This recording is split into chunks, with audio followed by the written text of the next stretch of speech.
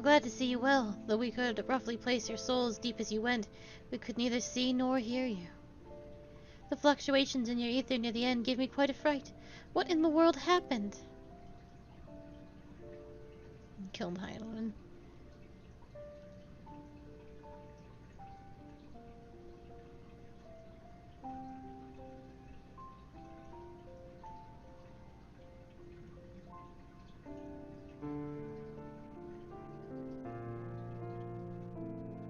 You mean to say Heidelin is... No, there's no time to feel our feelings. We must carry out Heidelin's will without delay. We'll find Medion if it's the last thing we do. If you wouldn't mind handing over the crystal, that is, the fancy Navigati one.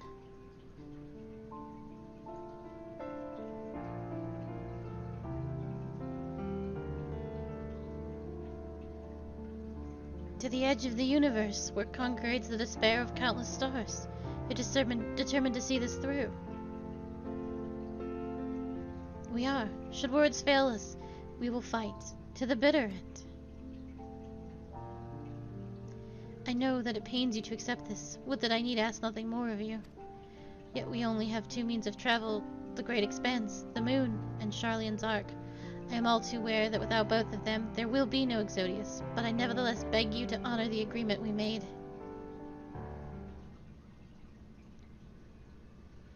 The Forum's decision will be honored, and you have earned the right to use the ship as you see fit, and I could not rescind even if I wanted to. As it happens, I do not, and would with all my power to aid you on your cause. With that settled, might I suggest you rest a while?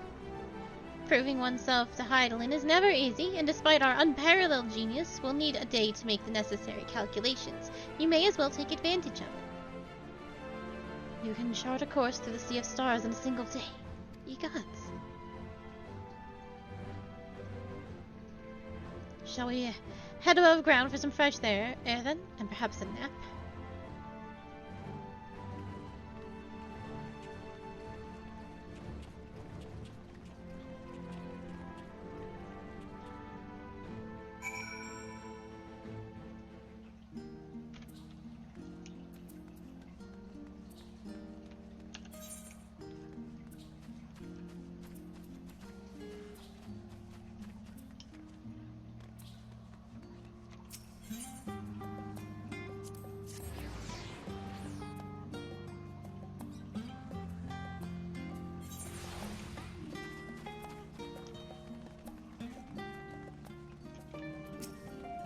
Oh, I've been expecting you. I heard about your foray into the ethereal sea.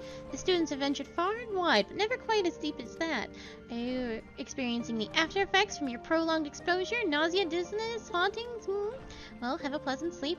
And if you experience any unusual phenomena, please let me know. I shall add it to our records.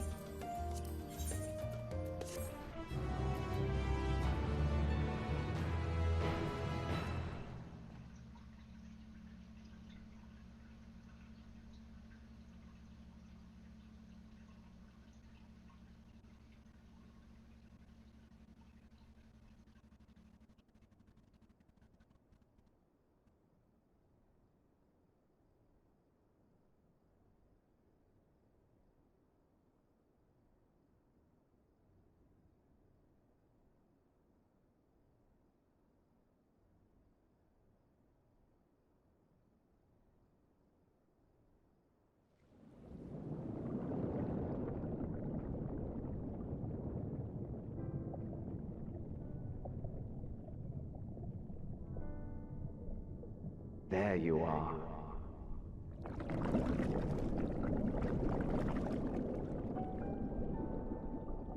Some time, indeed, yes. For you, at least. That's definitely Hythlodaeus.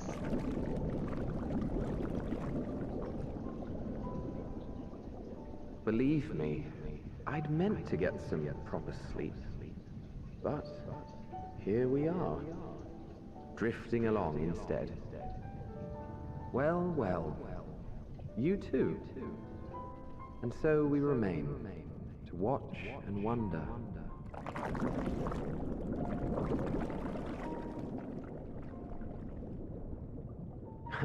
Yes, indeed.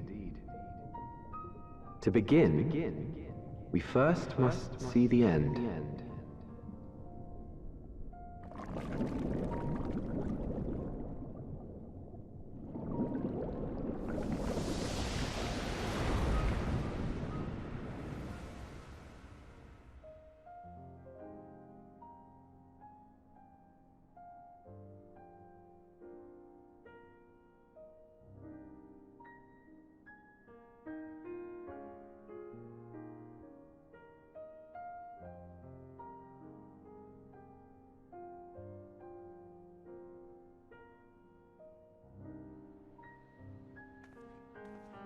It's another beautiful day. You are not here to see it.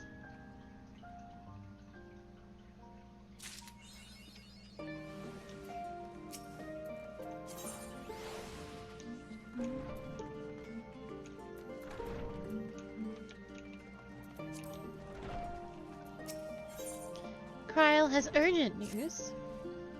Akali, I trust you've had a good rest? An envoy to Master Fortuno arrived not long ago with a message. The Lorobits have determined Median's location, and we've been asked to gather at Rosetra. I'll meet you there, along with the others. I forgot who was talking. I thought it was Tataru. It might have been Tataru at the beginning. There were so many people standing over them.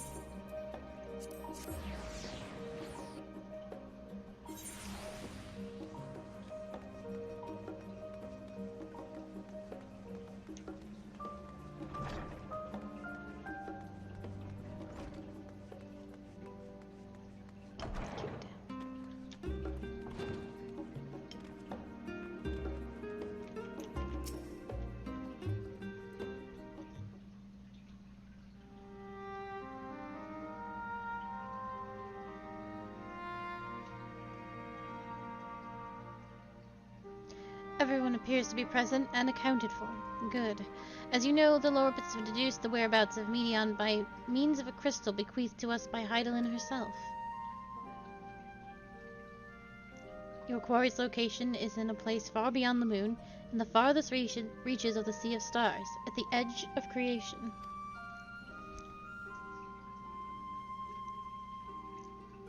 A veritable Ultima Thule.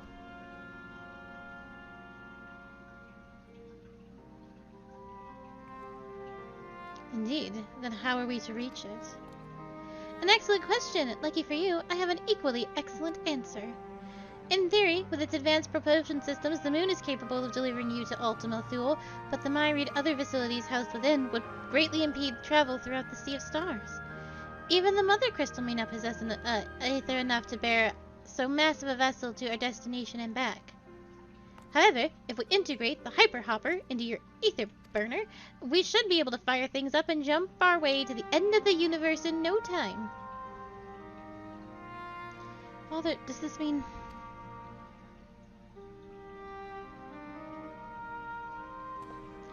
Bear in mind, this decision was not made solely at my discretion, but with the consent of the Forum. Hearing the Lolprut's proposal, the Forum was faced with a grave decision. To commit the Ark to this endeavor would mean abandoning both our plans to evacuate to the moon, and to resettle on another star. Needless to say, the proposition invited fierce debate. In the end, however, the Forum was swayed by the simple fact that Heidelin believed you possessed the strength needed to overcome this crisis. The Great Exodius was, after all, a plan of Heidelin's own making. Therefore, if in the 11th hour she would proffer another means by which we may seek salvation, we would be fools to dismiss it out of hand. Indeed, she sacrificed everything, her very existence, to avert the destruction of this star. That is why we have chosen to place our faith in Heidelin, in you. The Ark will be made ready for your voyage to Ultima Thule. What of the people that have labored so tirelessly to prepare for the evacuation? They must be furious. I would not be so sure. They have not forgotten your deeds in the Magna Glacies, nor did your instrumental role in orchestrating the delivery of Adamantite go unnoticed. No, the people do not protest. Quite the contrary, they have expressed unwavering support for you and your mission. Are the Lolprits too willing to abandon the Exodius? Were you not listening when we said that we were born of Heidelin's love for Aetherius and its people? If it means your survival, we would do anything to help. And you'll most certainly have need of our expertise where you're going. There's no guarantee Ultima Thule is a place that supports life, and otherwise vexing problem our know-how can remedy. Besides, Heidelin chose us to lead the way to Medion. Why else would she give you a crystal only we can decipher? But more importantly, we were perfectly content to evaluate Aetherius until you brought us here, Urianger, and now we're enamored with the place. So, what choice do we have but to save it? I smell something burning. I have to go check that out, actually, because I don't know what it is. I will be right back.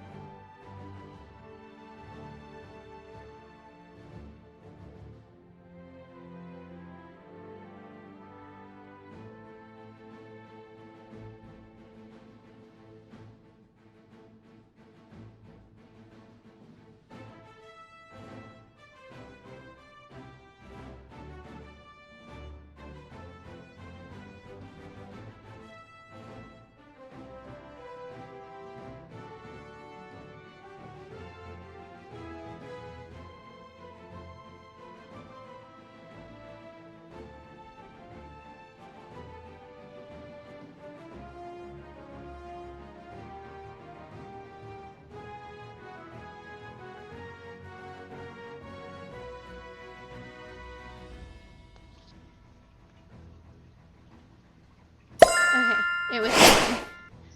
But you're all gonna stay with me while I order food. Because it was just outside. I thought it was something in the basement because I could smell it coming from. I thought the heater, but it was just outside. What time is it? 8 o'clock. I have to order food or I will perish. I will simply die. I want...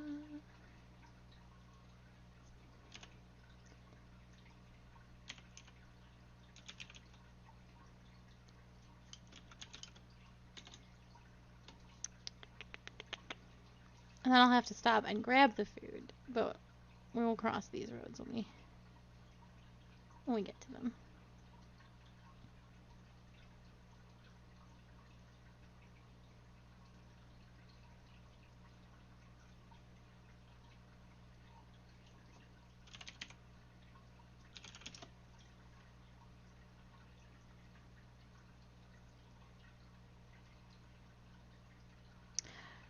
Is this place not open?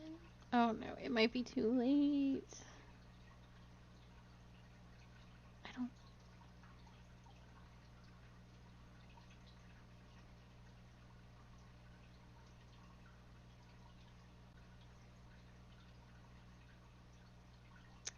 They're closed. I'm gonna fucking die. Hello! I was, Vargan. How are you?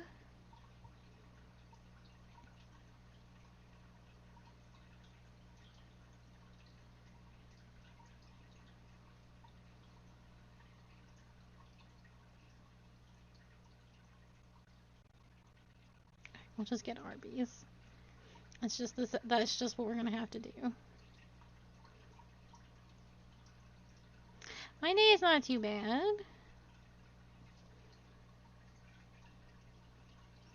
How is yours? I want 2 of these.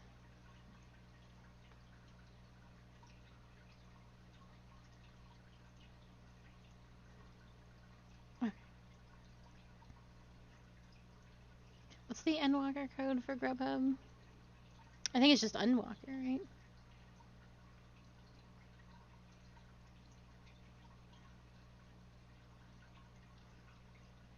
I'm ordering food because we've been streaming for long. I think we have another probably 2 hours of... Well, there's a dungeon and there's a trial plus the story. We're gonna be here a while.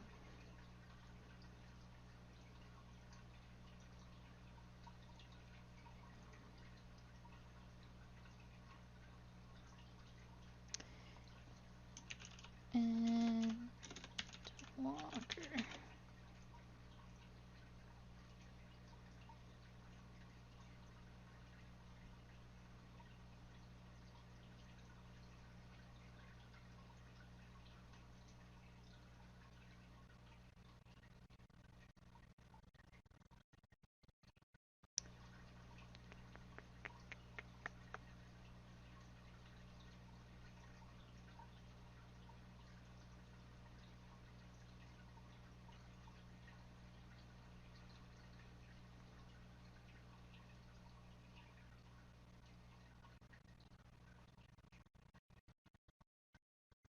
Front of my house. I actually don't see where I can put in the promo code, but that's okay.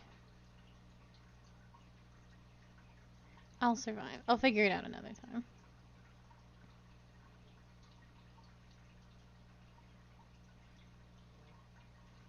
Hella. Okay.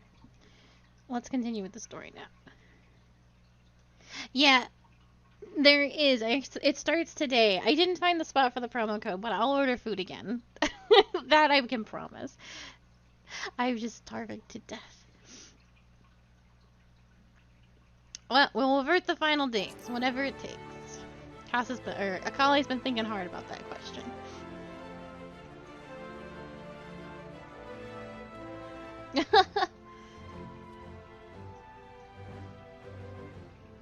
Very well. We shall inform the Forum of your decision and begin preparations to bolster the Ark with the Hyper Hopper.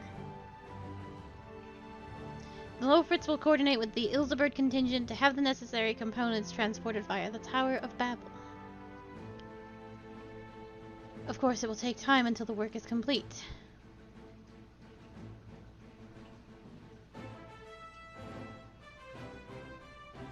For now, pray take your ease. 'Twould seem there is naught to do but rest and prepare, shall we? Oh, we've already taken care of the Tower of Babel. It's all good.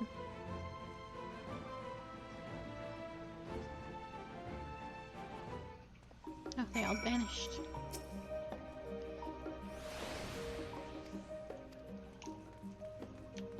How do I get out of your stupid tower? There we go.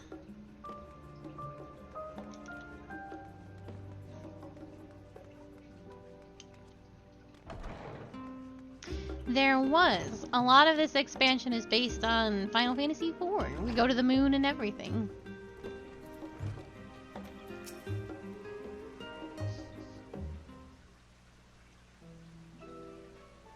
Ere we depart, we must leave nothing undone. Quite, though it's difficult to conceive of how one can best prepare to brave a domain where Dynamice governs all.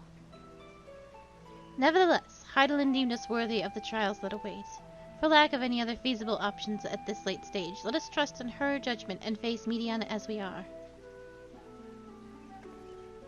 Which leaves the not-so-small task of coordinating our efforts here to you and Tataru. If all goes to plan, we'll be back before you know it. I certainly hope so. We will be praying for your safe return. Mayhap it will affect the dynamites for the better. With that settled, we should get some rest and make the most of the time we've been afforded.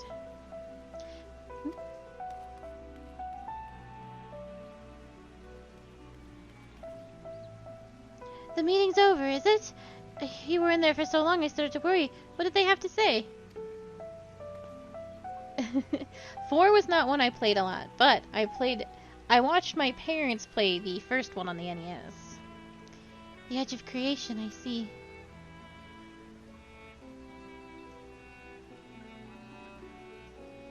Rest assured, everything will remain in order until you return, and you will return. Actually, Akali, can I borrow you for a moment? Yeah, I was gonna say, I was like, 4 was technically on the Super Nintendo. That was my next question. And then 6 was considered 3, which was also on the SNES.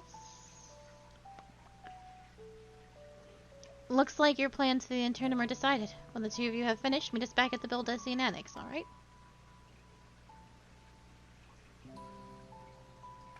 And then when 7 came out, it was called 7.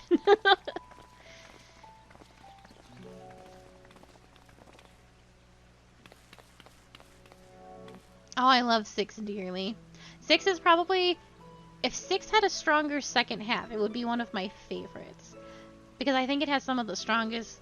Some, like, really strong characters, but because you don't have to go get your entire party back after the second half, and they're interchangeable, a lot of the characters lose a lot of their personality, and I think 6 could benefit so much from a remake. Or a remake for sure, like 7's got. Yeah, 7's one of my favorites too. Come with me to the Agora. I have something to show you.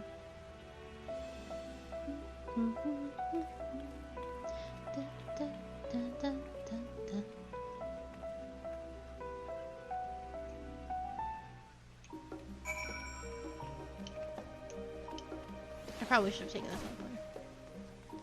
Wouldn't it? Because that's like, I think 6 is fantastic, but one of the things I think that it really... Because you only need, I think you can get a max 3 characters back, and it's Stelzer, Celes, and Edgar.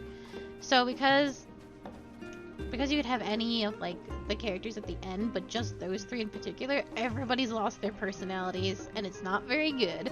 But if you remastered it, or if you remade it, and like were able to make a stronger ending for all of those, oh, it would be so good. Oh, yeah, I was, I think when 9, I don't have much love for, like, 10 and 12 and 13. Or 15. Welcome, Akali, to Taru's Boutique. I've always done my best to provide the Scions with fashionable attire, but in your case specifically, I make an extra effort to strive for the most functional yet stylish clothing one could ask for. Not that I'm playing favorites, but you are the warrior of light. Faced with this unprecedented crisis, I knew you would need to assemble... You need an ensemble unlike anything I've created before, and I wouldn't be able to do it alone. And so, after listing the 8 of the world's finest artisans, I finally completed my career-defining masterpiece. But then inspiration struck, and I saw a golden opportunity just begging to be seized. With the help of some Thanarian refugees, I decided to set up shop here in Sharlayan. Of course, I would never charge for any of our works. Perish the thought. Varsadith, how are things coming along? Everything is in order, Mistress Tataru. We'll be ready to open shortly. Do I get to choose my own outfit, or are you going to decide what I wear? Which is why I brought you here, to our very first patron. Would you mind waiting here a moment longer?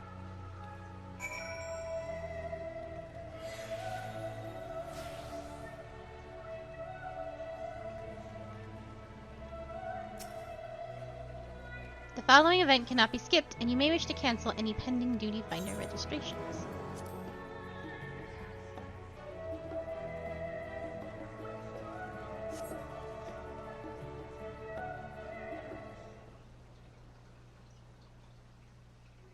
I am gonna get to decide? No. Random people from the game are gonna talk to me.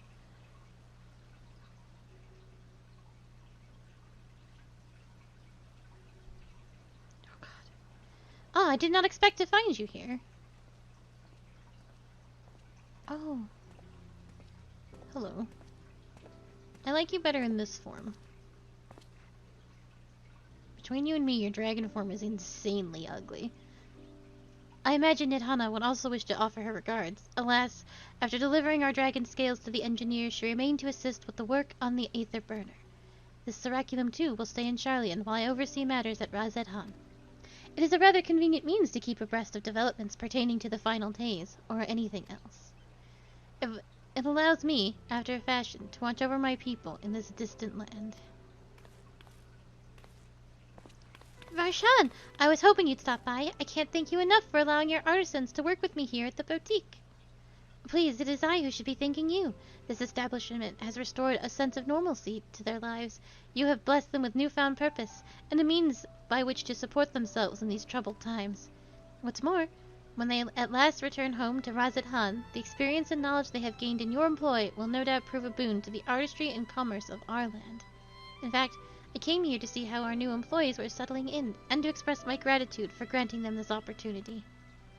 It's an opportunity for me as well, believe you me. Your artisans have taught me much about Thanarian craftsmanship. Their resourcefulness and ingenuity are nothing short of inspiring. I can't wait to see what kind of wonders we come up with. I pray you every success in your endeavors, Mistress Tatar. Before coming here, I heard word of the forum's decision, and of what will soon be attempted. It was only then that I finally understood why my father called this star the last bastion of hope.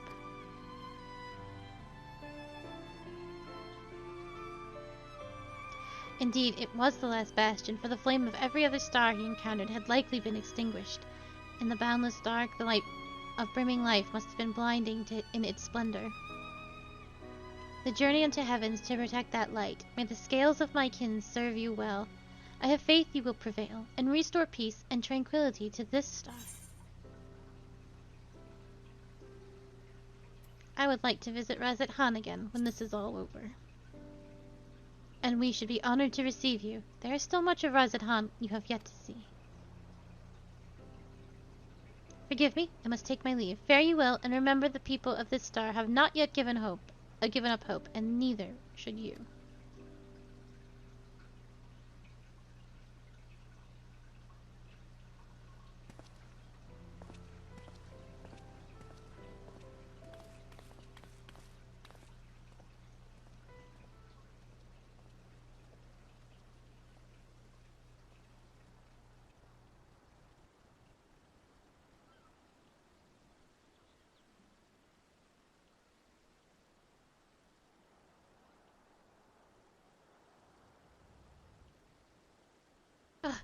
Where must I go to get a meal with flavor in this wasteland of taste? Oh no. I don't want to talk to you. Emmeline, don't look at me. Don't look at me. God, I hate you so much. Akali, old girl, my whatever are you doing here? A new boutique, you say? Oh, I've been meaning to expand my wardrobe. Yes, something with a little more flair, perhaps, befitting a man of my station. Though I have nowhere to flaunt said raiments as long as my confinement continues indefinitely, I, the young Lord Fort Tops, insist that so long as there is work to be done, no matter how trivial, I must abide here in Sharlayan. Thus do I toil, though every fibre of my being rails against it. Why, I've even suffered the company of that brute Cigar to see supplies transported in a timely fashion. Yet he was the one granted leave this morning to participate in some covert operation. So I suffer instead of his otherwise welcome absence, now burdened with extra busy work, and without Hornrio here, there is no one to prepare my meals. I came here in the hopes of finding a nice cafe, perhaps. Alas, the Sharlayan delicacies I've sampled were lacking in every respect. Have you tried the Archon loaf? You can find it at all the shops. Archon loaf? It sounds sophisticated, like me. I thank you for the suggestion. With a full belly, I dare say I can endure this purgatory, if only for a little while. Ta-ta, old girl. I hope you choke on it, Emilian. I hope you choke on it.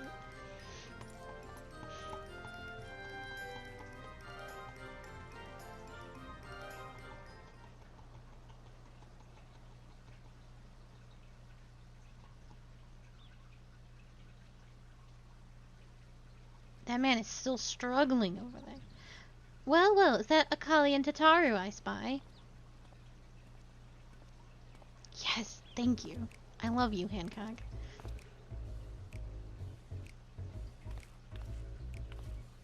Hancock, what are you still doing here? You said you were returning immediately after dropping off your cargo. Yes, that was my original plan. After all, any expertise required aside from the delivery of goods is well beyond my purview. But what manner of entrepreneur would squander an opportunity to study the markets of the northern seas? Worry not, I will return straightway to Kugane once I have finished. Of course you would find a way to turn a crisis to your advantage. She wounds me, the industrious woman running a new boutique. They're not blind to the travails of those who fight on the front lines to deliver us from ruin. Indeed, I have every confidence they will succeed, and I would make myself and my business ready for their return. If you believe in them so devoutly, then why not put your money where your mouth is? Fair enough, Tataru, fair enough. There is not more I can do to help ready the Ark and her heroes for their maiden voyage, but on your return I shall host a grand celebration in your honor at Balkoro Inn. Accommodations are quite costly, given the reputation as said establishment, but the East Algarve Trading Company would be honored to foot the bill. Will there be lemon cakes? Oh, a woman of tastes, I see. Yes, there will be lemon cakes, and much, much more. The finest delicacies the world and Lord Laredo have to offer. My only other option was to not accept the invite. I will absolutely eat on Lord Laredo's dime. But let us speak of more of this upon our next return, lest I draw even more of Tataru's ire. Until next we meet.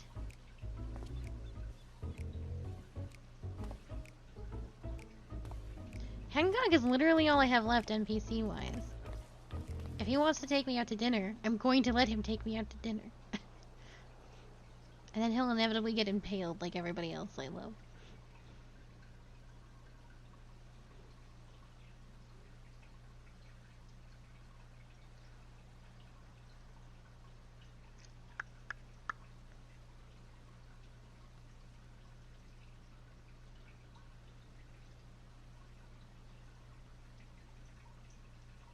Oh, Akali decided to spend your time in the markets, did you? Ah. Where's Nero? I forgot Nero is actually still here. Oh shit, I think my food is here. Hold on, this is important.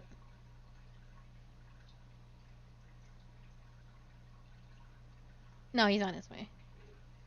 Just kidding. Tataru! Biggs, wench! I take it work on the Ark proceeds apace? Aye, and does indeed. Collaborating with the greatest minds of Charlian and Razet Han has been a rewarding experience, and that's to say nothing of what we've learned from the Lowroots. The Ark is unlike anything we've ever had the pleasure to work on. Even Nero was rendered speechless on more than one occasion. I can't wait for you to see it. And you'll never guess who paid us a visit before we came to Charlian. Alpha! I think he sensed the coming danger and returned to check on us.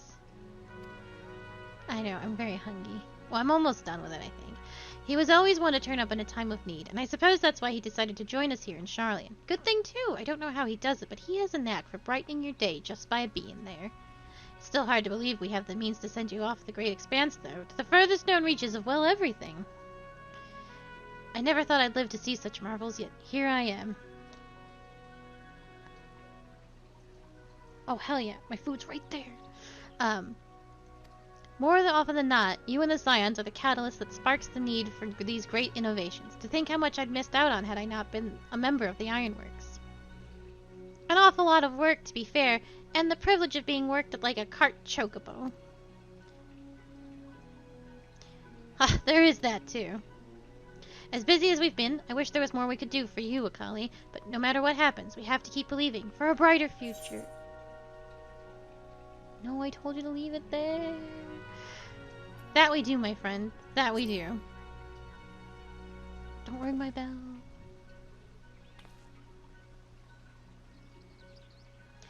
When you head back, would you tell the engineers I'll be along shortly with refreshments? That's very kind of you, Totaro. They'll be glad to hear it. And on that note, Wedge and I should get going. Still a few more supplies to gather before we return.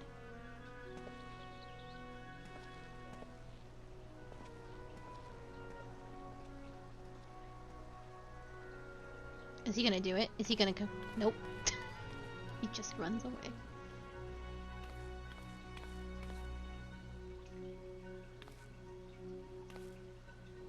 Terribly sorry for the Wait, right this way if you please. Alright, I have to grab my food before it freezes to death on the front porch. And then we will continue.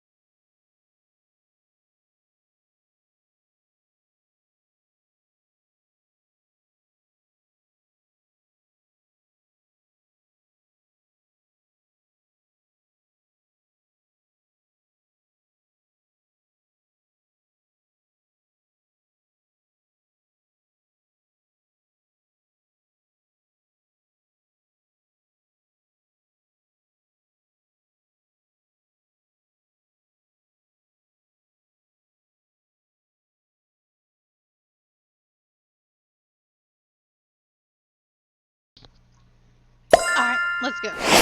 We have all the fuel we need to see this to the end.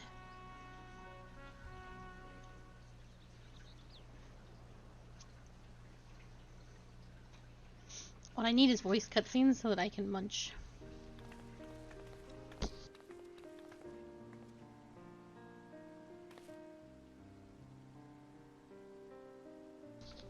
Right. I don't believe the two of you have been formally introduced. This is Vershuda from Palka's Stand.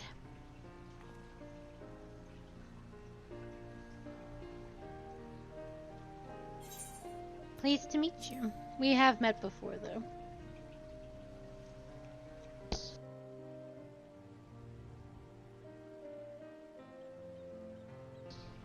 The pleasure is mine. Thanks to Mistress Tataru, I and many of my friends have found gainful employment in this foreign land. It is only natural to feel fear in the face of calamity. In such times, we must look to one another for strength and succor. I know not whether we will come to call this place home or return to Thavnir, but we are here today, and we are glad to have contributed to the cause.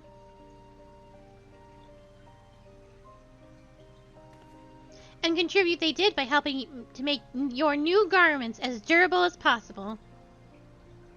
We put our hearts and soul into them, and I have every confidence they'll keep you safe in the battle to come.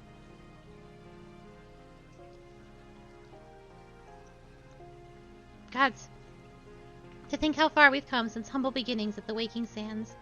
From the rising stones to the falling snows, and even as certain insufferable someone's Ruby Bazaar, we were always fortunate to find friends along the way. Even when you were swept away to the first, Grahatia was there to grant you sanctuary. I'll never forget the relief I felt when you returned to us. I thought my heart would burst.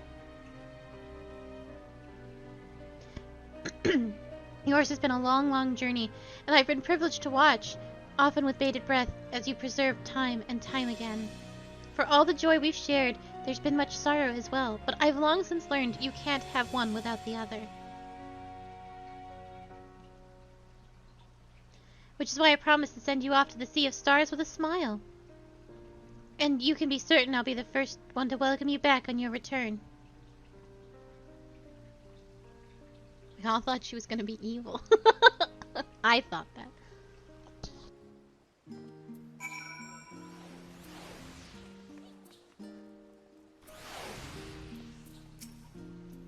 In addition to your new ensemble, we have remnants and weaponry for every need, so please feel free to browse our stock. I know, I was like certain of it. Am I allowed to have this? I'm not level 90 yet. You may now obtain job-specific gear. Oh, the weapons and gear can be obtained at level 89. However, all item stats will be subject to item level sync. Upon reaching level 90 with the corresponding job, these items will no longer be synced. Oh, nice. Furthermore, the gear can be dyed upon completion of the role quest associated with said job. Holy shit! I read about this in the patch notes. But to do Varus EX to dye your fucking gear? Garbage. That was garbage in Shadowbringers. I understand. They have done this man dirty countless times, and they wanted to do something. Then attach a dragon to him. And let's call it a day. Don't make me fight this garbage man in that garbage fight to get dyed gear that doesn't even matter for glamour purposes. I have heard that the healer outfit is very... I can take a peek at all of them! Oh shit. Hold on.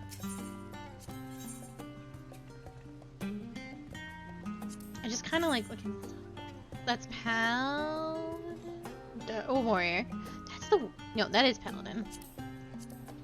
Oh, warrior's cute.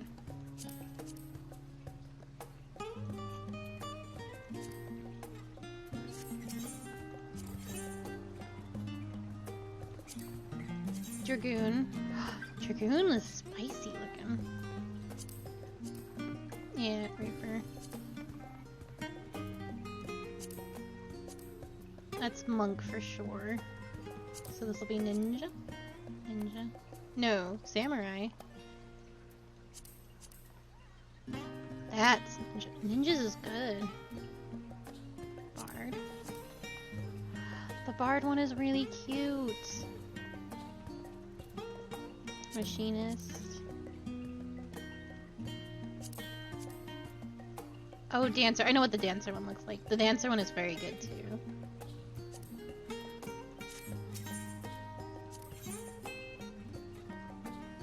Yeah, bard looks good. What's this? Black mage? Oh, I feel like I've gotten this robe on a story quest 1,000 times before. Oh, is this summoner? What's my future hold? Finally! Some good fucking summoner clothes! Jesus. It's not green, which is the biggest triumph of all. It's got little dragon butt wings. Hide my weapon. Got little phoenix shoulder wings. Bahamut on one shoulder and phoenix on the other. It's very good. It's not green! This will be red, though. Oh, interesting. That's actually... It's not like that... Do I get a skirt? This is actually important. Take that off. Shorts. Hold on. Fuck. It's actually really cute! What do the boots look like? I wish it was a skirt. The hat is the most important part of the... Oh, it's like a bard hat.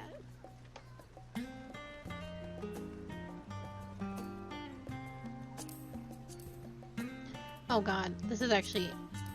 I hate the summoner horns so goddamn much. Okay. What is the healer clothes? We'll look at White Mage last. Scholar. Oh, this looks like... Take that horn off. We're done with it.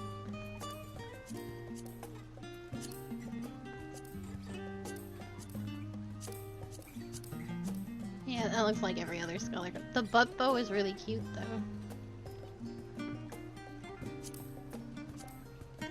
Oh, the last one is cute.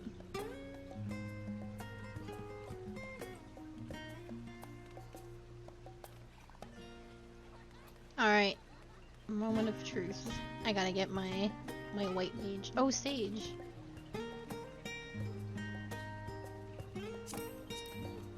Oh, that makes sense. It's literally Elfina's outfit. Okay.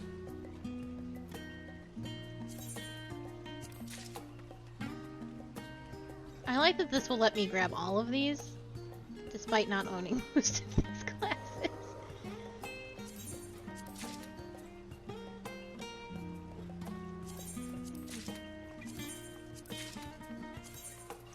thigh boots. No, fantasy, you shouldn't have.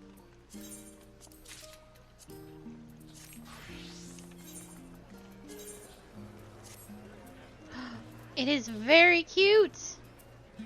And a circlet that doesn't clip through my bangs! And it's a unicorn.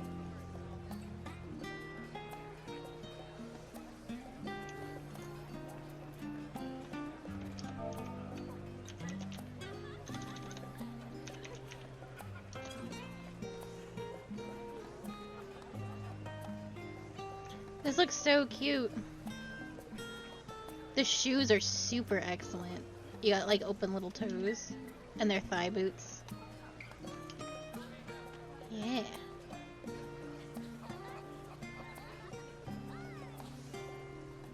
And it's pink-ish, not red. Extremely excellent. Alright. Though delighted by your patronage, Tataru is ready to send you on your way. I realize you've still got lots to do before you depart, so I won't keep you any longer. I do hope you can find a moment for yourself, and that others can as well. They said that you were returning to the Baldessian Annex, though I doubt they stayed for long. If you decide to go looking for them, I suggest speaking with Prowl first. I'm sure they would have told you their plans. Or told her their plans.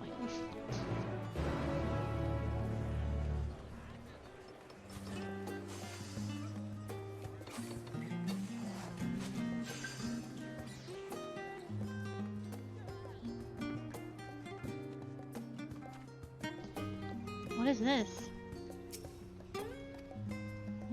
Understood.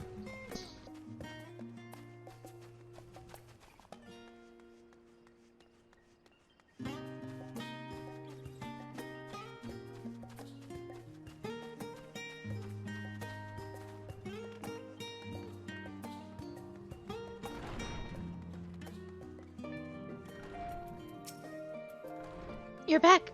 I take it you received your gift from Tataru? It was a surprise long in the making, with many, many long hours of fretting to get everything just right. I'm glad to see it realized, and with great success. If you're looking for the others, though, they've already taken their leave. Y'shtola, Thancred, and Urianger have gone to the last stand for a bite to eat. Alice and Graha, meanwhile, thought their time would be better spent poring over books at Nomorian. As for Elfino and Estinian, well, they've elected to pay a visit to the Levier estate, though Estinians seem somewhat reluctant to go. I'm sure they would all be glad for your company if you've a mind to seek them out. Should you be feeling peckish, I suggest heading to the last stand before Y'shtola and the others finish eating. But above all else, it would be foolish to run headlong into battle, a fatigued mess. So do remember to get a good night's sleep.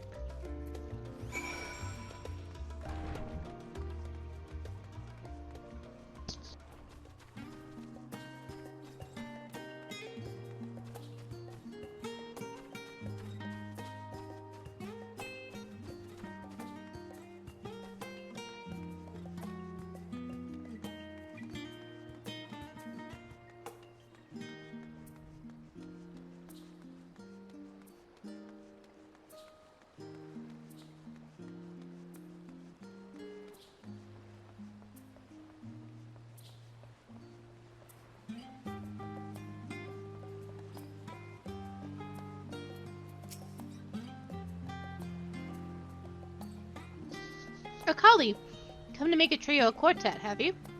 Please have a seat, and we'll see about getting you a drink.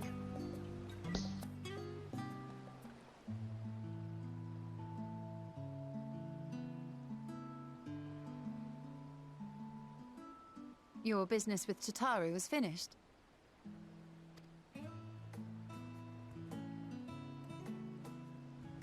My, what a thoughtful surprise.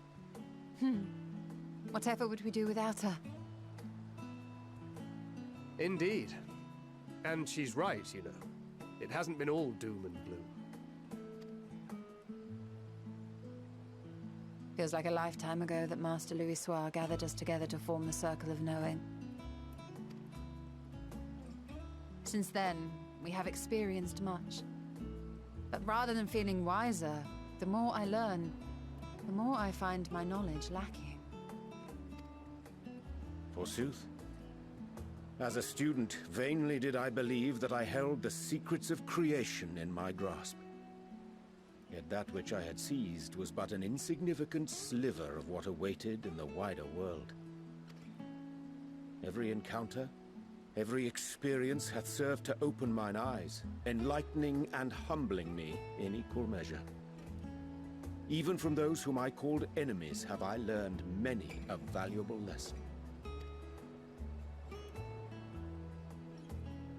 What will we learn at the edge of the universe, I wonder?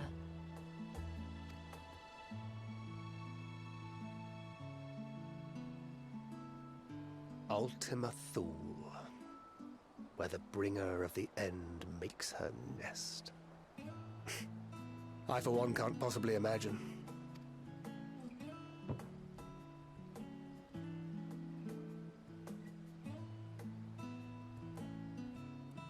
But whatever awaits us there, we will survive. We must. For her.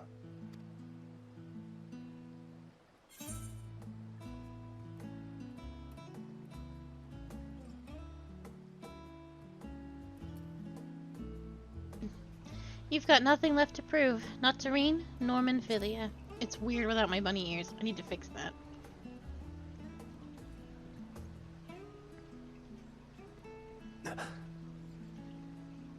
Is aught the matter?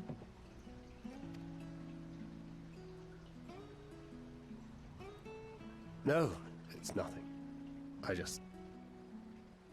Well, lately I find myself surprised at how much I've changed. How much we've all changed.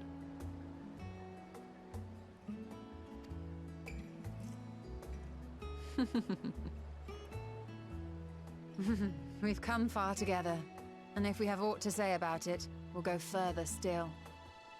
Aye, we will avert this calamity and return home. In preparation for which, we must give thought to what we hope to achieve after the proverbial dust has settled. What with the primals and Ascians all but dealt with, I suppose we'll need to look for new hobbies. In all seriousness, though. In uniting to overcome a common foe, the disparate peoples of the world have found a way forward together. It's a truly gratifying sight to see. Indeed. Though it was many years in the making, we have successfully set in motion the gears of fundamental change. With this, we have fulfilled our humble role as a symbol of hope. And I dare say it is time to bow out. After all, there is no shortage of hands to bear the torch in our stead.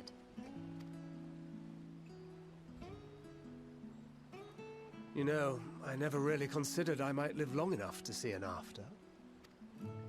But even if my time as a scion came to an end, I don't expect that much will change. Traveling the world, going wherever the wind blows, lending a hand to those in need. A journey for journey's sake. It doth suit thee well. I must confess, I too have yearned to see more of the world. If thou art amenable to the suggestion, I would accompany thee. Mine ability to affect an air of normalcy through artful disguise is much improved, thou must concede. Aye, well, improvement is relative. You still look suspicious no matter what you wear.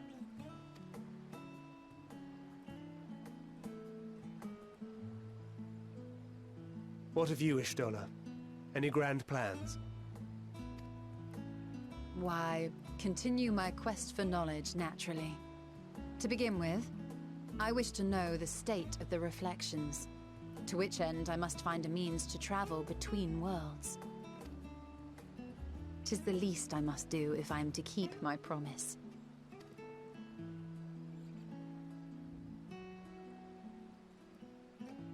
Should my pursuits prove unduly arduous, I won't hesitate to call on you.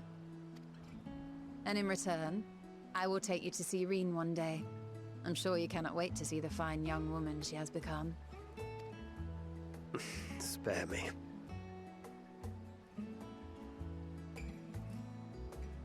And what of thee? What wouldst thou pursue at duty's end? Oh, I have so much crafting to do. I gotta raid. I gotta get my BIS. Here's yours. My apologies for the wait. Well, shall we make a toast? I didn't answer my question, Thancred.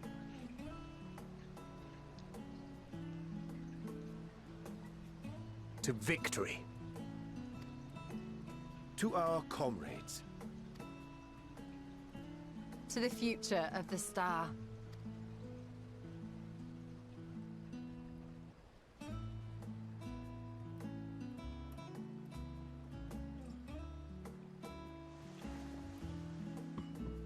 No.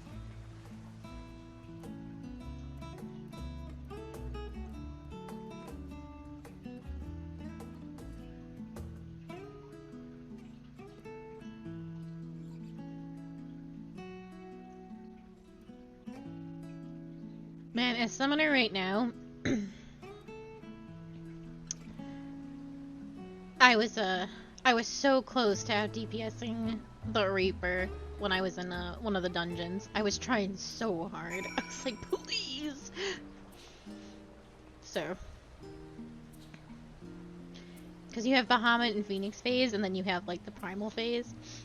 And when I was in Bahamut or Phoenix phase, I was out DPSing them. But when I was when I was like in Garuda phase, I was like, oh, this fucking sucks.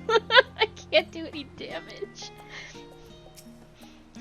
Leaving so soon, I suppose it's for the best. If you'd rather not explore the bottom of the bottle with Urianger, I dare say the others would welcome your company as well, if you can find them, that is. In any case, as long as you make the most of your time, then that is all that matters. I just watched my DPS plummet as I spammed my Garuda ability. I was like, God. Yeah, it's instant, but at what cost? Yeah, that's what I was being told, that Reaper is absurdly overtuned right now. And the Reaper and Samurai are extremely strong. Followed by Monk, and then the Dragoon, and then Ninja? I will get the Grahatia stuff over with.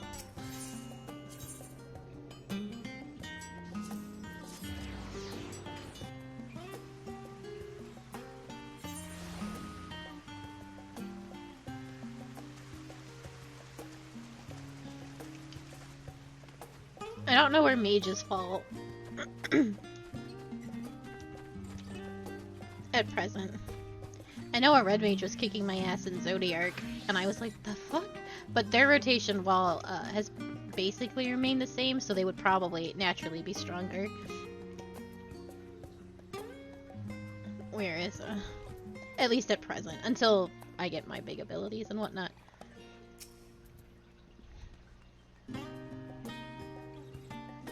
You try to speak with LSA, but she is fast asleep.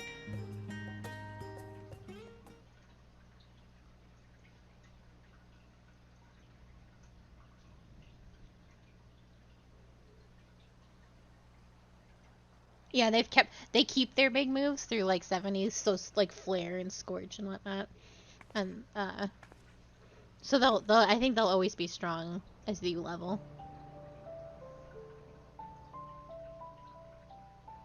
I have heard that there's some cluckiness with Dragoon too.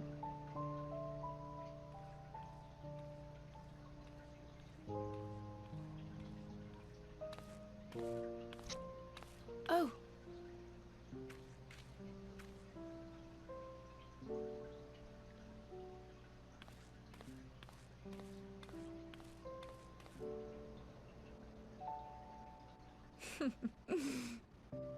Knowing them, they're probably dreaming about the celestial adventures to come. Just as well. They've been running themselves ragged of late. Unlike you and the others, I'm a few steps removed from the danger and excitement. The things you all get up to never fail to impress me. But by the same token, I can't help but worry. Not only for your safety, but but for your happiness. After everything you've sacrificed, you earned it 1,000 times over.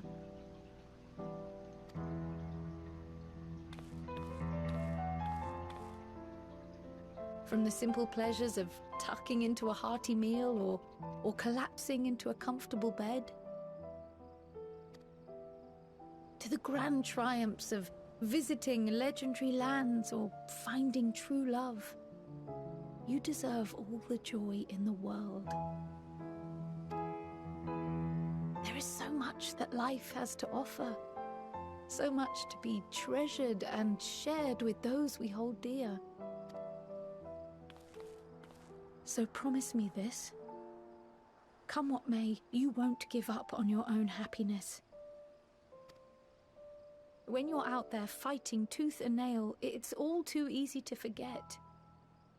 But in the end, your passions will be your greatest strength of all. Remember that. Kryle, everybody I love is dead in the ground.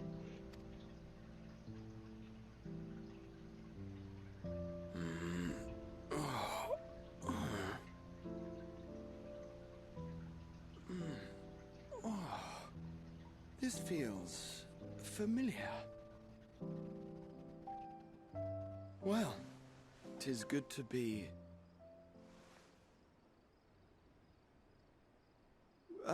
wait. What am I... Gods, don't tell me I fell asleep.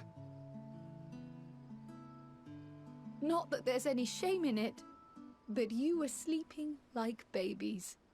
Oh, how embarrassing.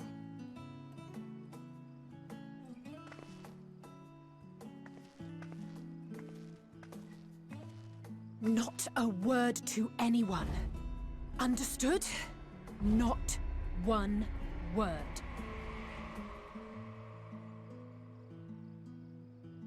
I'm told that sleeping in proper beds of your own choosing is a much more effective way to prepare for battle.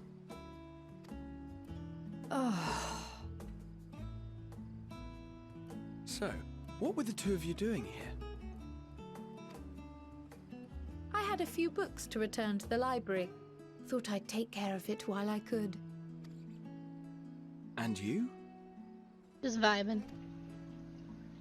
I sat next to you guys, so it looked like we were chilling.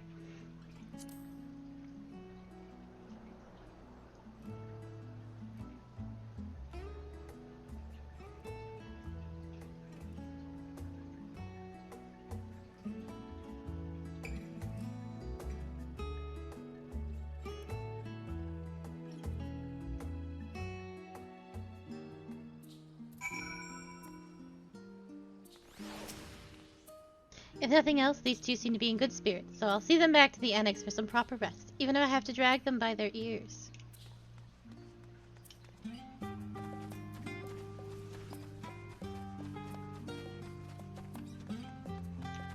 Into the tree. Hold on. We can't do another cutscene like this. It's too weird.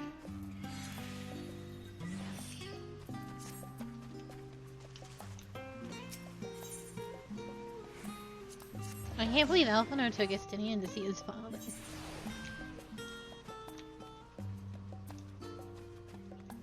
And Estinian got all dressed up for it.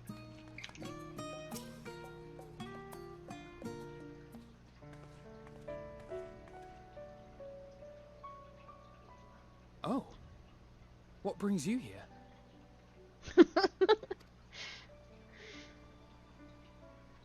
I'm intruding on your date. Ah, so you were worried that the Levier household might again be gripped by turmoil. All is well, I assure you.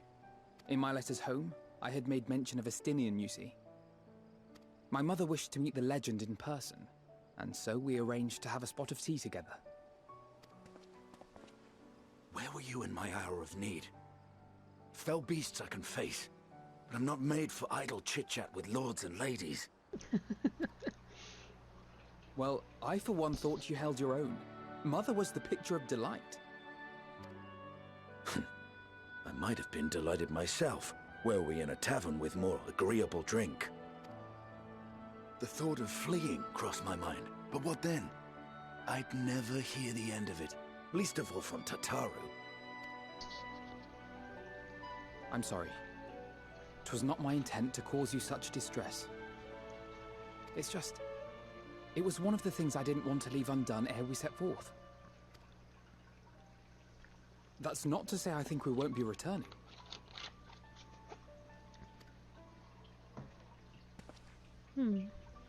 Yet, given what lies ahead, I did not wish to leave for later that which I could do today.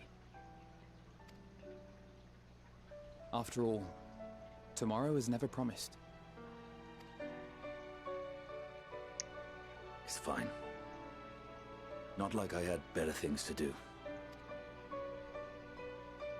Besides, seeing you with your mother brought back fond memories of my own. Be we rich or poor, family is family. Well, it's past time we were on our way.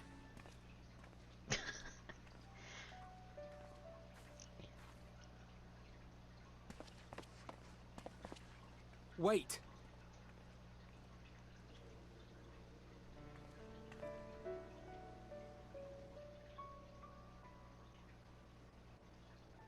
Since I left home, I've made a great many mistakes. Mistakes for which I can never make amends. But through it all, you didn't give up on me. Oh, I wanted to. To have returned here with you at my side, it means more to me than you know.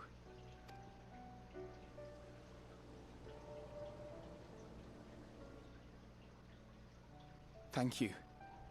From the bottom of my heart.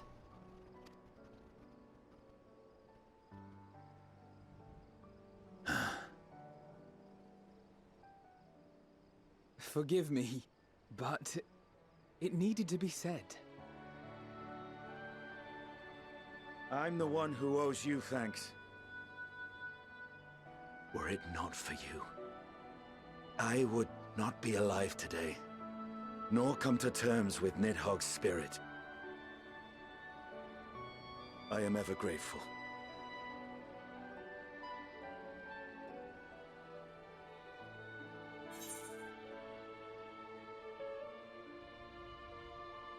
You were never one to forsake a friend, Elphino. I ain't thinking either of these idiots.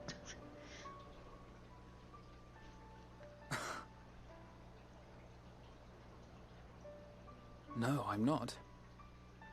And I'm proud of that.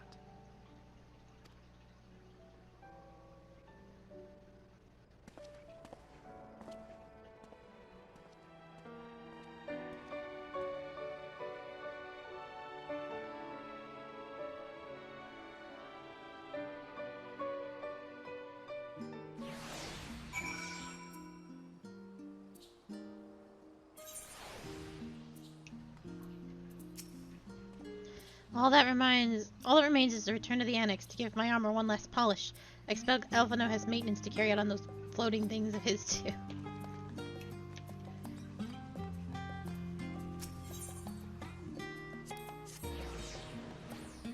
Estinian's grown a lot too. Since ARR, since he was in ARR, but a feral dragoon.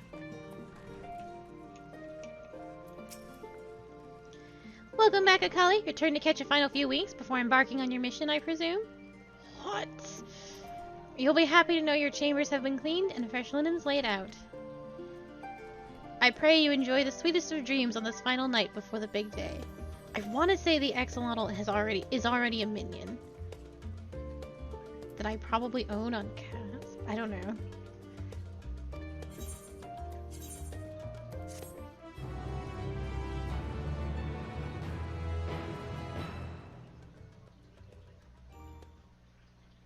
Didn't think the final zone was going to be space.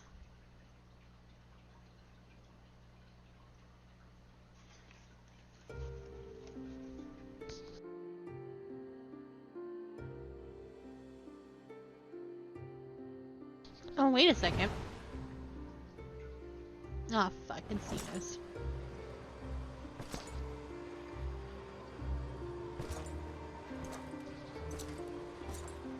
You're not allowed here, Xenos.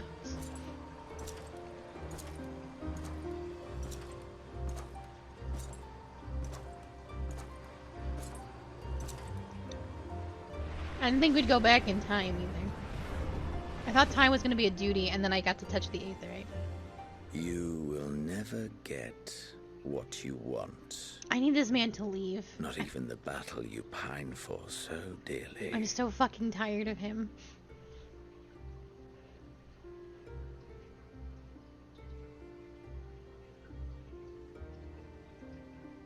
In that transcendent moment, what was it that I sought in you?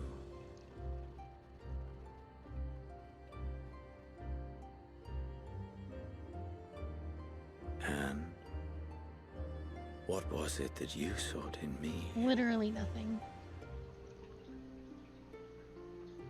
The conversation goes both ways. You're not gonna fuck Ashai. I'm not gonna fuck you. Like, it's just never gonna happen. I actually got super excited because that's where La Habrea technically died. Because he was still alive in the eyeballs when Estinian destroyed them.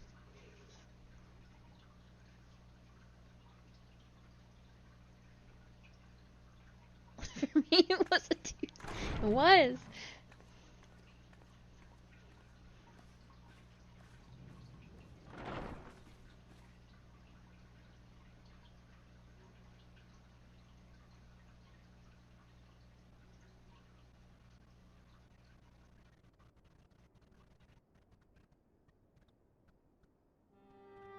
How often have we thus assembled?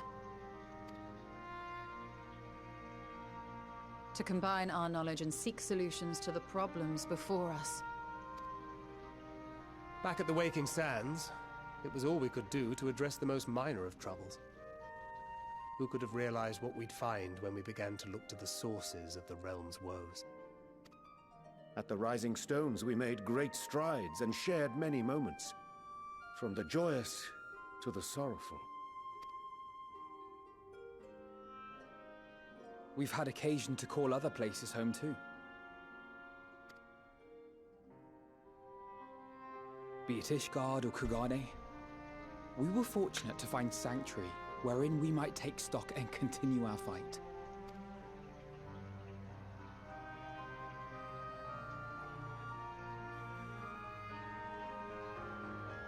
I was honored to host this company in the Crystarium, to stand with you all as we confronted the truth of the star itself.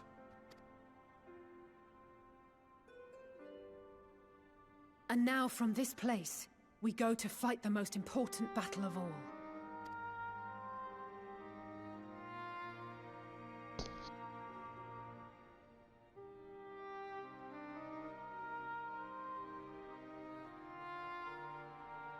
The Forum has sent word. The Ark is ready. The Loporrits naturally will be commanding the vessel.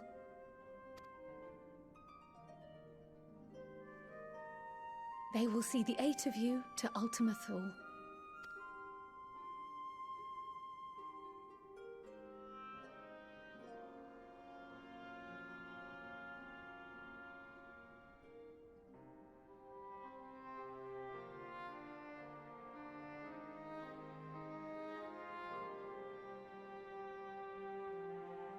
Upon arriving, your objective is to find and vanquish Meteion. As a final formality, the Forum bade me ascertain your resolve. So, are you certain you wish to do this?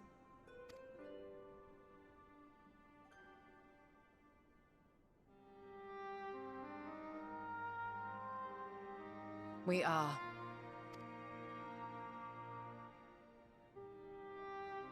Then, ere you report to Thalmasane, I leave you with these words.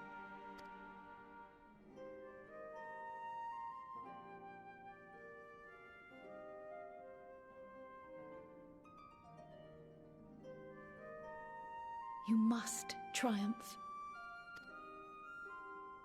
What that means will differ for each of you. To make it back home? Or to simply avert doom? Or perhaps something else altogether? Yet whatever it is that drives you, I have faith in its power to see you through. So please, triumph.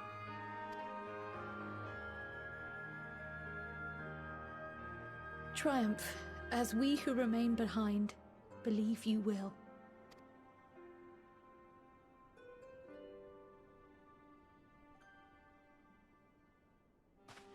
Let us be off then.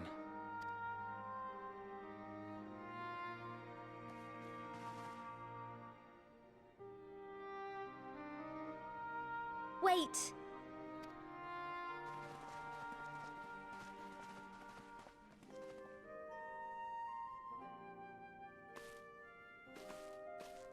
Both Kryl and I will be there to see you off, but as your receptionist, I feel I need to say this here.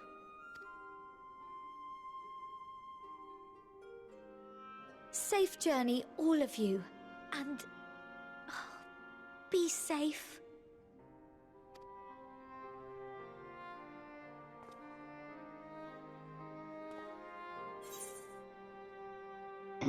You too, Tataru.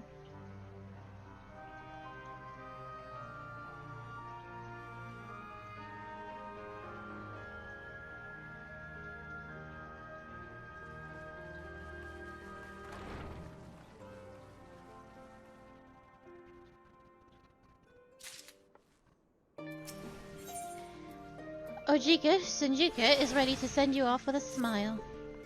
I suppose this is where we part ways, for now at least. Would I had sage words of wisdom to share ere you depart?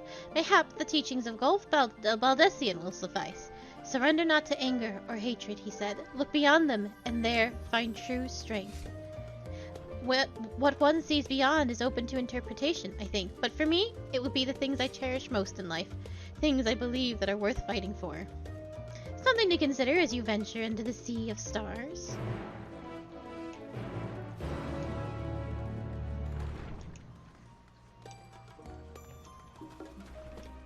I think we just...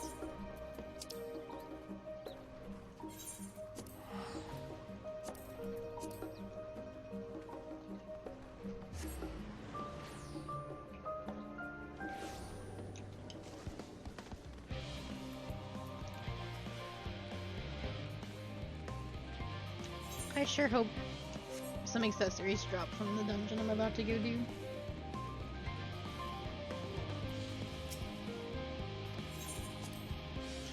I'm in trouble.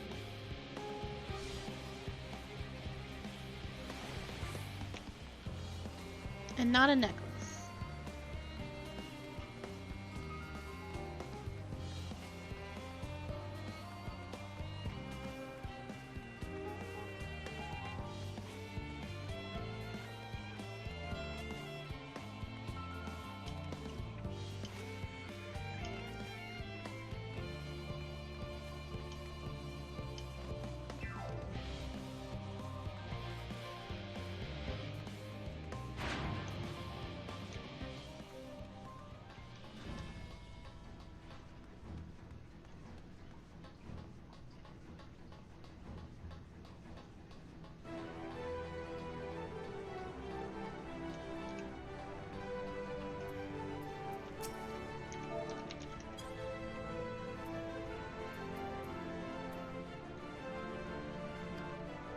Alpha appears to be trying to cheer you on. The miniature model of Omega appears to be staring intently at the Ark. You're in vain. First the great Exodius and now this. It must seem like there's no end to our work. In truth, there are more than a few gleaners who were distressed to learn that their earlier efforts were for nothing. It was no easy task convincing them that the new plan was for the best. I can tell you that. I can't tell you every man believes this is the wisest course, but I can say that all will be forgiven if you deliver us from the coming doom. And if you don't, well, at least you won't get an earful, At least you won't get the earful, I certainly will. Man is said to fear what he does not know, yet you would venture into the greatest of unknowns. I say to you, daughter of man, that you need not fear. So long as man shares a bond with dragonkind, so too does he share our kinship with the heavens. and our ancient home amidst the stars infinite. I pray you go forth and prove this bond of ours, tempered and tested, shall endure unbroken for 1,000,000 years. I don't want to talk to you. It's troubling enough that brute Sicard left without warning, leaving me to carry all these cumbersome containers, but that he failed to be present to send you off is absurd. What could possibly be more deserving of his attention at a time like this?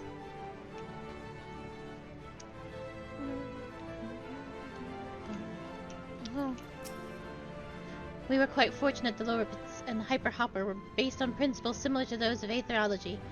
Integrating it with the Ark's existing systems might as well have been impossible otherwise. We may have Charlian's wealth of knowledge at our disposal, but there is technology far beyond anything we have studied. You are familiar with teleportation magics, yes? The momentary conversion of the body into aether that it may travel via the lifestream from one physical point to another. Their hyperhopper enables transport through similar method, but not one involving the lifestream. Rather, it utilizes highly condensed aether to create an ethereal current of its own. The current is exponentially faster and more powerful than the naturally occurring ones to which we are accustomed. So much so, in fact, that the ethereal conversion of the physical form is not a prerequisite for traversal. If you are concerned about the side effects such as ethereal sickness, you needn't be. You should emerge at your destination hale and whole, in theory. At the very least, I can assure you, it is safer than the experimental aetherites you used to reach Razad Han. Brita has been on my mind more often of late. How different her life might have been if it not for her research into teleportation magics. Perhaps she would have never gained insight to aetherological studies. But to abandon our work out of misplaced guilt for those she could have been would be a disservice to the memory of who she was. Nay, it was because of her that we found the resolve to carry on, and now we stand at the edge of a new frontier, with a ship ready to bear you to the distant stars and beyond. The Ark is as much her accomplishment as it is ours, and I regret nothing.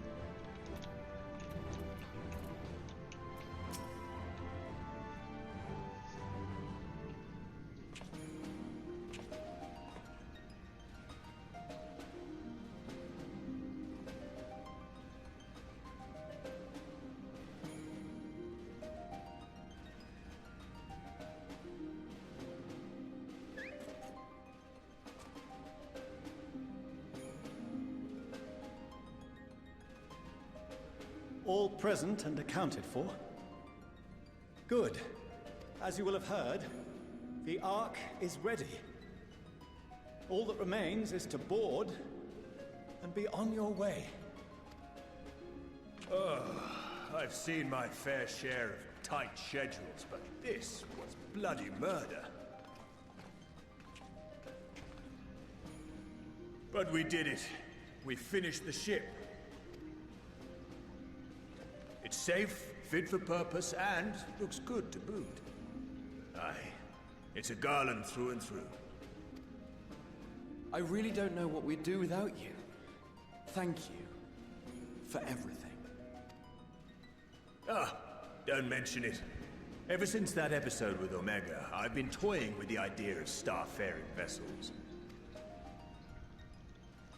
And as they say, necessity is the mother of invention. We've learned a lot, let me tell you. In case you're wondering about payment, the ongoing existence of the world ought to do. But feel free to throw in a colorful recounting of your journey on your return. I'll never pay you, Sid, for anything. So, have you thought of a name? A name? Wasn't everyone just calling it Father's teeny tiny toy boat? Well, seeing as its purpose has changed, I thought a more eloquent name was in order. I suggested as much to Fortuno, who seemed quite amenable to the idea.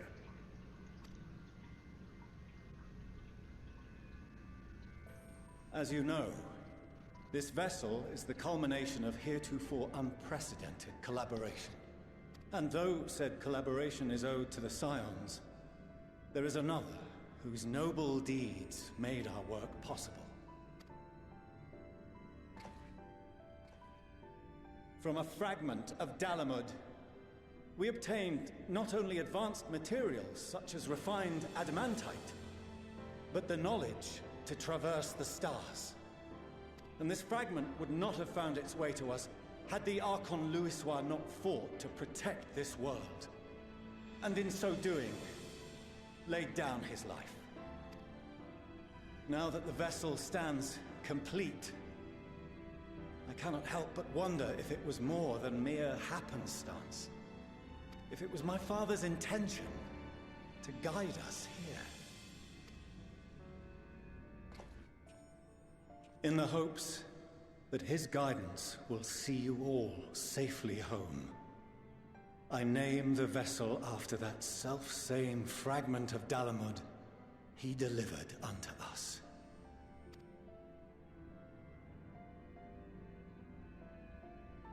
The Starship Ragnarok. Oh, that makes sense. That's a Final Fantasy classic.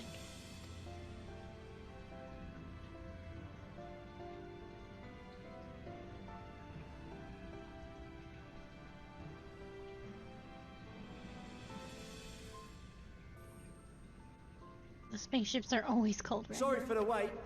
I got everyone you asked for, and not a one less. Aww.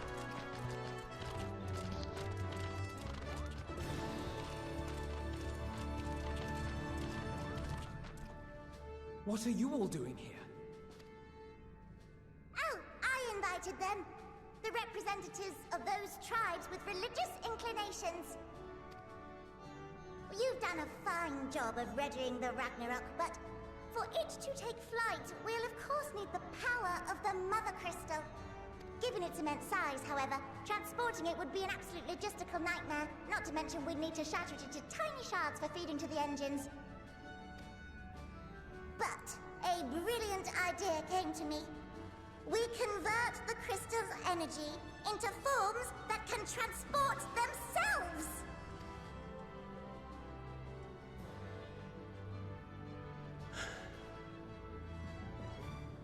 Thou wouldst employ summoning, or should I say its precursor, creation magics. Care to explain for our benefit? As you may have witnessed at Bestway's Burrow, the Loporrits are capable of creation magics, which they use to shape the moon's environment. Yet simple though they make it seem, 'tis a highly advanced and exacting art. To perform it correctly requireth that the wielder holdeth the object in his mind's eye in clearest detail. Hence the ancients' meticulous management of concepts. Drawing upon this art, the Ascians conceived of summoning as we know it. A derivative that replaceth the complexity of concepts with the simplicity of zealotry to make manifest a creation. I see. By combining the Loporrits' magics and the tribe's faith, we convert the Mother Crystal into primals of purer form and greater obedience. Summoning as it was intended, one might say. Indeed! Indeed! While Hydaelyn gave us the ability to use creation magics, she forbade us from using it to make anything possessed of a soul, or similar. She didn't say anything about fulfilling the desires of others, though. So, borrowing our friend's faith, we'll create deities using the Mother Crystal's power and send them to the Ragnarok! Am I the only one here concerned about the risk of being turned into a tempered minion? Oh, right, I was getting to that. From what I've read in Sharlayan tomes, it appears the Ascians incorporated an additional nasty element into their summoning method. The fervent desire to assimilate others into one's belief. Beings thus created are instilled with the self-same desire and use their powers to enthrall people, starting with the summoner. In contrast, our creation magics, the original and the best, except no substitutes, don't incorporate any of that rubbish. So there's no risk of tempering. I mean, if the being was on the scale of Zodiac, you might feel a little tug, but I think we'll be safe enough. Truth be told, I do not understand the intricacies of this plan. but none of us would ever turn our backs on you. I guess it follows the same lines of why summoners can summon primals. When the avatars of our faith ran amok, you intervened without decrying we who birthed them. Where others vilified and suppressed us, you offered understanding and friendship.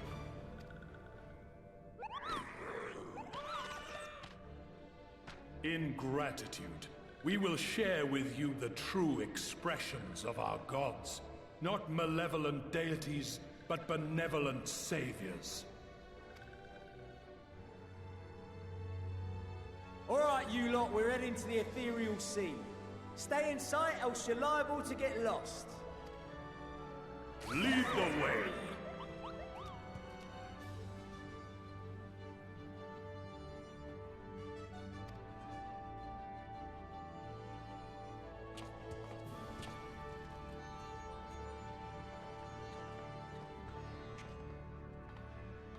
May we have a moment? In anticipation of the day man might journey to the stars, we developed these.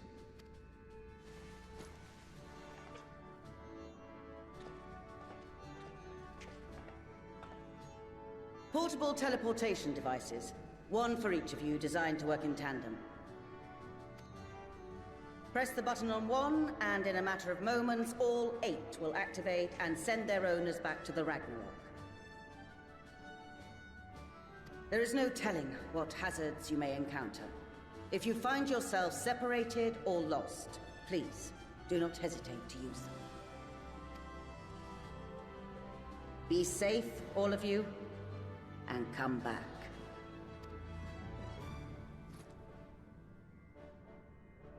You as well.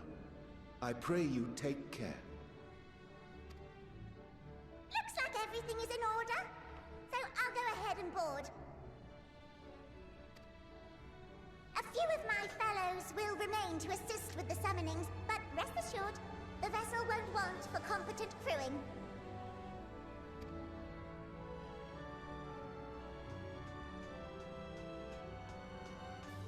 If you are ready, then you should board as well. Go, and Godspeed.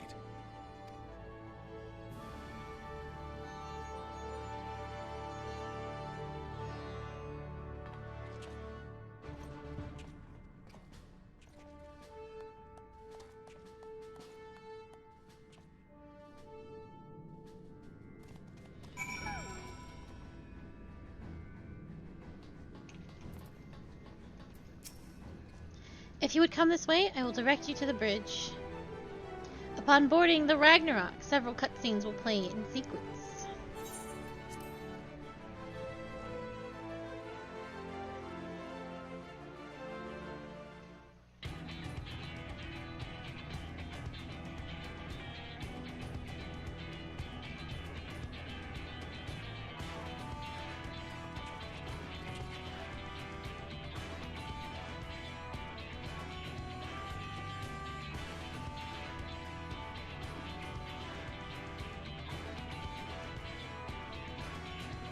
God, they're so fucking cute. Welcome to the bridge, everyone! I hope you have everything, because I can't be bothered turning back.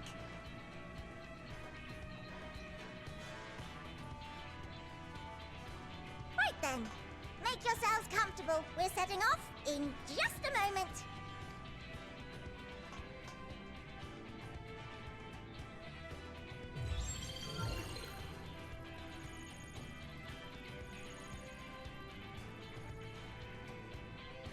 It's incredible.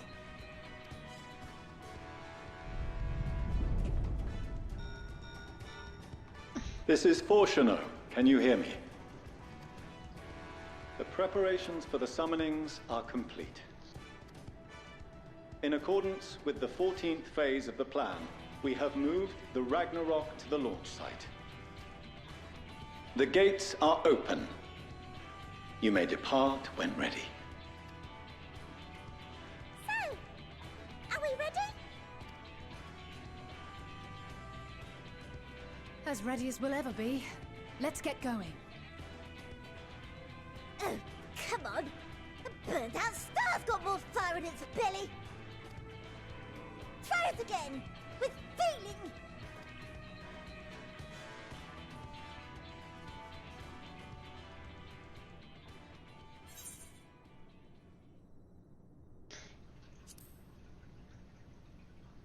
And then about him.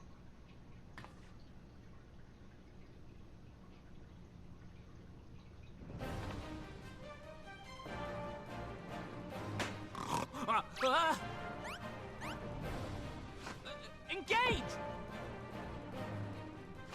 Engage! I love them.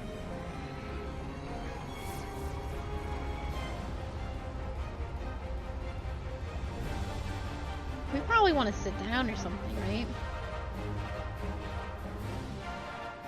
I don't know a lot about space travel or space. Probably want to be sitting down.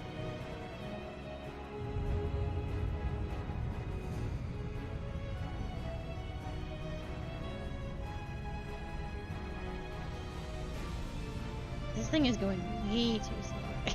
Just break the atmosphere.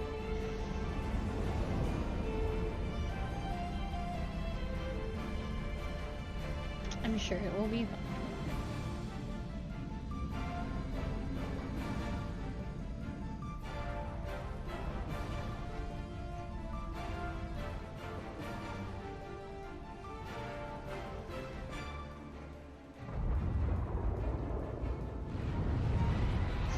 It's okay, they're gonna get in two. They said they'll get there in 2 shakes of a rabbit's tail.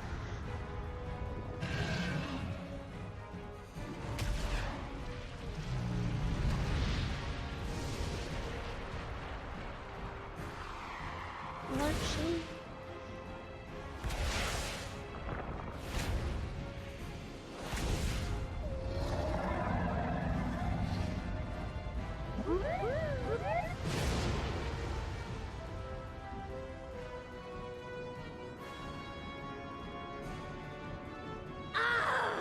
That I must carry landwalkers into the sky! I cannot imagine a greater indignity! Rejoice! Do not sulk so, for thy mighty winds exist not only to buffet and batter. Nay, they may serve also I'm so glad to they gave thrust him lines. forth with vigor. Such is thy glory, and thus it is an occasion to rejoice.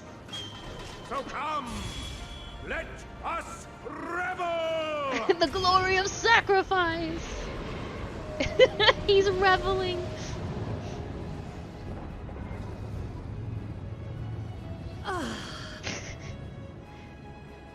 So long as the wind blows freely, I suppose all is as it should be in creation. I love her too.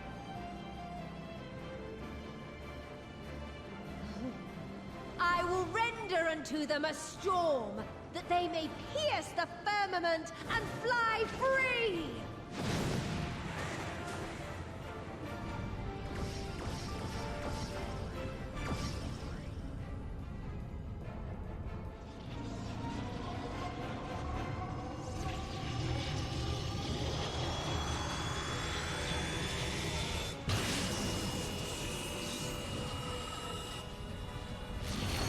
I know, she's really attractive.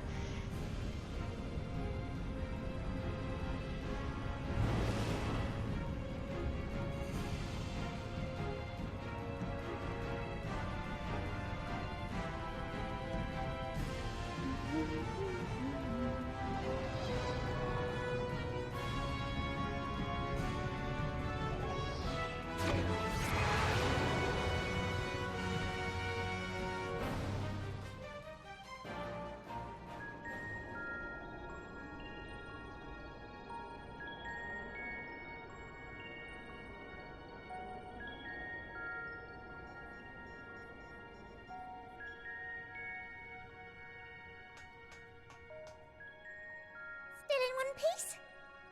Good. Sleeping way? Report?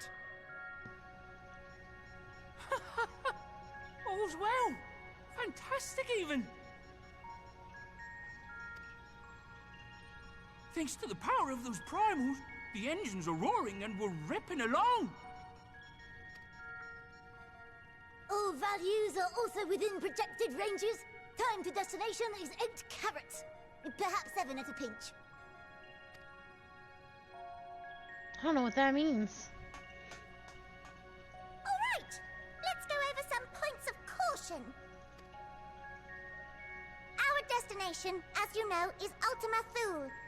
Lest you wonder, the place is not a star so much as a patch of emptiness. That's the extent of what our equipment could determine, anyway. From what we know of Meteion, she's likely used dynamis to obfuscate her location. So, in conclusion, we'll only know what's there when we get there. The crew and I will see to it the ship's ready to take off at a moment's notice. We'll support the search as best we can, but it'll be your paws on the ground, assuming there is any. But everything will be fine, I'm sure. Heidelin believes in you, so you ought to believe in yourselves. Just don't do anything I wouldn't, like waiting too long to use those portable teleporters of yours. Personally, at the slightest sign of trouble, I'd mash the button to bits, and you should as well. Understood. We promise to be careful. I wonder who's gonna make it out of this. I can't imagine we all get out of here. I suggest you brace yourselves. That the We're twins are about still to here is a arrive, and miracle. the vessel will shake a good bit.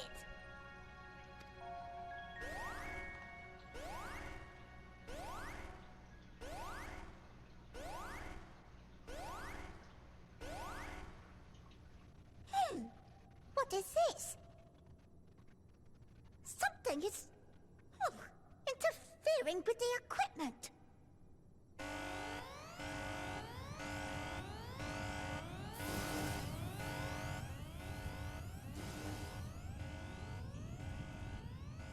Greetings.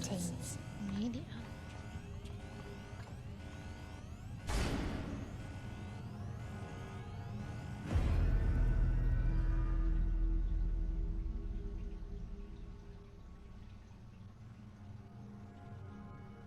Greetings.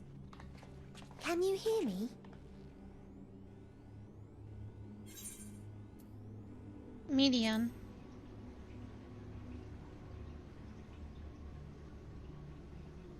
So this is Meteion. Oh. Have you met one of my sisters? I don't remember meeting you myself. But I do know that you're from Atheris. Why have you come? All you had to do was wait. I would have delivered to you your ends.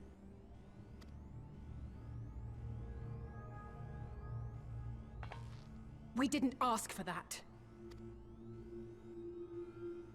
I don't understand. All life is destined to end. Why choose to prolong your suffering? Effort, ambition, love, they amount to naught. Happiness, should you find it, is inevitably lost. Stolen away by events beyond your control. There is no logic nor meaning in it. You think there is. Convince yourselves.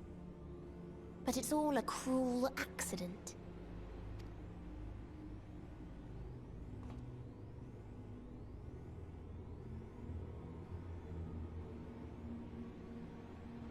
Come now. I speak the truth. A truth you would recognize if you looked up at the night sky. Unbroken emptiness. Cold, dark, and silent. Your world, like every other, is but a blemish upon its perfect fabric. Life is an anomaly. It is unnatural and cannot continue. The sooner you accept this, the easier it will be. Just to be clear, we're not here to argue with you. We know that life is fleeting, and that in the short time we have it, we're not assured happiness.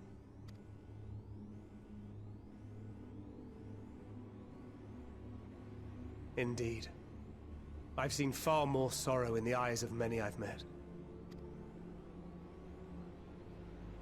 I myself have plenty of regrets. And one day they'll die with me. Gone to dust with my good deeds and unfulfilled dreams. But we accept this. That our existence may seem pointless. That sorrow, rage, and despair will always dog our heels. And we press on regardless. That is why Hydaelyn guided us here. In her boundless love for mankind, she has prepared us for this trial, and in her name, we have come for you.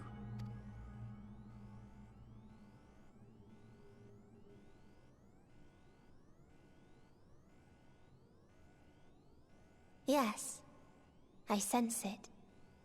A burning passion like unto fury.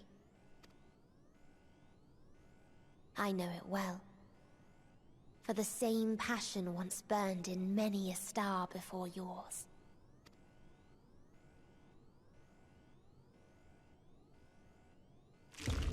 Suffocated and extinguished now.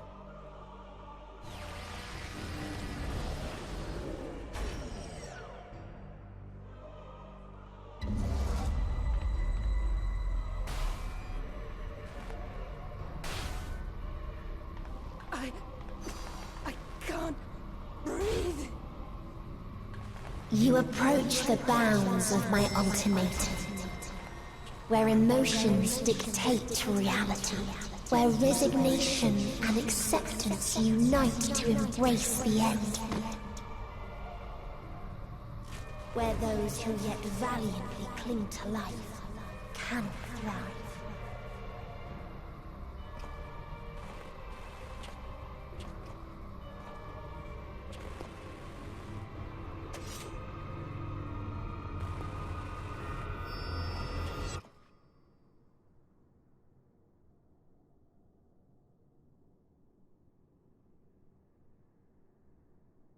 I don't technically need to breathe.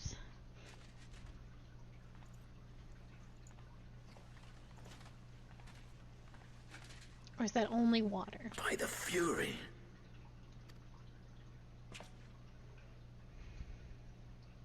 Thancred?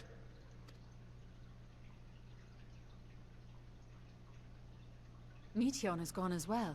Mayhap he awakened first and gave chase. Incorrect. Everyone?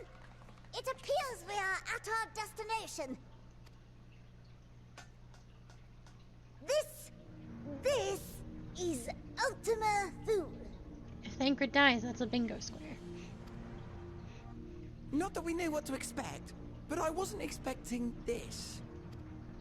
From atmospheric composition to ambient temperatures, all reading to within permissible range. This place is capable of supporting life.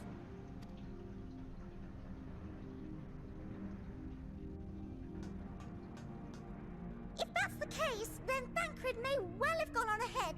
Let's go and have a look.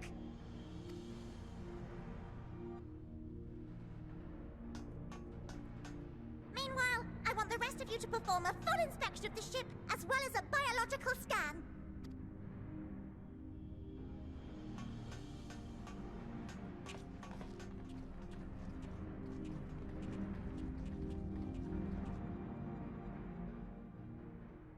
So it was that the brave wayfarers arrived at last at Dream's End.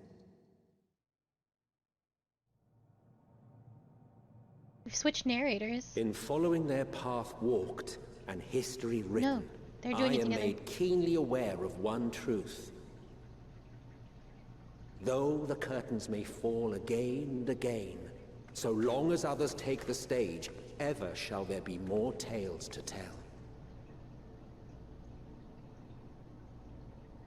So, let them bring it to a close, I say. Let the curtains fall upon this. The final chapter in the tale of the star. Because Hythlodaeus has finally joined the livestream.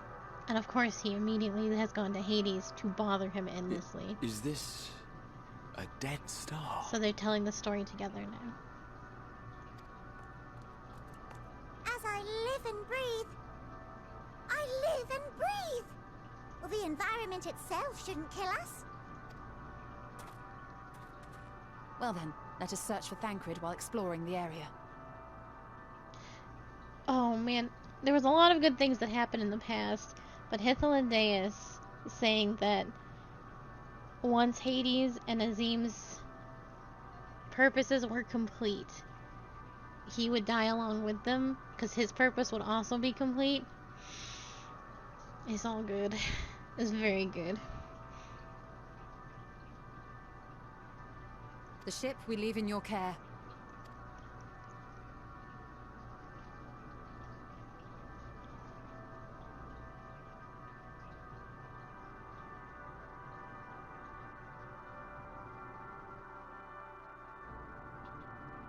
There's a lot of bitches here.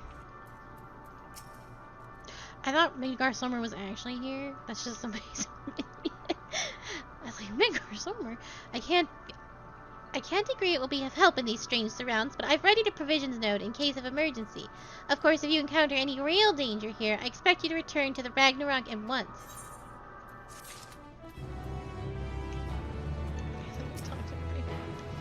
If Meteon should strike again with such overwhelming force, I honestly don't know how we are to oppose her. We're clearly no match for Meteon, yet we survived unscathed. But how? Didst thou witness what became of Thancred? So quickly was I overcome by Meteon's malevolence that I saw naught of their altercation. There is a dizzying, disorienting feeling about this place, as if I could lose my footing at any moment. We must be careful. It's so dark, I can barely see anything.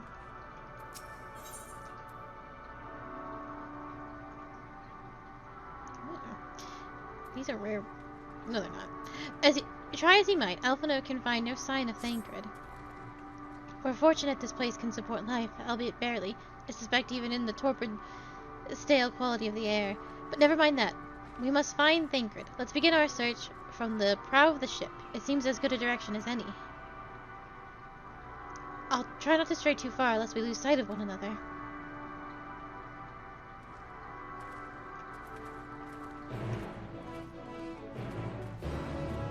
I'm gonna go wherever I want, I think. Come along, Shoebill.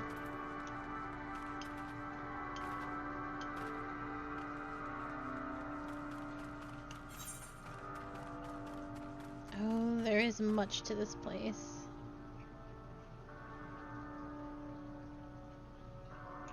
Okay. This might not have been... We might be streaming longer than anticipated. But I am intending to finish.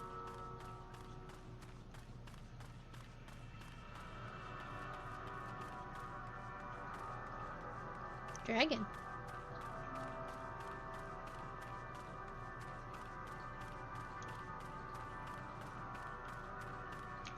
Very solid.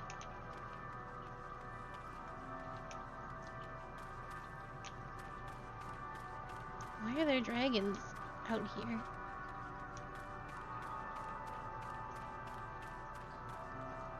What?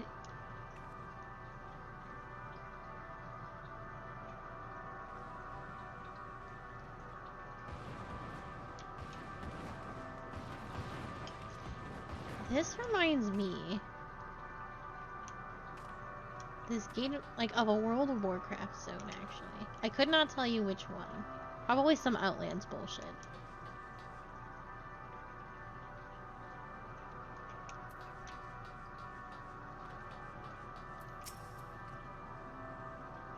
Ruins, but of what, I wonder? Perhaps we can find something to help us understand the nature of this place. A relic, an inscription, anything. Yeah, this feels like the Outlands, like the Netherlands or something. These gates really, like, the gates in themselves made me think of it was like an undead place, like an undead horde encampment. But this whole zone feels very Outlands. Also, I'm going to say Omega vibes.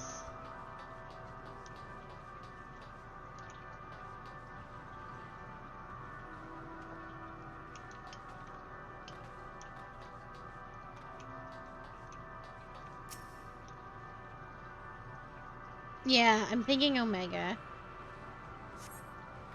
Metallic pillar has been partially melted, like something, like literally, likely sometime in the distant past. Damage does not appear to have been inflicted deliberately, rather it calls to mind the indiscriminate destruction often wrought in the heat of battle. So, what makes me think it's Omega, aside from the floor, is this melty stuff. They do it in normal as well, but this was way more prominent in the Savage fight of O12S, where they liquefied themselves. I don't think the emote does any liquefying stuff.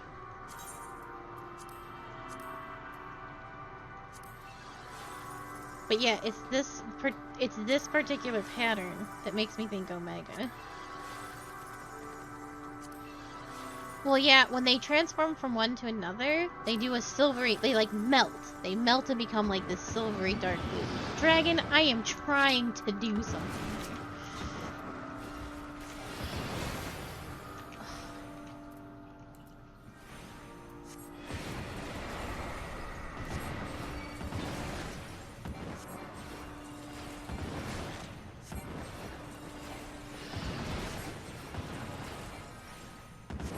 They do it in the normal version too. I'm not moving out of this. Kill me, coward. Anyway. The goo, the floor reminds me of Omega, and this goo reminds me of Omega.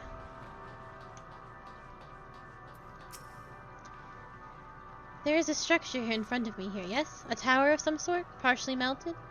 It is a strange twist of fate. It seems our perception of this place is not so different as it would be elsewhere. The world I used to see it feels as though I am dreaming while awake. This is more than a faded memory, Medion led us to believe.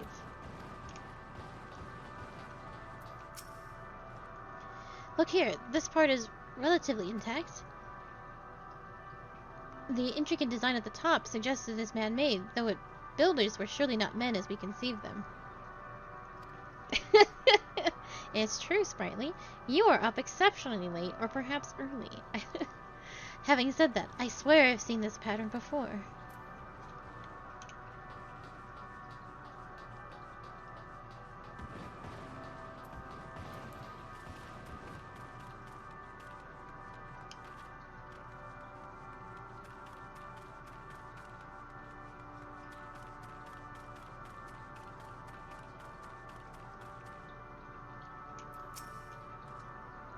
I thought the hill might afford a better view of our surroundings. A poor decision in hindsight. Oh, be strong, Sprightly. Besides the light from the ship, all is shrouded in darkness. If Thancred is here, I'd never know it. From what I can tell, we are near the edge of an island, if you can call it that, surrounded by floating debris.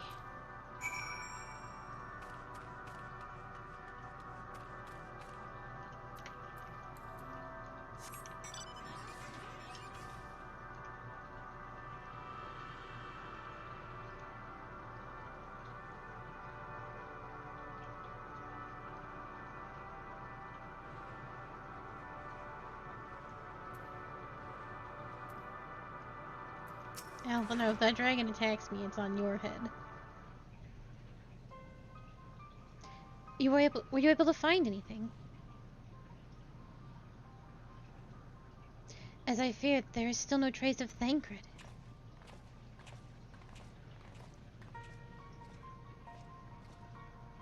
There's nothing but emptiness as far as the eye can see, which unfortunately isn't very far.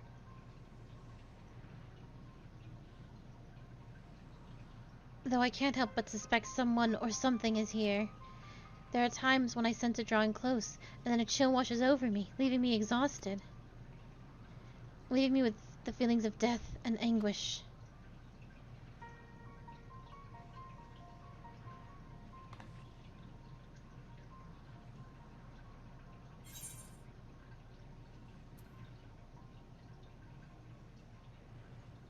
think I might see something over there.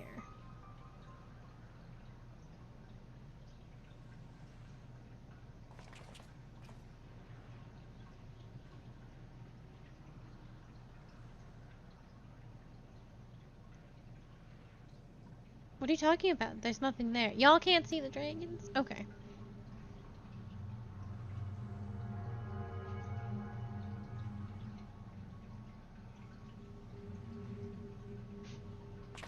Before we jump to any conclusions, perhaps we should search elsewhere. Agreed. We found only more questions when we are in desperate need of answers. There's a fair stretch of terrain from the ship's starboard we've yet to explore. Let us try searching there, then. We're not gonna... You're not gonna tell me you see dragons, Akali? Akali needs to talk more. Akali, a word before we join the others? Estinian, can you see the dragons?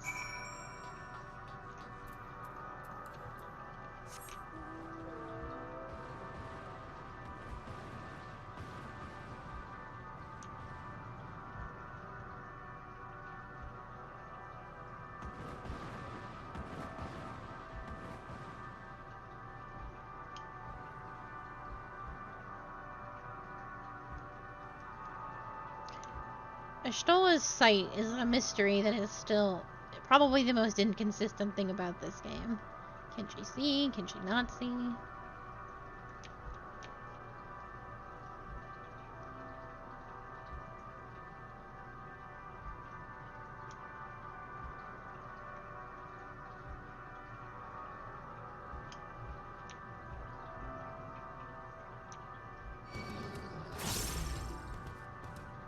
No getting around it, quite literally.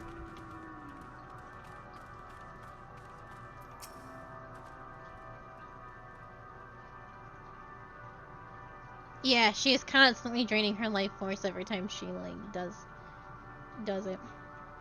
But, like, I don't think she can turn it off, because she can clearly not, like, she clearly can't see, but then sometimes she can definitely see.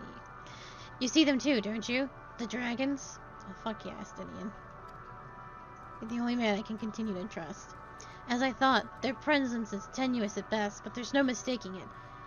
No doubt your bond with Midgar Sormer and mine with Nidhogg is what allows us to perceive them. Could these apparitions be related to the dragons that now live in Aetheris? Better to leave such conjecture to the others. In any case, we must be careful. We may soon find dragons they can see as well. Death and anguish. What happened to them, I wonder? Estinian, if you could see the dragon, why didn't you fucking say so I didn't look like an idiot? Ugh. He just sat there silently. Like, not my problem. Just let them think I was crazy. And then pulled me aside, like, don't worry, I can see them too, but don't tell the other. Fucking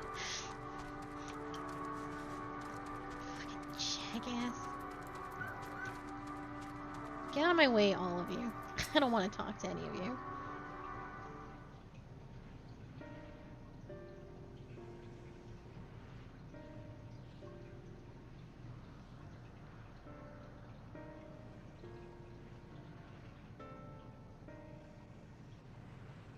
Dragons? Here? There we go.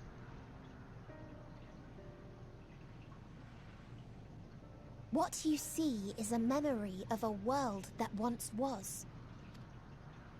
A world suffering a slow death, whose denizens cried out for the release of oblivion. And this is Midgar Sormer's world that she's talking about then. What? Their world is dead? That is Median. Oh, sprightly. She was this cute little bird girl, and then she got monochromed, and now she's angry and evil. It is. Not a single life remains upon that husk floating in the vast emptiness. She's rude now. These creatures are shadow and shade, perpetuated only to suffuse dynamis with their unending lamentations.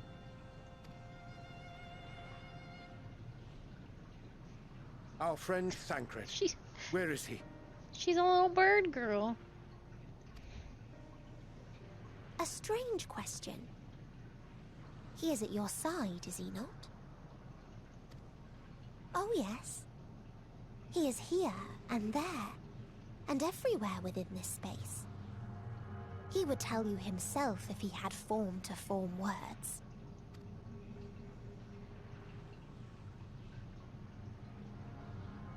Huh. Such loathing and uncertainty. You don't know why you still exist. In like manner to the oblivion I send. I tried to drown out your ether with dynamis. Beginning with this Thancred, who came at me despite being unable to breathe. Such a simple thing, unmaking men. In the blinking of an eye, he was gone. Didn't even have the chance to be transformed. Yet somehow, he managed to leave a slither of himself behind. What you call the heart? Or perhaps the soul? In his final moment, he cried out from it. A single word. Survive. That wish proved stronger than the despair that ruled here. It overpowered it, causing this space to be remade. Into a place you can perceive, and where life can endure. That you draw breath is proof that his soul lives on. For how long, however, remains to be seen. Well then, we should hurry and tend to business. Oh, Estinian?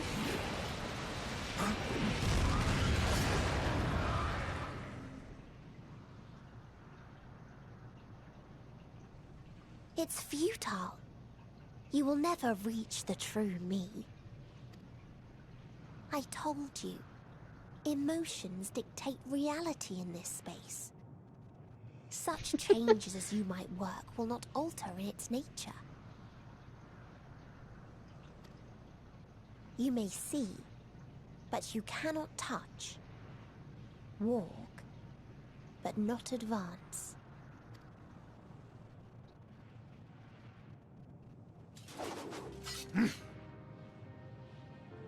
Meteion holds too much sway here. How do we contend with a foe who can unmake us on a whim?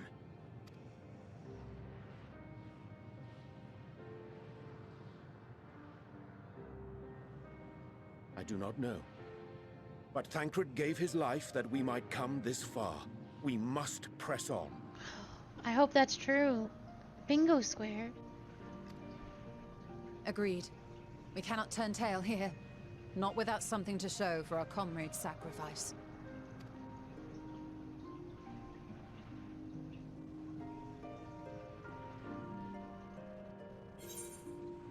I'll take the money, thank you.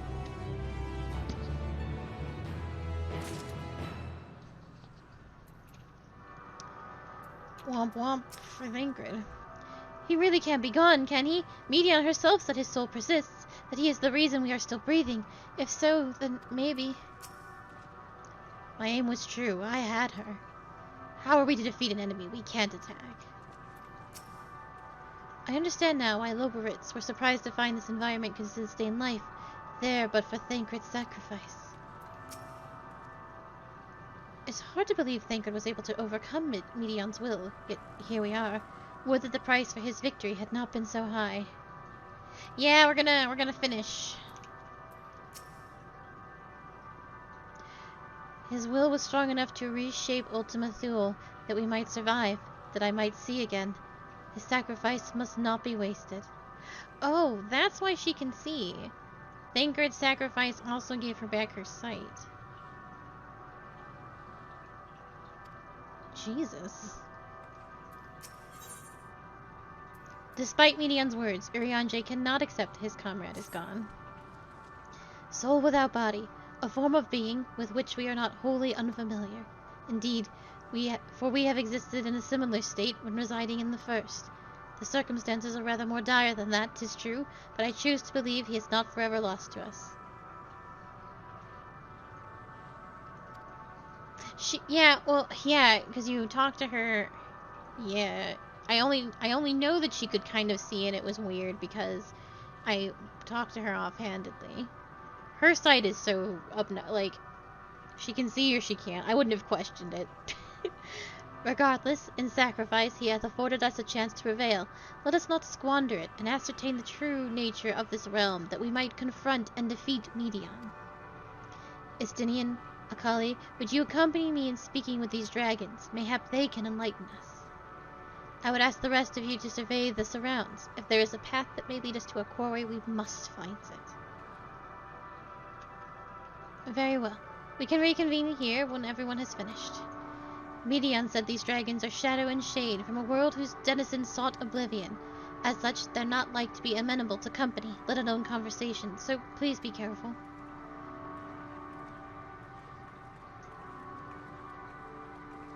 Let us split up and gather what knowledge we may.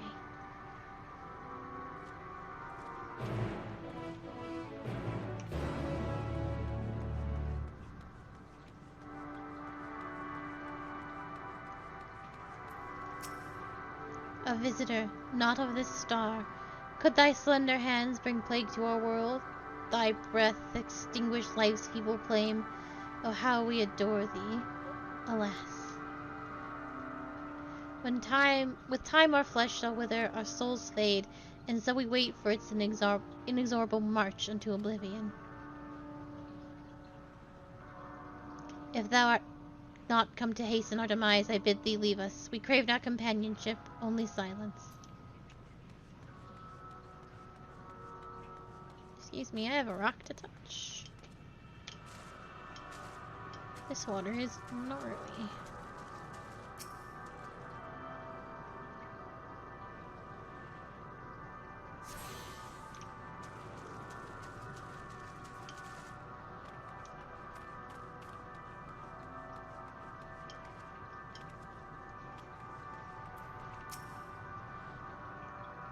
Beyond that distant veil, paradise lost, so glorious, so beautiful. We were proud and noble wraiths, strength that emboldened. We knew only love before they came. Metal monstrosities of black and silver, no bonds of blood did they share, nor conviction did they have to guide them.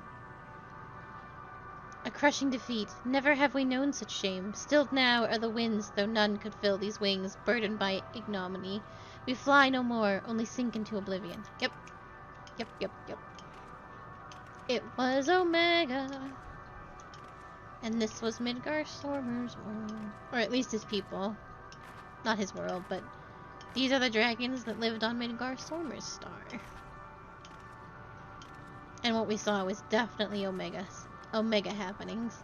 In fact, I believe the fate of many stars is because of Omega.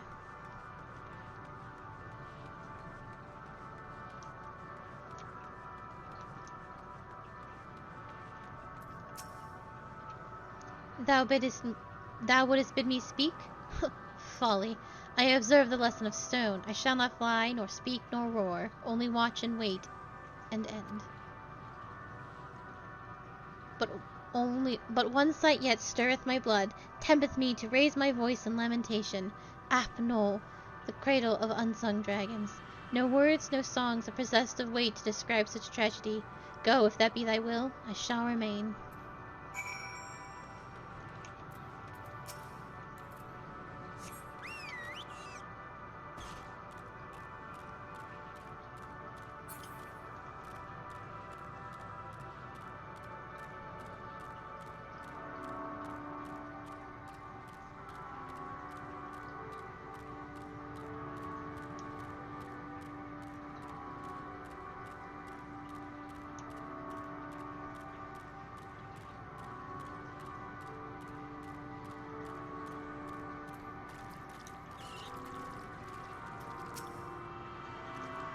They led you here as well, did they? It was described to me as the source of their woes and proof of their end. I'm beginning to see why.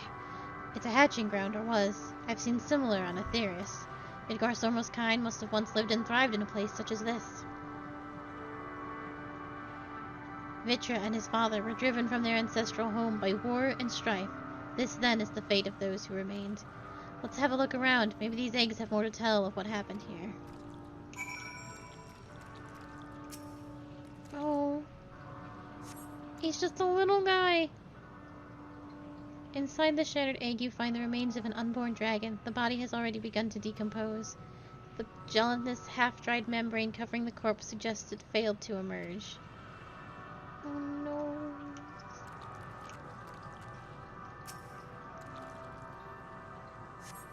A murky liquid has pooled inside the eggshell. The noxious odor is indicative of contamination.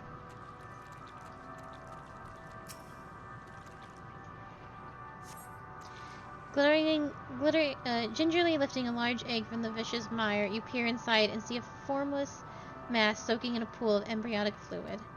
Your stomach turns as you return the egg to its resting place. I don't want to look at this anymore. The egg appears to have broken from the inside out. Perhaps the dragonette within succeeded in hatching. What's this? I thought all the eggs had been ruined. If the dragonette was indeed hatched, there is no sign of it here, or its sire, for that matter. We should look for them. You start with the cliff tops, and I'll search the plains.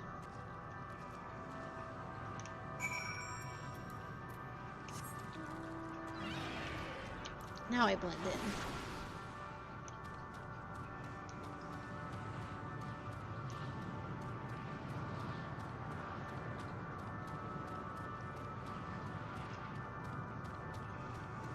Similar.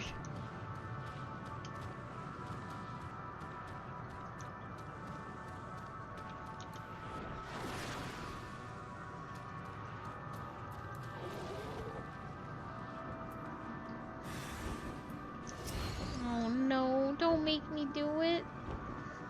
He's just a little guy.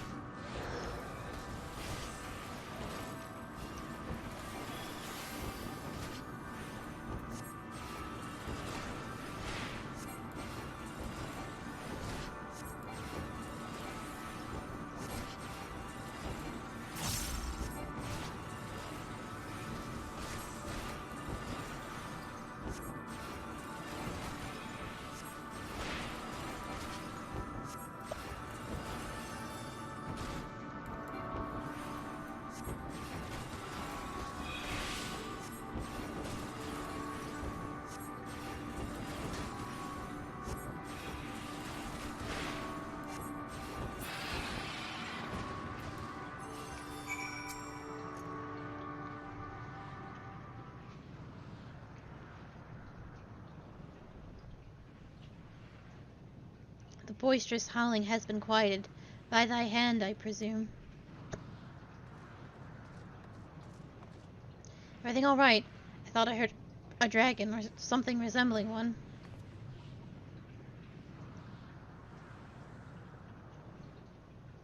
Ah, I see what's happened here. Was that your child? Oh no!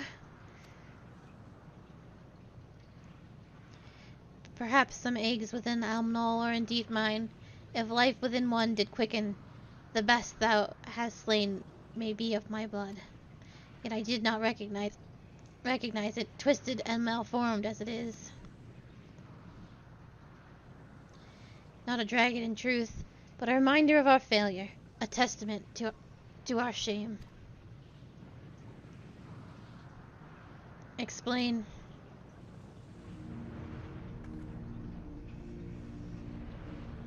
They descended from the heavens, cold, heartless machines, and with them rode war and death. With fire and fury, rage and rancor, we gave answer. 'Twas a long and bloody battle, but only the beginning. Untold chaos and destruction swept over the steppe. In the end, the invaders were victorious. Yet when they looked upon their prize, they deemed it unfit for requisition. We were abandoned to our ruin.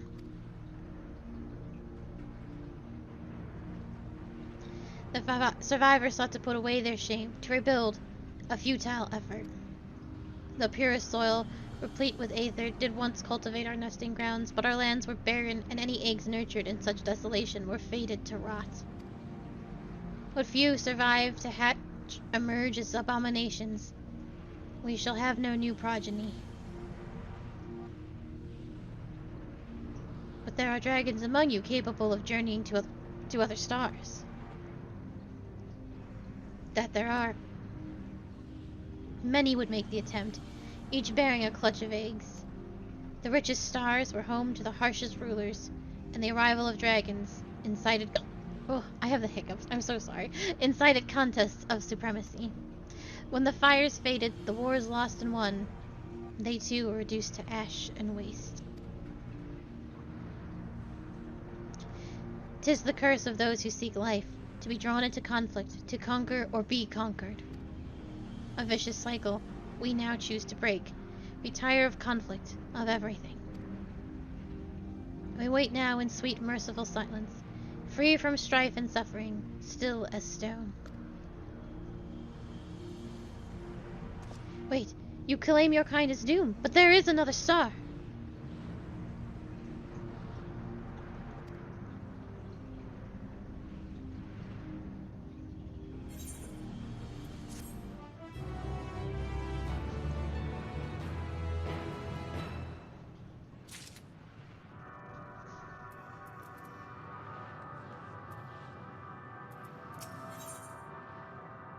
The bereaved dragon has fallen silent, leaving Ascendian to sigh with frustration.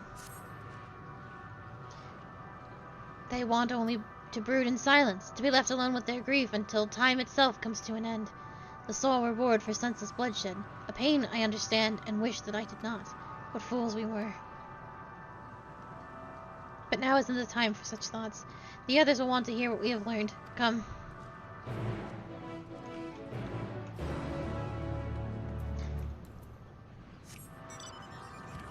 They probably won't talk of Omega too much because it wasn't required doings. Just allude.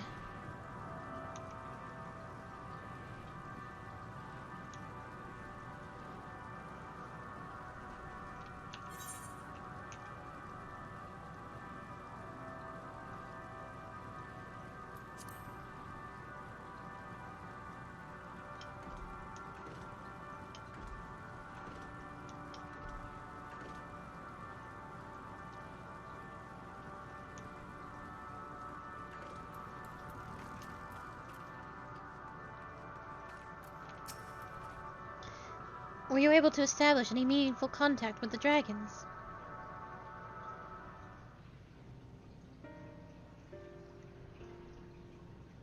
I see. They wish to escape what they perceive to be a cycle of conflict. Thank you, Akali, Estinian.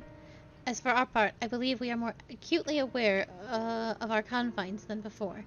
We started by traversing the perimeter of the island to see if there might be a path leading off of it. Sadly, there was nothing to be found. There's no small amount of debris floating about. Could there be enough to serve as a bridge to lead us elsewhere?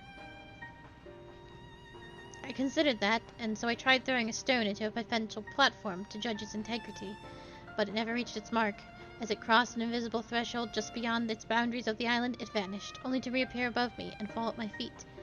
I would not be too quick to presume that what we see outside this space is as it appears.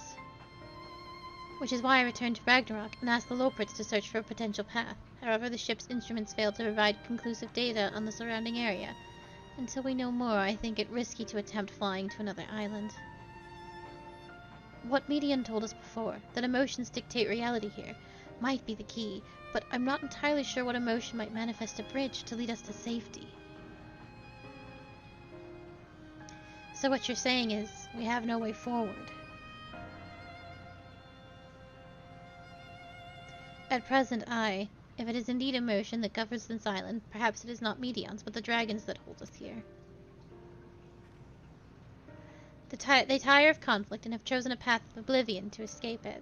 Or rather, they have chosen no path at all, meaning there is no way for the dragons or anyone here on the island to advance. A sound theory, disheartening though it may be. In that case, what recourse do we have? They are not like to be persuaded to help us. Their reasoning is built on a history of turmoil and strife. Without irrefutable proof, the future is not as bleak as they believe it to be. Mayhap persuasion is not the answer. Medion meant to unmake us then, here and there on the Ragnarok, and she would have succeeded if not for Thancred's determination. She concealed it was strong enough to overpower the despair that otherwise rules Ultima Thule, and reshape it to a degree. Perhaps it can be done again in a like manner, by overpowering the prevailing emotions. 'Twas Ultima Thule's architect, Medion herself, against whom Thancred did pit himself in a clash of wills. Though I marked no leader among them as such, I did chance to encounter a dragon possessed of despair far more potent than most, potent enough, mayhap, to dictate the course of others, and thus their domain to follow. He spoke but few words, carefully chosen, their tone and timbre alone threatening to rend my heart in twain. Challenging his desire to remain may allow us to alter the island upon which we stand. Alas, I fear my vaunted rhetoric availed me not against his calcifying heart, but maybe one of you will fare better.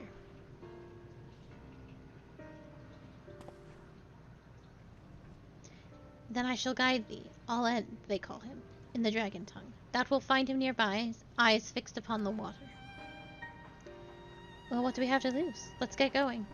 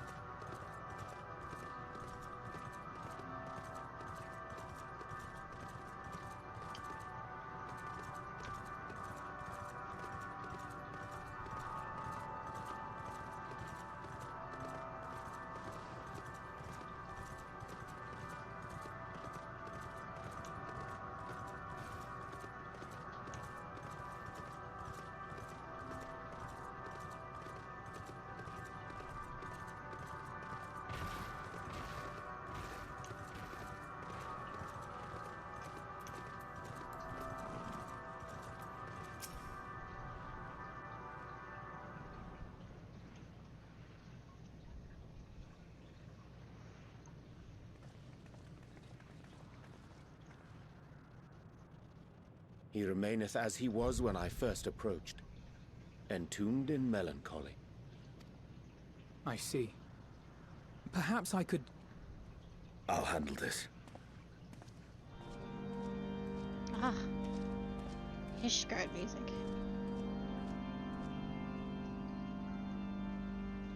So...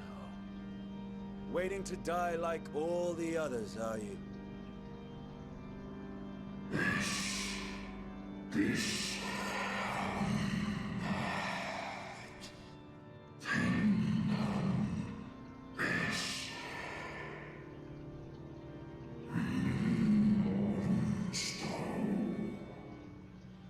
Aye. Our pride is crushed and our souls corrupted. The winds are stilled and the heavens offer no comfort. I'm just gonna talk over this dragon. There is nothing left for our kind. Our long lives a curse as we wait for the end. Still as stone we shall become. So you say. Yet your kind has found a new beginning on our star. One of you braved the Expanse, bearing with him a clutch of eggs. They and their children now rule our skies, their song heard by all.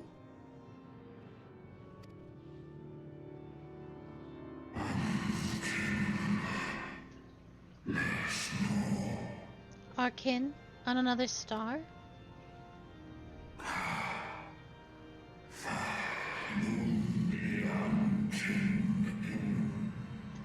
And yet upon thee do I smell the blood of my brethren.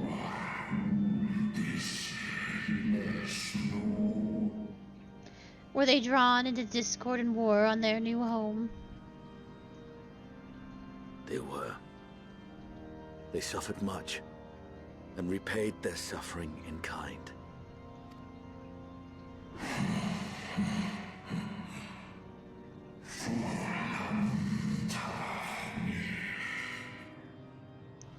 It mattereth not whether we fly. Ever will a sanguine ocean await us. Ever will retribution's wheel turn.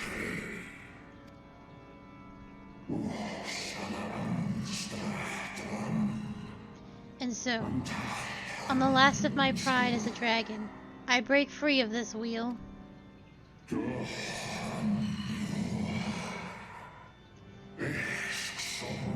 I renounce conflict, exile myself from the other, never again to be touched by the flames of hatred. Had your brethren made the selfsame choice, my family might still be alive. Yet lasting peace does not come to those who simply retreat from conflict. No, you must be willing to confront it. To stare into the face of your foe, and see yourself in him. Only then can you break the cycle of torment and tragedy. This lesson, a dear friend taught me at the risk of his life. There is no nobility in your penance. You wallow in self-pity. And after everything we've endured, we will not let you stop us.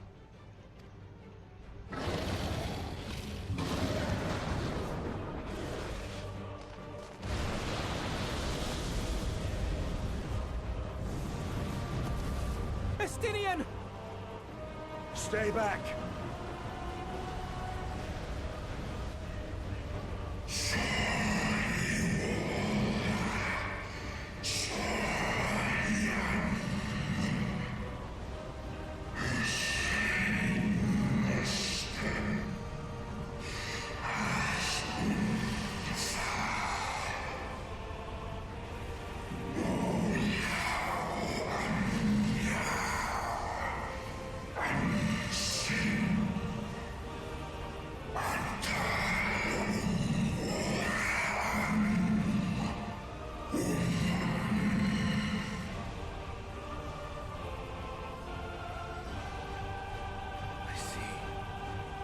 Theirs is the emotion that bars our way.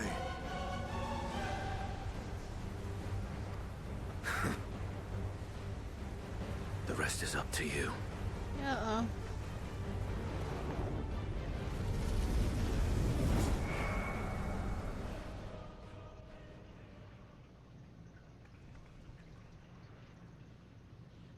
No! Not Estinian too!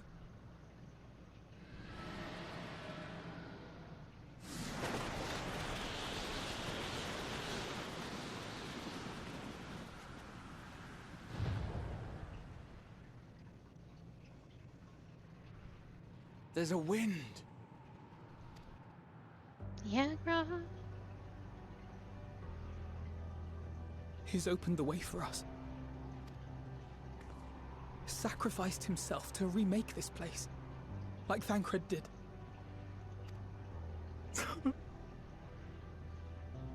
Oh, Alphino.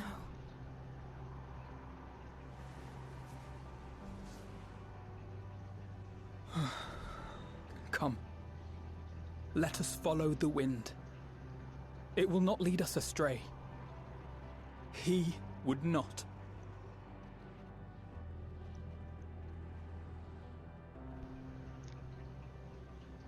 What am I gonna tell Emmerich?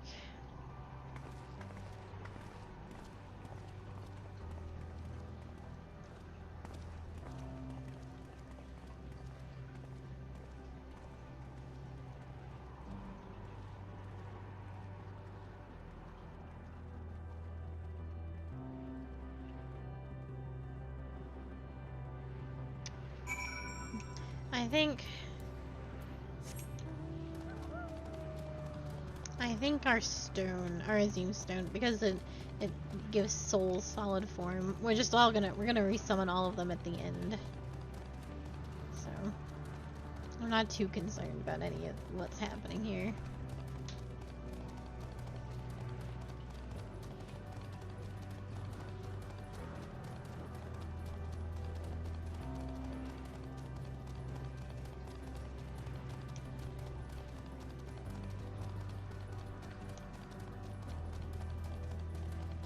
And there's 8 of us. I don't think the final trial will be them again. Look there, the wind! This is Estinian's doing, I'm sure of it. We should ride its flow and see where it leads. I was hoping the stone was hinting towards other things, as it had, but I think it's just going to be... They're all going to sacrifice themselves one by one, and we'll bring them back with our stone.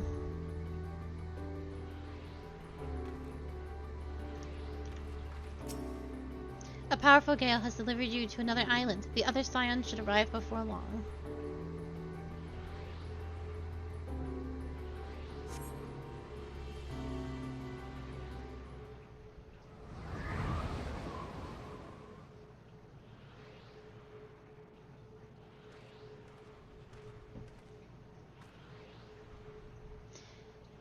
He did it. He found a way forward for us.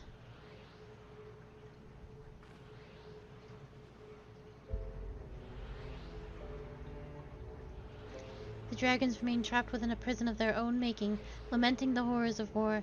Yet Estinian knew them better than most. He was a man of honor and a dear friend, willing to fight to the very end for what he believed was right. And he's still fighting, Alphino, just like Thancred. Their sacrifices are all why we can survive here, while we still have a chance to stop her. Even in spirit, they're unwilling to give in to despair, and we mustn't either.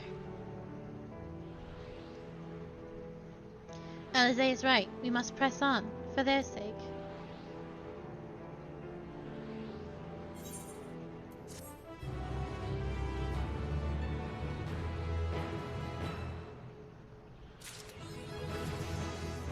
Oh, I did it. Now I got this sick shit. Boing.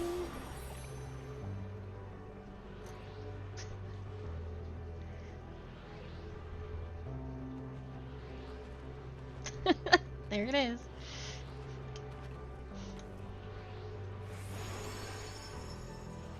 Neat. Alphino has regained his composure and is ready to proceed.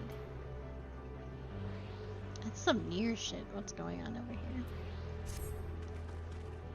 As Y'shtola and Alizé said, we must continue.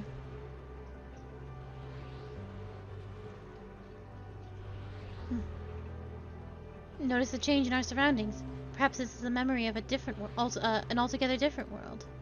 'Twould be prudent to learn more of it then. Tread carefully, lest we lose our footing in this sand.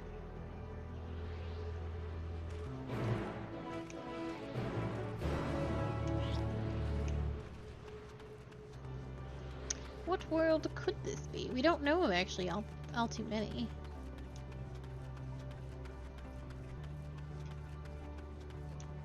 Look at this. It looks so...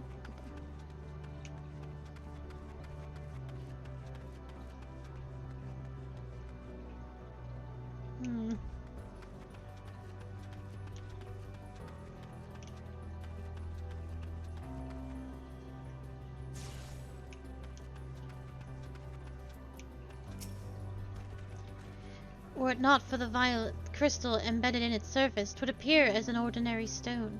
A curious script has been etched upon them. Alas, it is not a language with which I am familiar. I cannot say I recognize it either.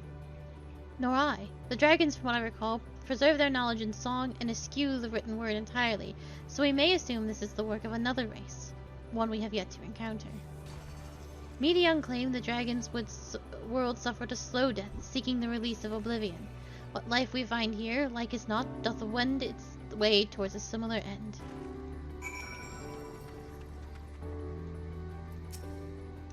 What do you suppose is that over there? I'm not sure. It's hard to make out at this distance, but its surface seems to bear the same crystals as this monument. Meaning there's a chance we may find whoever built them both. We should go and have a look. Come on.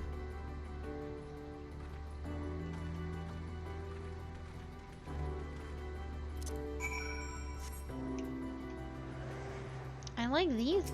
Hold on. Current.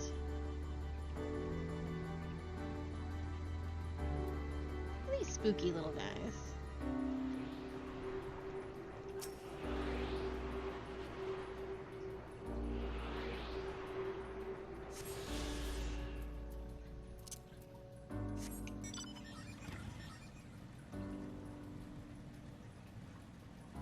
Oh, right. Luigi's planet.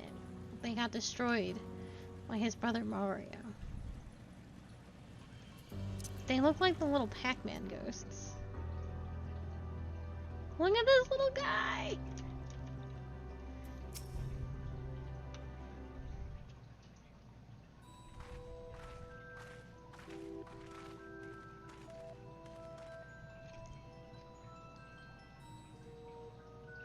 Oh, this music is crazy familiar.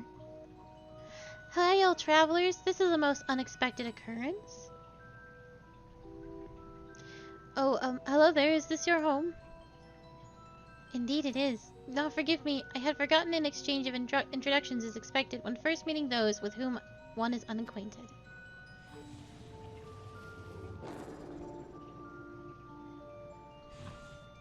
Okay.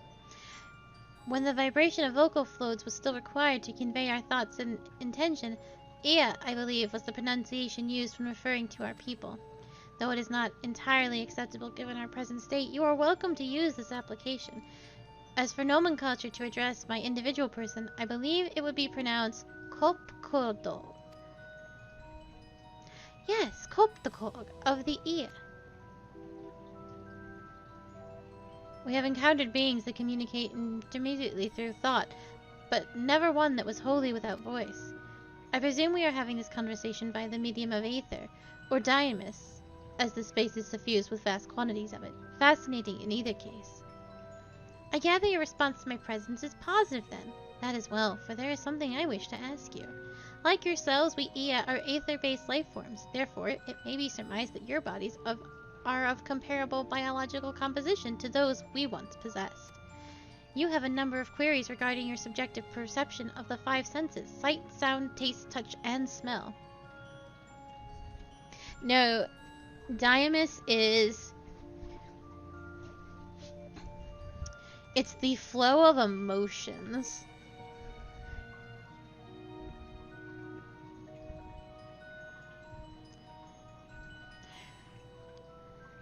Because emotions give off their own wave, and so diamus is that flow. Is, I think, the simplest way I can put it. I have a number of queries regarding your subjective perception of the five senses: sight, sound, taste, touch, and smell. In total, I have prepared 198,712,187,600... Oh, I got lost in all the numbies. I have prepared 198,180,827. That's a rather lot, isn't it? Ah, my apologies. I have omitted a great many details necessary to understand the nature of my request. Though we dispensed with our corporeal vessels long ago, we have rediscovered a need for the flesh, and have endeavored to recreate our erstwhile forms. However, all pertinent records have been lost due to the passage of time. Take, for example, the nervous system. It is well within our power to recreate, but we have no frame of reference or for sensations once experienced by our people, which may compromise our ability to interact with our physical environment. And the reason you need to regain corporeal forms? Why, to bring an end to our existence, of course.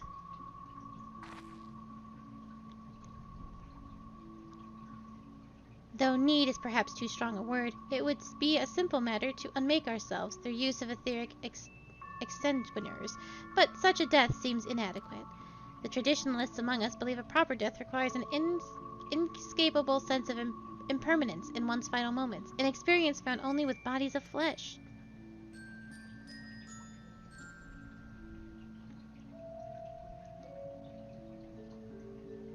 We should very much like to hear more of your plans. In exchange, we will answer any questions you have to the best of our ability.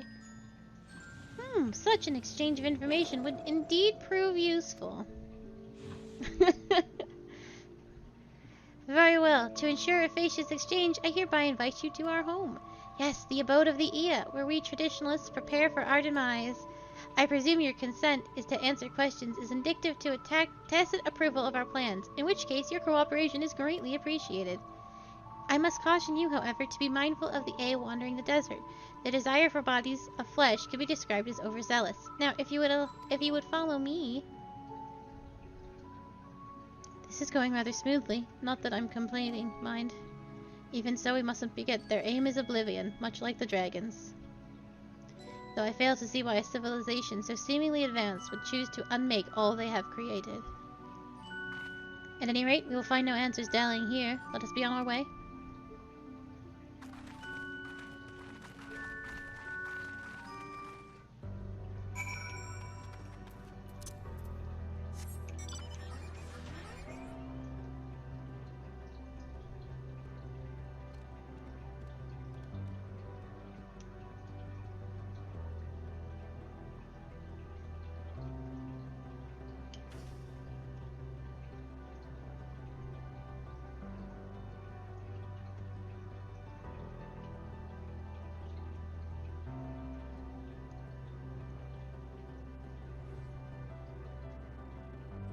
I love these little sacks that they live in.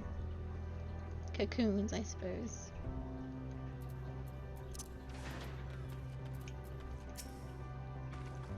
Welcome to our boat. Most of our compeers you will find remain idle in their domiciles, though your quizzical expressions indicate my phrasing is unclear. I speak, of course, of the violet crystalline constructs hanging from the stone structures there. You say they remain idle, but what of your work to regain corporeal bodies? An astute question, and understandable given your finite nature. We have no desire to pursue our research, for it is no longer necessary. If in our idleness we are struck by sudden inspiration, we rise to pursue said inspiration to its conclusion. That is why I was present for your arrival, and why I continue to engage with you still. But while the others are not currently in a motile state, rest assured they would not object were you to disturb their respite. You need only cast your thoughts toward one of the crystalline domiciles to communicate.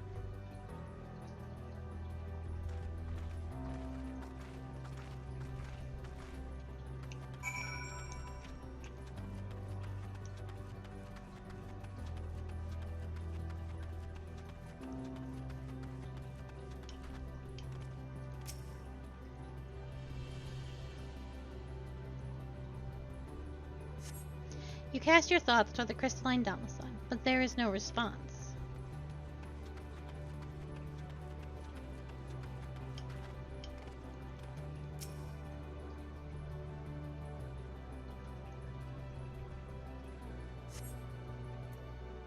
You wish to speak?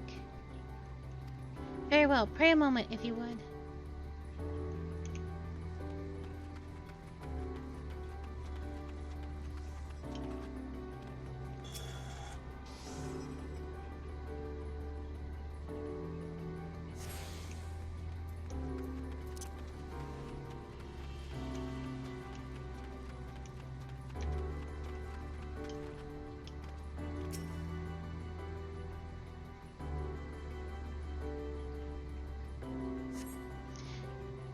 Why we seek our end, you ask? If you wish to know, I will tell you. Just a moment, I must remember. What form did I take when I last emerged?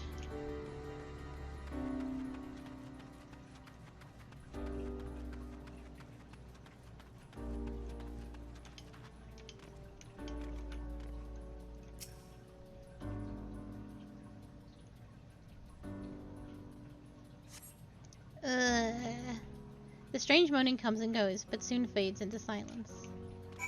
I don't think I learned anything. What is this? Can I step in this? Is it water? Oh. A novel.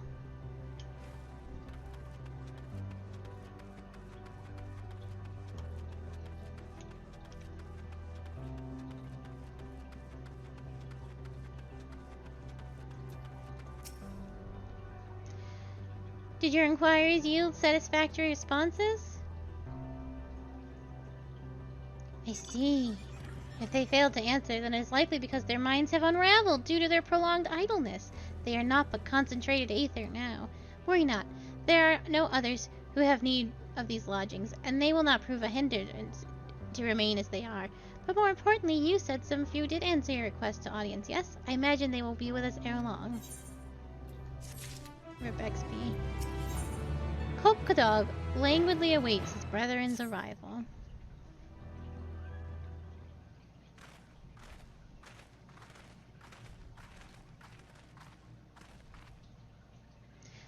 I had no luck, but everyone else fared well enough. Quite a few Ea have awakened.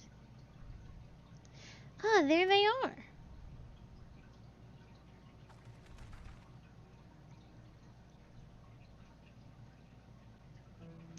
May I introduce you to Lalaka, Dudeka, and Nehnedag.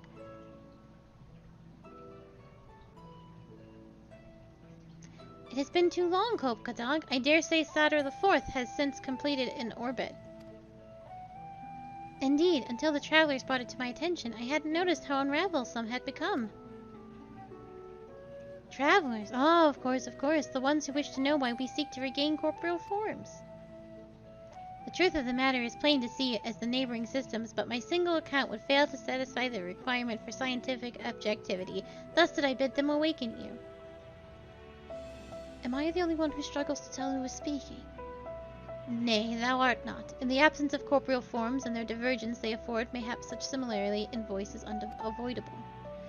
By the way, Kopkakog, have you already observed the requisite custom for the travelers? That which one is expected to do when receiving guests, a matter of proper form?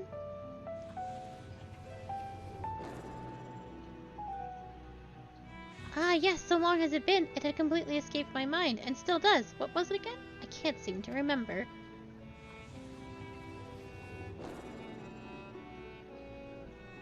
Neither do I. Pity, I was hoping you would. Perhaps we can search the archives for the answer. Come now, Nidnadog, these archives have long been frozen, lest we subject ourselves to further dolor. Surely you recall that much. Ah, of course, food. The custom is to serve food. Beings of such flesh as they must regularly replenish their aether. By contributing to the replenishment, we communicate our friendly intention. That's right, that's right. We duly invite you to join us in communal repast, after which we may engage in leisurely conversation. If we have a chance to learn something, I see no reason to decline. Excellent. If you would care to follow, we shall feast you on the purest aether.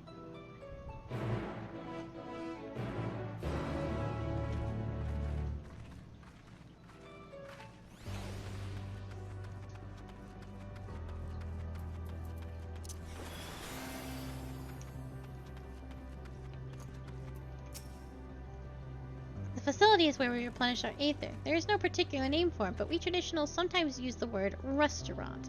Now then, if you would take your place with your comrades, the space will soon be awash with purest aether. Please absorb as much as you like. Fuck yeah.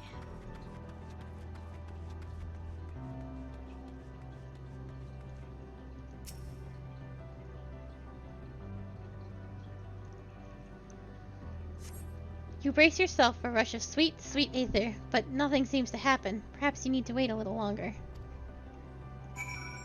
Nonsense. I am about to dine on the sweet, sweet aether. You brace yourself again, but again, nothing seems to happen. Just as I had suspected, as meticulously as one might recreate the AS homeworld, this is Ultima Thule. One cannot simply generate aether here. As recreations, our friends are oblivious to this fact, but they're the very truth of their existence, much like phantoms of the recreated Amaranth. However appearances may seem, we must be ever mindful that it is the memories of the dead with whom we deal.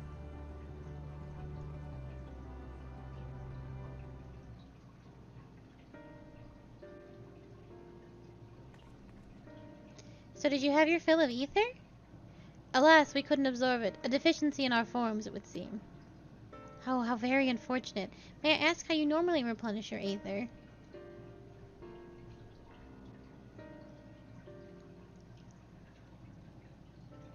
Through your mouths, you say? How very primitive and quaint!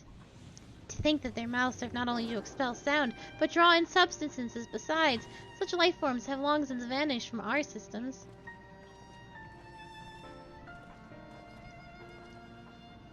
Though we regrettably could not partake in your magnificent feast, rest assured we feel your welcome most keenly. In the course of acquainting ourselves with your sophisticated ways, however, we could not fail to wonder, wherefore do you wish to obtain vessels of flesh and thence to vanish? Will you not favor us with an explanation?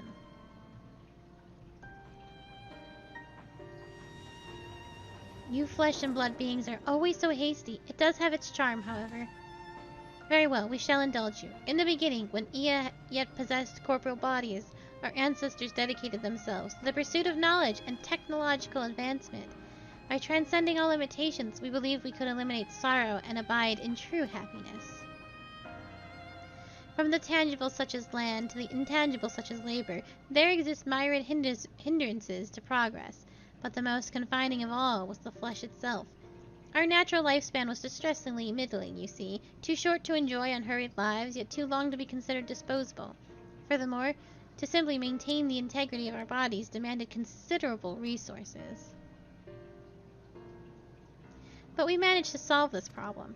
After long years, we discovered how to become non-corporeal entities with everlasting lives, untroubled by failures of the flesh.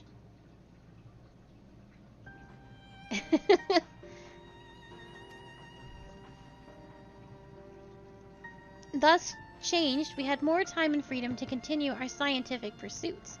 We went on to make even greater strides in our quest to transcend all limitations, until we finally decided to challenge the last of them all, the limit of knowledge.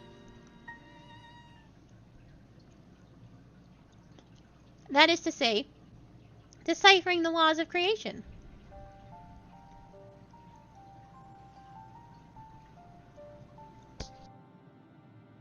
We sought to discover how the universe came into being and explain all extant phenomena, and thus predict the future. If we could but achieve this, we believed that we would be free of uncertainty and anxiety. And did you find the answers you sought?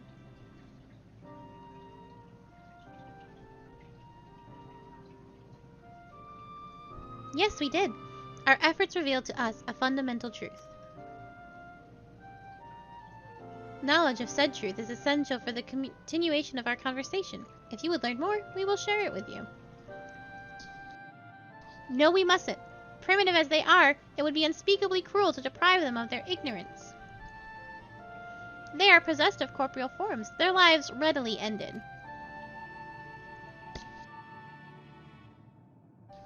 As those who have gone before, is it not our duty to warn them?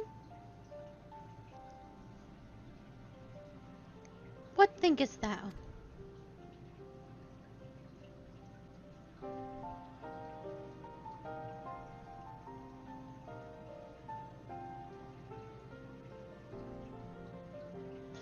We have deliberated and come to a consensus. If you are resolved to know it, we will disclose it to you, the truth we discovered, the truth of the universe. Seek us at the stone pillars just outside the bounds of this abode, a place called Elegia.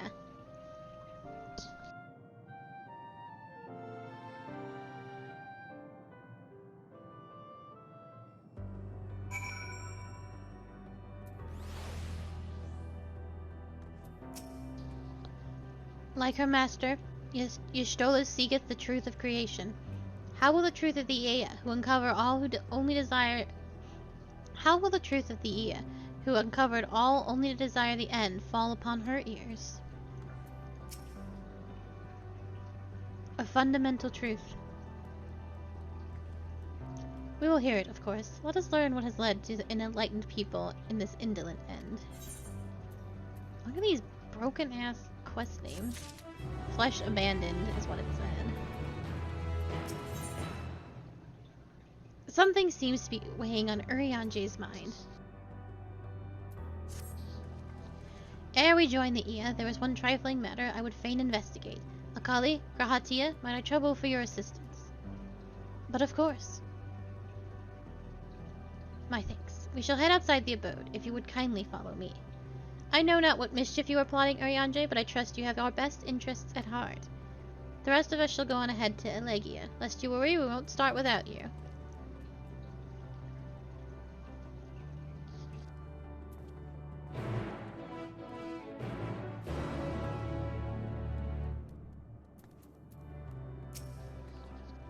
Go on and assist Arianje with his mysterious task.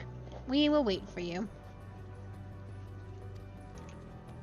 Oh, it's so far away, Arianje.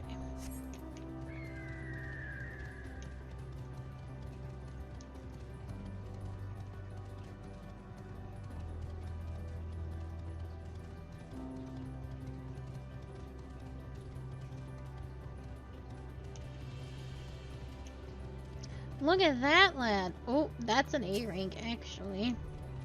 And it will and can kick my entire ass. Without hesitation. Or restraint. I've actually stumbled across a few A ranks. They've all looked very cool.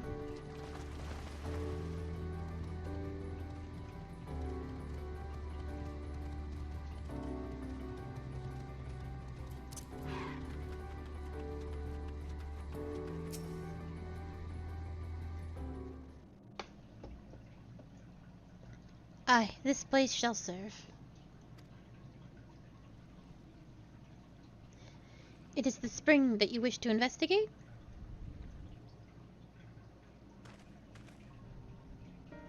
Pray forgive me, my friends, but there is naught to investigate. 'Twas but pretense to speak in private. A lie. You have our undivided attention.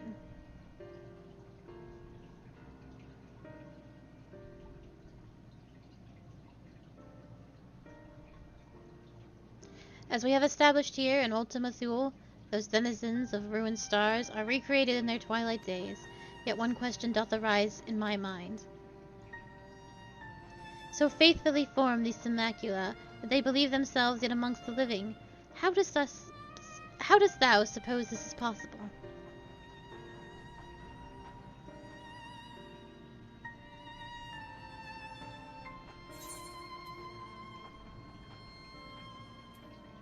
Medion made contact with them while they still lived?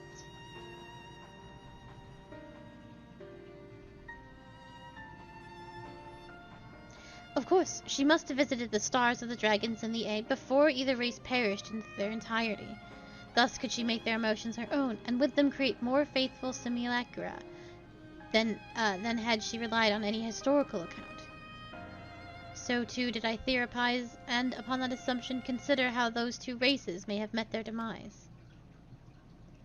According to thine own tale, Medion preserveth the emotions of those nearby as her own, a heightened sense of empathy intrinsic to her nature as an enteleki. In the course of her starfaring journey, if she encountered beings who strongly desired a cessation of their existence, she would be powerless before that desire. Even she possessed the power to grant it, the power of a dynamis. 'Tis my supposition that, overwhelmed by their longing for death, Medion did unleash dynamis and ushered the dragons and the Ea unto their doom.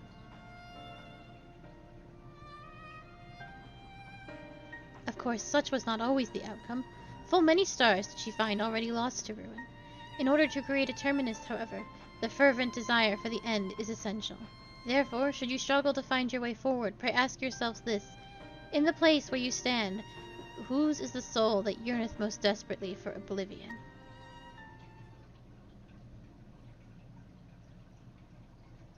Why do you tell us this now?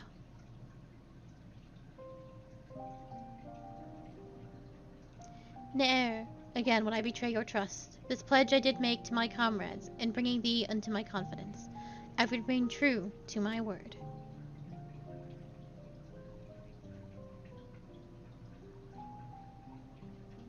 As for thee, let us consider it my fitting reward for the secrets I harbored for the Crystal Exarch. I once pledged my faith in thy chosen path, walking at thy side, full knowing that we were bound for thy demise. I ask that thou now returnest the favor, and abide in faith as I fulfill mine own destiny.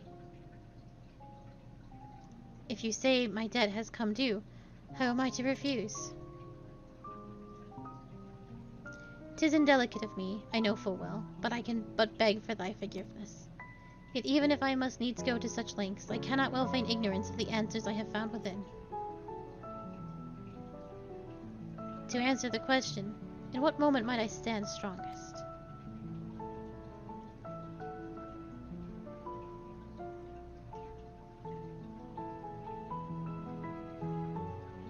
After all that we have been through, I will say only this. Do what you must. Do what you must, and see your conviction through. I shall, my friend. I shall. Without further ado, then, let us go and join our comrades.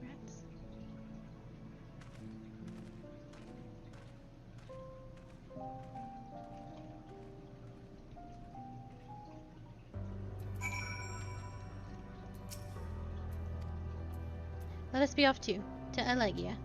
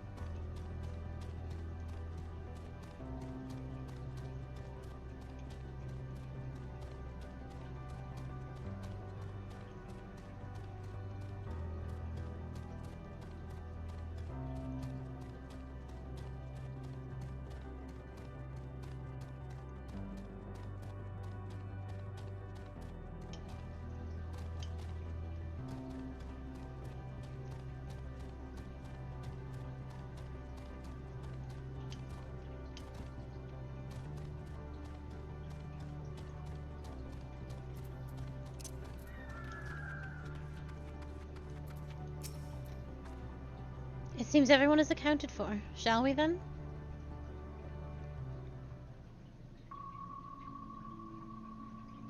Please, continue. Tell us about this truth you discovered. Very well.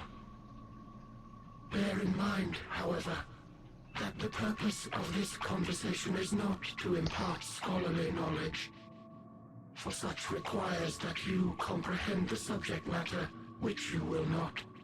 We will forego the intricacies of our scientific methodology and deal only with the conclusion, the end of our society and our world. We acknowledge, with regret, that your star is in the midst of the same panic-induced cataclysm that befell Deneb III.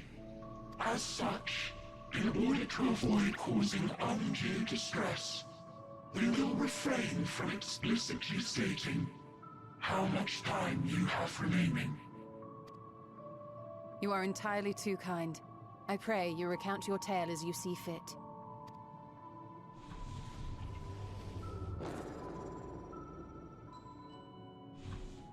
In the beginning, the universe was but a tiny particle. Then suddenly, this particle began to expand. Having remained entirely in the bounds of your star, the phenomenon may be difficult for your kind to grasp. But... Oops. I'm very sorry. Speculating that the universe could not grow indefinitely, we sought to learn what might occur, and made a worrying discovery. The stars will continue to spread apart, as will their finite thermal energies. Eventually, all heavenly bodies will grow cold and freeze. No new stars will be born, and the universe will enter into an eternal ice age.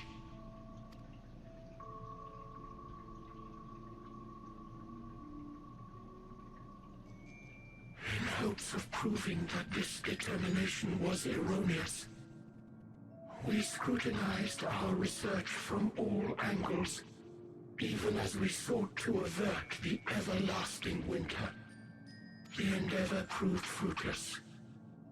So infamously so, in fact, that it became synonymous with vain effort. The universe as we know it would end, and there is no way to prevent it. Beneath the weight of this knowledge, our society stagnated. Though we had time still, it was a cold comfort. Why strive for anything when desolation is assured? When our wealth of wisdom, accumulated since the dawning of our kind, would be forever lost. No civilization would rise from our ashes. No scholar recover our knowledge. In silence unbroken, naught would stir. Intellect was once our pride. Overnight, it became our shame. Our works, monuments to futility. Immortality, our greatest invention, became a source of suffering.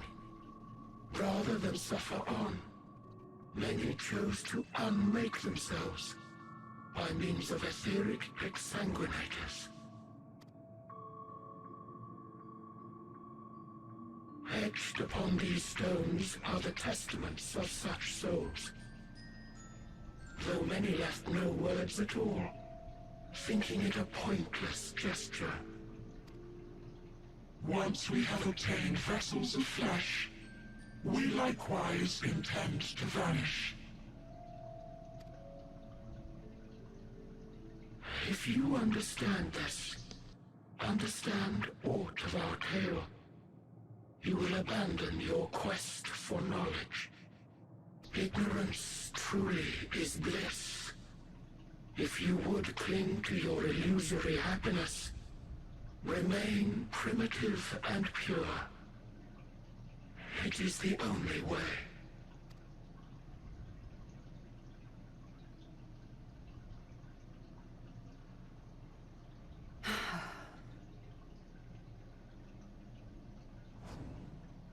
So that's your story.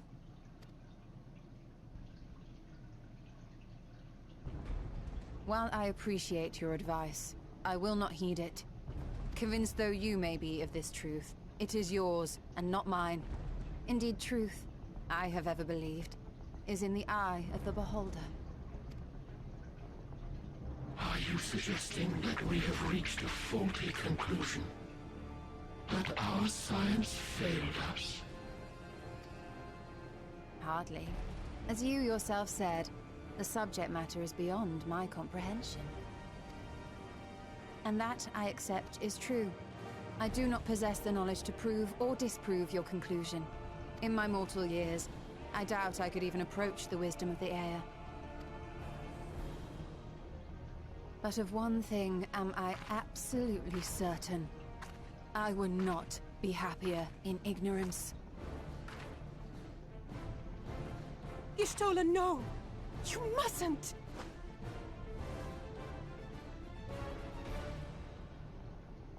The most important lesson I've learned is that learning isn't simply passing one's eyes over words. Nay, 'tis when understood for oneself that knowledge attains its true value. This is what has sustained me, driven me onward in joy and wonder, in anger and sorrow.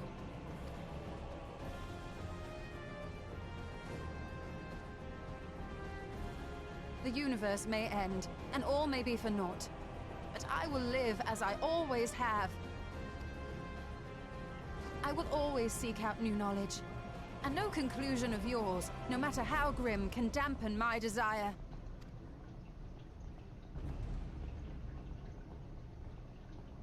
I suppose it is only to be expected. Their feeble minds cannot fathom the terrifying gravity of it all. But worry not. We consider it our duty to enlighten you, and we will not stop until you grasp the full extent of our despair.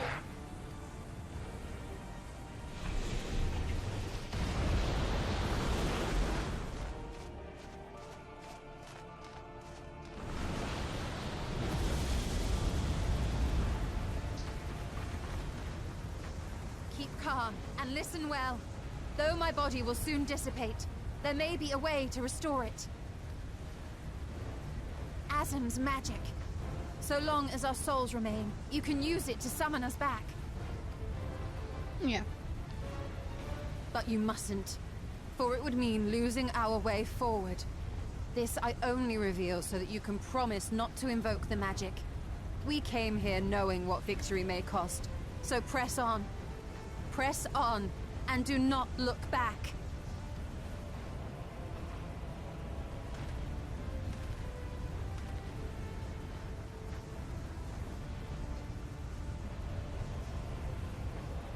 I shall join thee. As subterfuge is not required, thou shalt not suffer for mine absence. Riange. My resolve hath never been as strong as thine. Full oft have I wavered in my decisions, and afterwards been stricken with regret. In spite of this, I may still stand with my comrades, supporting them as they attempt the greatest of feats. This truth I have learned in the course of our journey. And many though my shortcomings may be, I may also claim to excel in prophecies. My studies, into which have granted me the flexibility of mind needed to bend this malleable reality.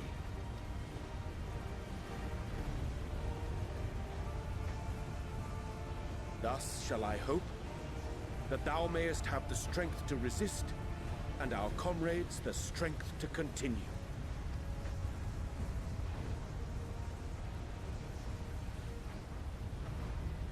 With you to urge us on, how could we possibly fail?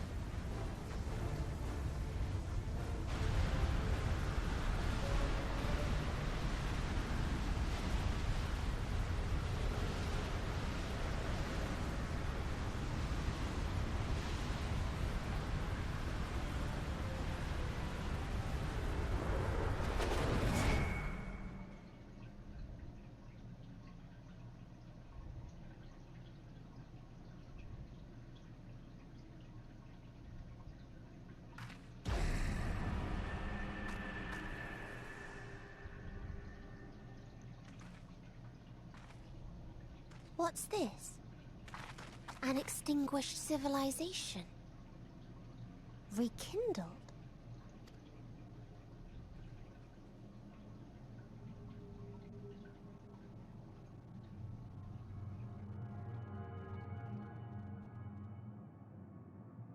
That's right. Our quest doesn't end here. We'll press on, and we will find you.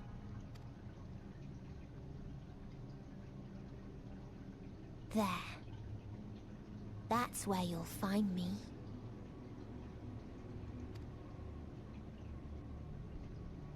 Is that another star? Of the stars we visited, most were already devoid of life. And where there was life still, the inhabitants wished for death. But even death, we learned, isn't truly the end. It is but a part of the cycle of rebirth.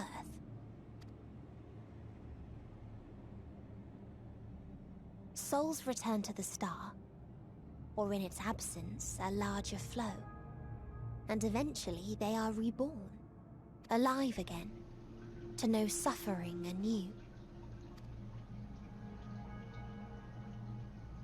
True salvation lies not in dying. It lies in not being born. This is the gift I would give to you. To all life on beautiful Aetheris.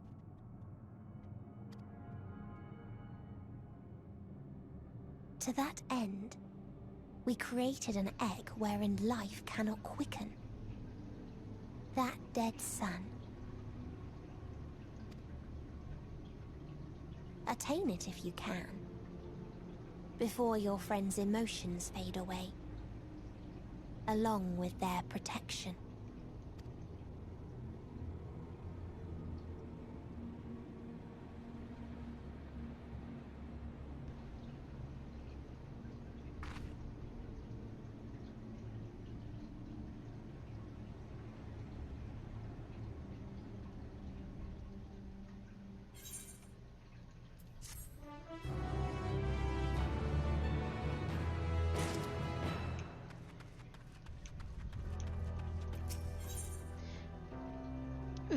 Grahatia regards his comrades in solemn silence.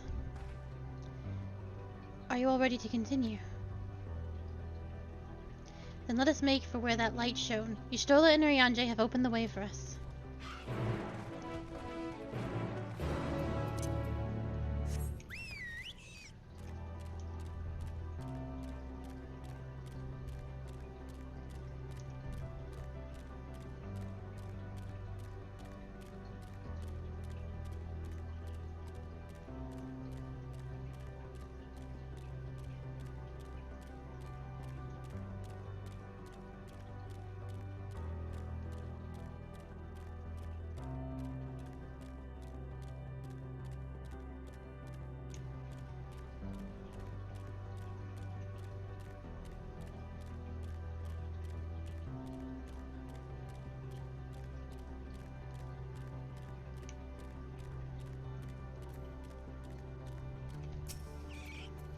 Yes, I can feel it, the aether emanating from this arcane pattern.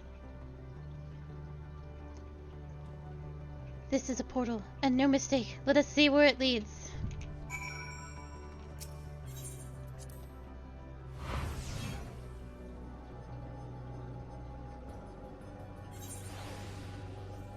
Yes, I figured this was going to be Omega's domain.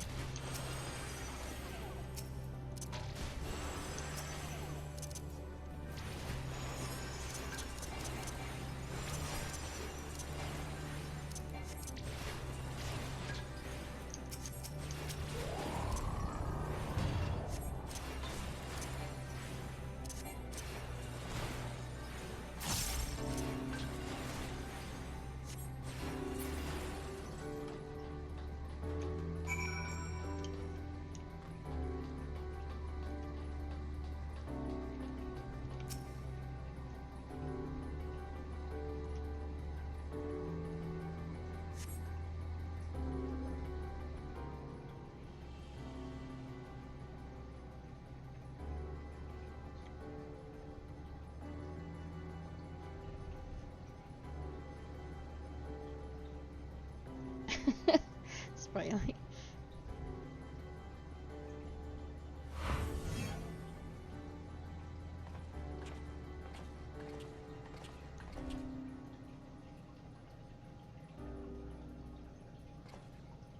Amazing, yet another civilization. Attacked as soon as you arrived. Not the most welcoming of places, is it? We must try to find the denizens who are amenable to conversation. We should also get a lay of the land to see how far we can go. I'll help Elfina with that. In the meantime, you and Graha can search for friendlier folk.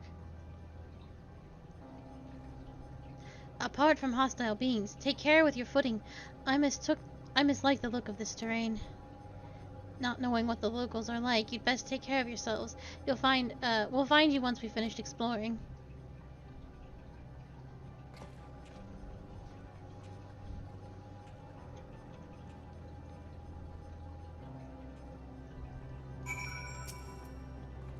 I expect the twins will seek the outermost bounds of the Isle, so I propose we search the central area. There are machines patrolling here and there, sentinels in all likelihood, like those you encountered. They will most certainly attack those who venture too close. Let us avoid them and look for others that appear more approachable.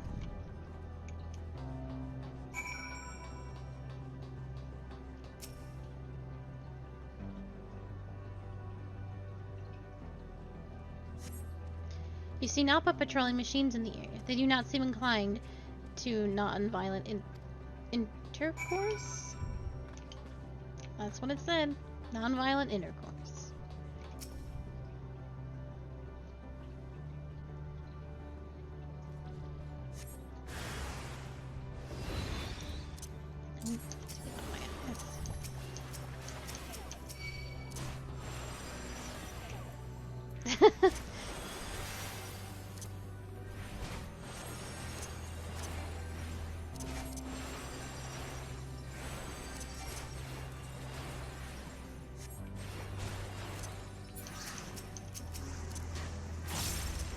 Hold on.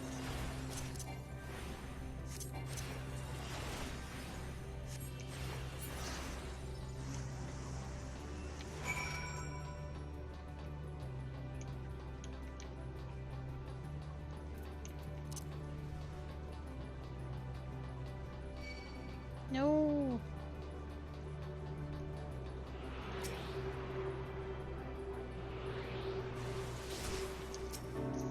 Stop.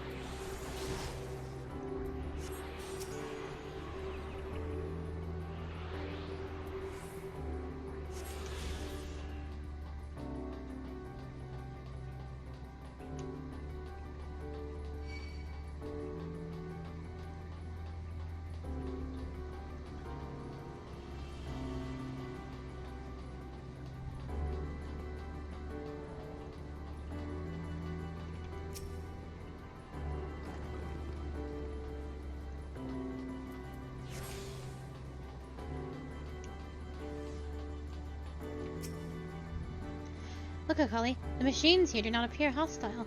Let's see if we can communicate with them. Begging your pardon, we are searching for denizens of the star? Psst. Unknown life forms detected. Assigning generic label interplanetary travelers. Greetings and welcome to the planet bloop bloop. The planet what? Could you please repeat that? It appears your hearing organ is unable to process the name in our tongue. It may be translated to yours as Alphatron. Our people, meanwhile, are called Omicrons, and you stand within one of our outposts. The Omicrons, you say? And what is it that you do here? We are preparing for war. As we presently do not have a designated target, you have nothing to fear. Should your star become designated, however, you will be taken into custody and or terminated. Not a little frightening, these Omicrons, but at least they seem to be forthright.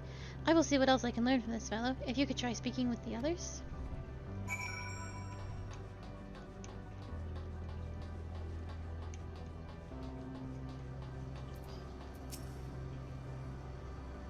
Measuring combat capability. Result negligible. Subject fails outside targeting parameters. Greetings, traveler. We are Omicrons, and our objective is self-enhancement. In order to achieve this, we venture forth to conquest and acquire combat data and resources. Most recently, we succeeded in subjugating the homeworld of the beings whose strength was said to be without parallel, the dragons. Yet though our endeavor yielded a wealth of combat data, the star was rendered barren and unable to yield resources. A subsequent costing determined that the losses incurred exceeding the gains.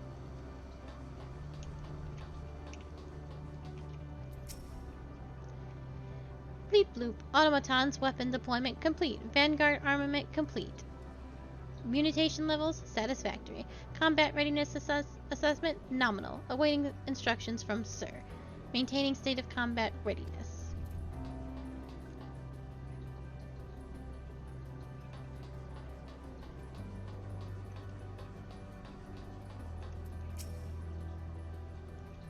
Greetings, travelers. When venturing outside the outpost, beware of malfunctioning units. They do not heed Sir's commands and indiscriminately attack all non-Omicrons.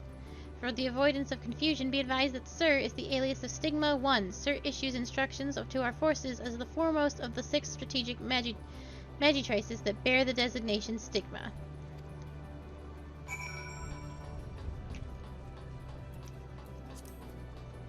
Did I touch that rock? I can't remember.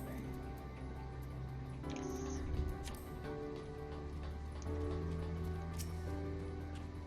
You learned a few things? So did I. Ere we share our findings, however, I believe it best to step outside the outpost. Come with me.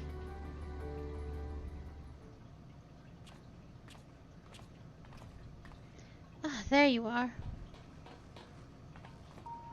We finished surveying the area. This will come as no surprise, but there was no way forward. There were portals like the ones we used to get here, but those that worked only set us to isolated isles. Then, as before, we must locate the embodiment of the emotion that bars the way.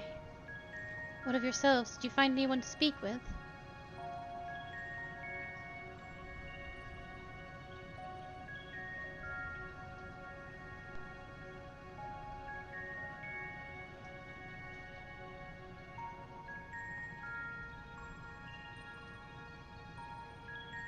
So the Omicron seek to advance themselves through conquest. Following their victory over the dragons, they stand ready for the next campaign, but their leader has yet to issue new commands, and so they wait. In such a place, who could it be that fits Arianji's description? A soul yearning for oblivion surpasses all others. Arianji said this? During our investigation, before we joined you in Elgelia.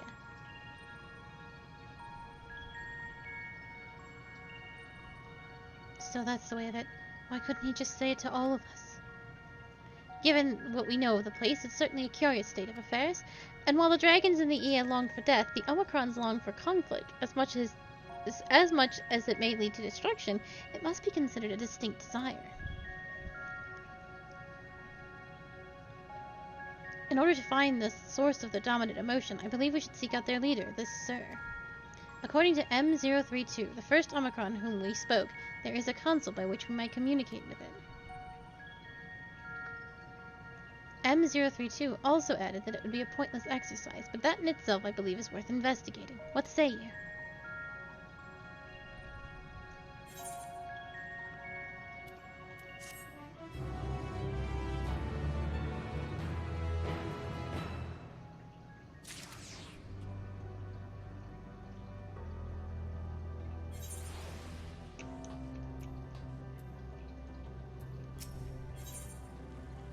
I actually should do my stream a favor and update where I am. Oops. Yes. I will do that. So, 6 to the... There we go. Grahatia is ready to set forth. So the console we seek lies on the far side of this isle. Given the nature of the ground, the route may not be entirely direct as it seems. Let us watch our step as we make our way.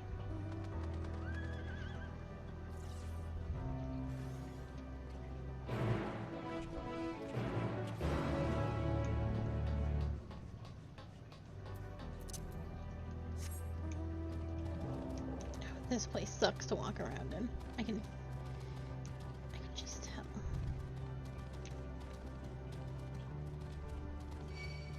I'd say that's the running theme with all the zones. They just really suck to traverse on foot.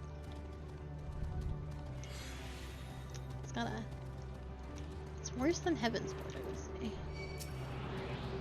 Must we? Must we? Must we?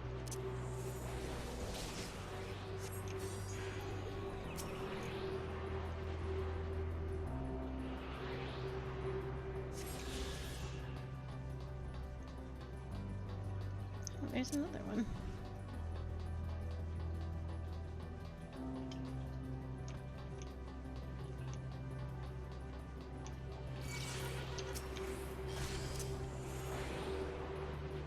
I'm max level. I don't need this.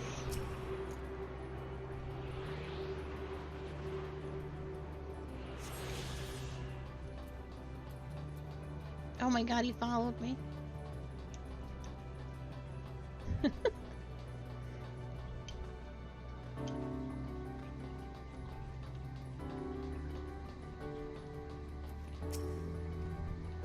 This appears to be the council.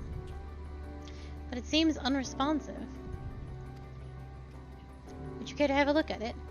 Yeah, I need to touch this thing before that robot wakes up. And kicks my whole ass. Oh, he was coming, but he's gone now.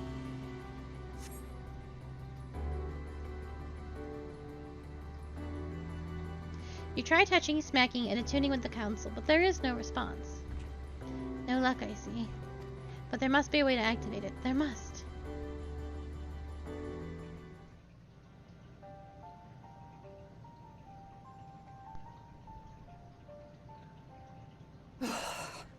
Well, I'm out of ideas.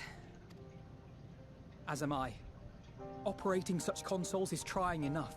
But if we can't even activate it? Think, Khan. Perhaps there is a way. First, consider the world that has been recreated here. Its inhabitants were machines who gathered combat data to enhance themselves. And among the many wars they waged, the most notable was that against the dragons. As you've doubtless surmised, I believe this was the homeworld of Omega. Sid built a jamming device to defeat it, a device which generated massive bursts of lightning, its sole weakness. That's all well and good, but what does that... Wait. You're not thinking to strike the console with lightning, are you? As a matter of fact, I am. Ask yourselves this. Why would an entity as puissant as Omega not be designed to suppress the effects of lightning? Because it never had to deal with it. Because it relies upon it, or something akin to it, as a source of energy. My thoughts exactly. And there is a good chance the same is true of the Omicrons and their devices. So, shall I cast caution to the wind and try something reckless and dramatic? Just shut up and do it, Graha. Or I could use my custom-made Omega Jammer.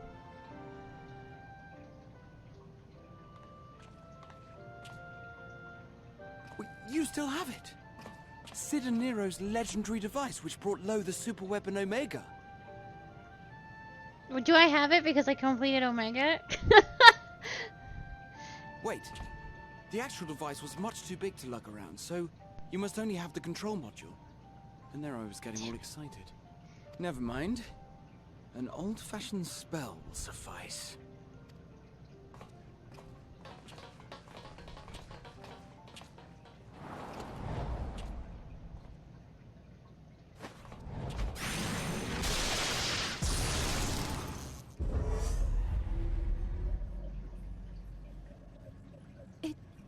It worked!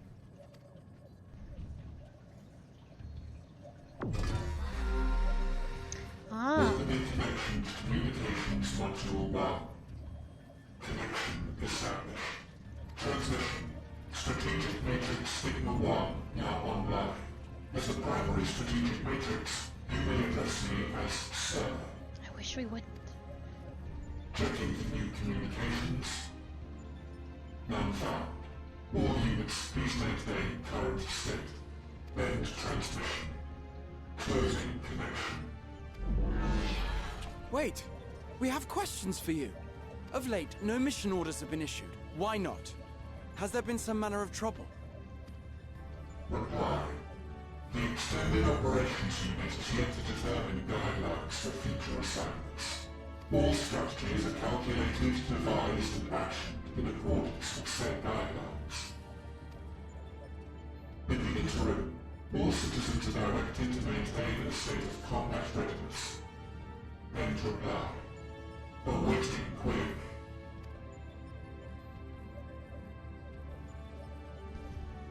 Can you tell us why the Extended Operations Unit hasn't yet determined the guidelines? Unable to comply. Information unavailable or access restricted. In that case, is it possible for us to communicate directly with the unit? Access denied. Unable to establish connection. Is there anything you can tell us? Have there been any abnormalities, like a threat to the star or widespread unrest? Reply. Negative. All citizens continue to operate at maximum efficiency. If your operations are suboptimal, please proceed to a maintenance facility for evaluation. Otherwise, stand by at your designated post. End reply. End transmission. Closing connection.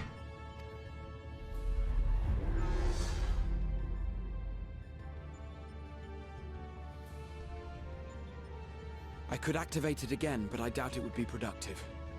What do you think? If all the Omicrons really were running as efficiently as it claimed, then I doubt they were hoping for life here to end. As this Sir told us, there just haven't been any new instructions, and everyone is standing by. Should be standing by at any rate. If there are those that are neglecting their duties, perhaps we can glean a clue from them. I propose we take another look around, and also try to find the operations unit.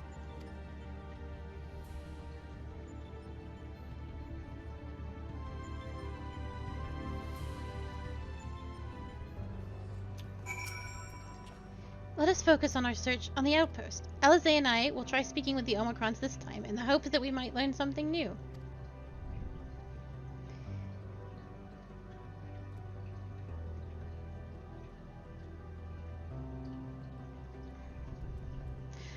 Meanwhile, perhaps you and Graha could observe from them from a distance. Those beings are systematic and routine by nature. If there are any that aren't, it shouldn't be too difficult to spot them. If there are no questions, then let us begin at once. I was curious what people were complaining about in Shout Chat. Why are there aether currents here, if there is no aether? Ugh, don't worry about it.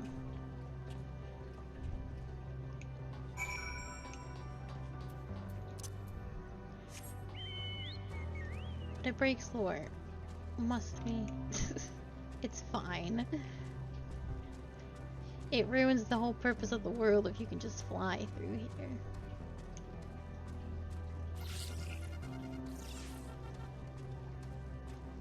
This one I will have to fight. Oh. Alright then. Fuck you. Search base Omicron for errant Omicrons. You may move the camera as well as zoom in and out.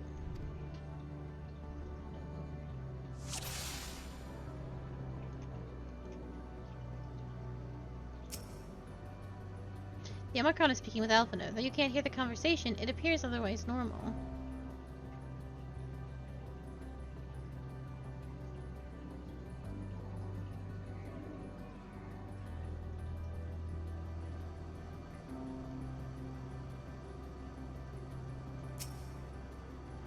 The Omicron stands dutifully next to a device. There is not to suggest unusual behavior.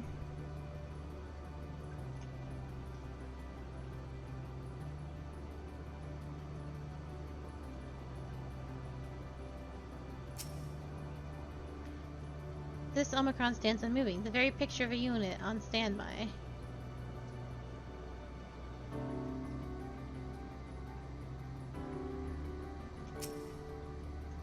The Omicron wanders about ceaselessly, as if lacking a clear objective.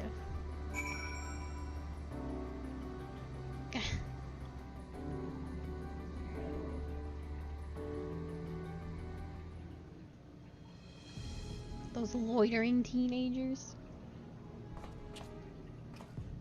An Omicron wandering aimlessly. Where?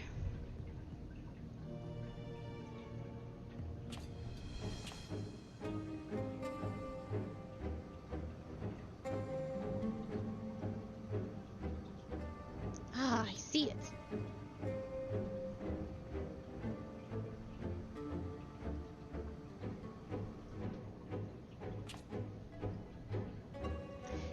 It's left the base. Let's follow it.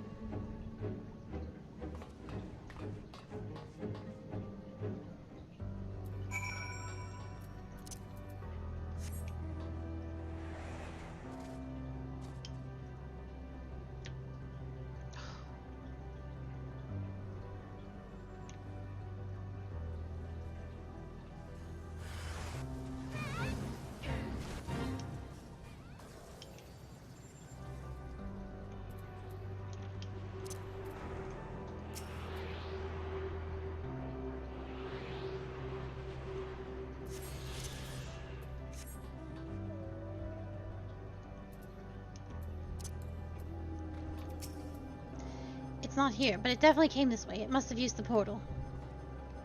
Time to go through and see what we find.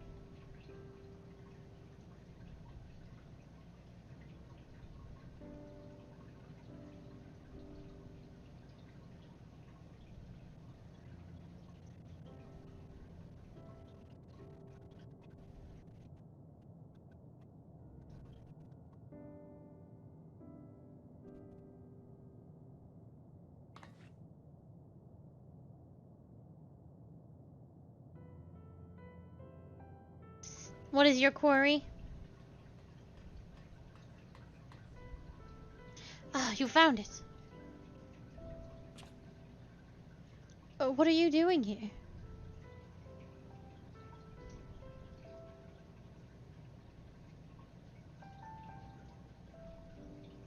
I am looking at the tree.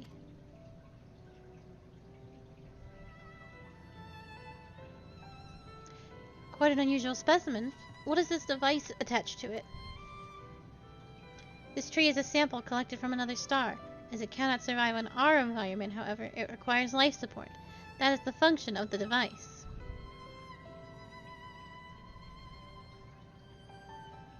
To go such lengths to sustain it, is there something special about this tree? Being foreign matter, protocol requires that we study it. As this task has been completed, the specimen may be discarded. However, when I behold the tree, I am made to feel as though there is a problem. In order to become strong, we have continued to enhance ourselves, like we did countless others. We conquered the star whence this tree came. It is the last remnant of a dead world, and there is nothing towards which it may aspire. Yet it grows, extends its branches, sprouts leaves, produces seeds. Why does it seek to continue? Why was it made to behave in such a way, and to what end? I do not understand.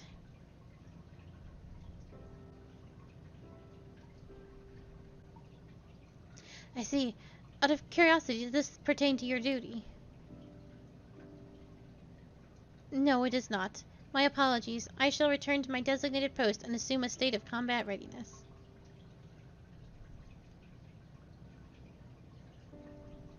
So it was acting outside of orders. Perhaps it is simply a malfunctioning Omicron. Those are by no means uncommon, but it also may be a unit possessed of the ability to make decisions, not unlike Sir. I believe this bears further investigation.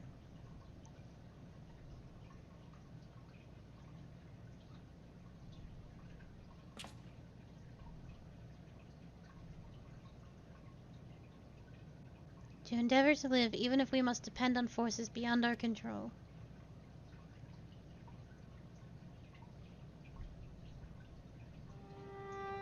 Tell me, Akali, one day, when this adventure becomes a part of your epic, do you think I will be mentioned in it?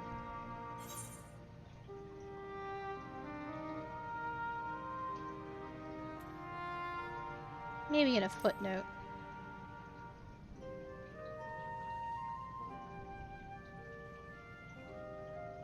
Oh, come now. How much would it cost you to simply nod?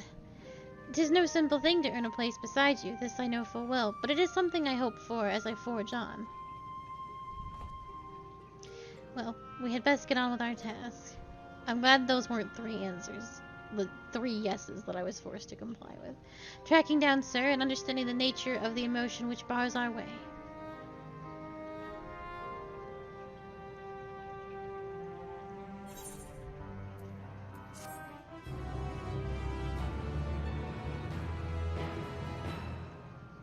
Don't ask questions you don't want the answer to. Oh, hello world. Hello world. They do it in normal too, but it is a big mechanical thing in Savage. Hello world. And I believe there's a cheese strat to it now called Hell World, where you sacrifice a bunch of people so to avoid doing the mechanic proper. Grahatia is ready to take the next step. We should return to the outpost for now. The others will wish to hear about the errant Omicron. It is nothing like normal, though. Can I just, like... Yeah.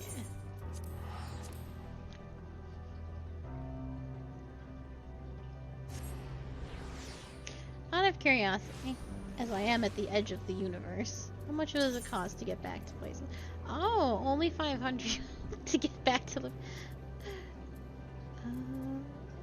to the moon is very expensive, though, despite the moon probably being the closest thing, way closer than Charlian.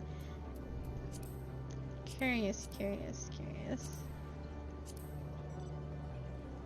God, the gold saucers usually showed cheap too. Wow. These are some abhorrent prices. Cheaper to go to the first than the Ruby Sea. Cheaper to go to the moon than the Ruby Sea.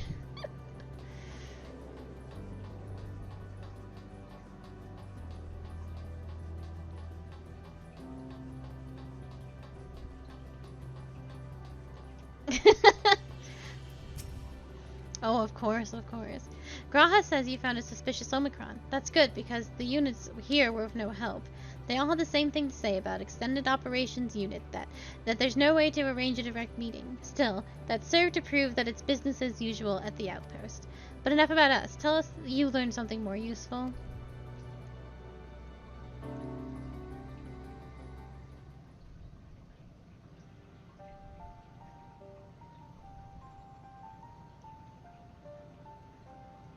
An Omicron trying to make sense of the meaning of life.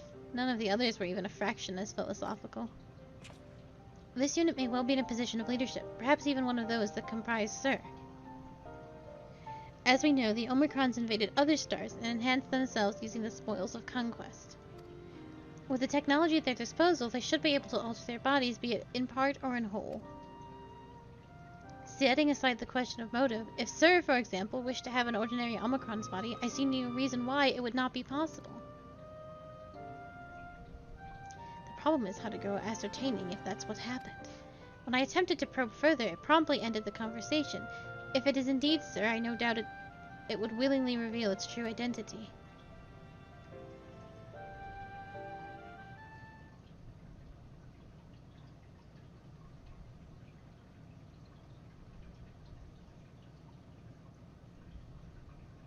I have an idea.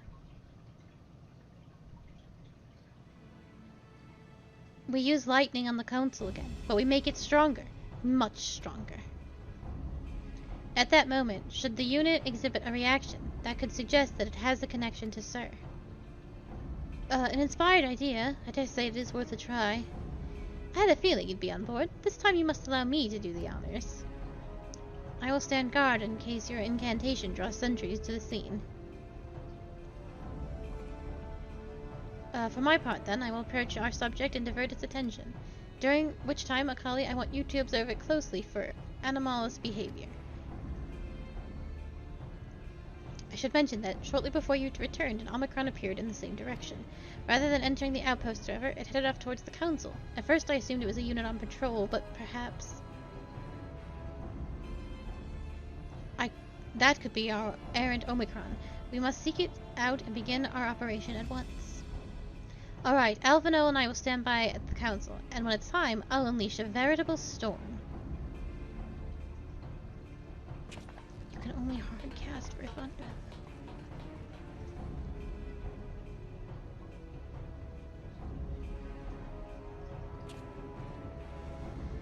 This will work, I'm sure of it. After all, our comrades are watching over us.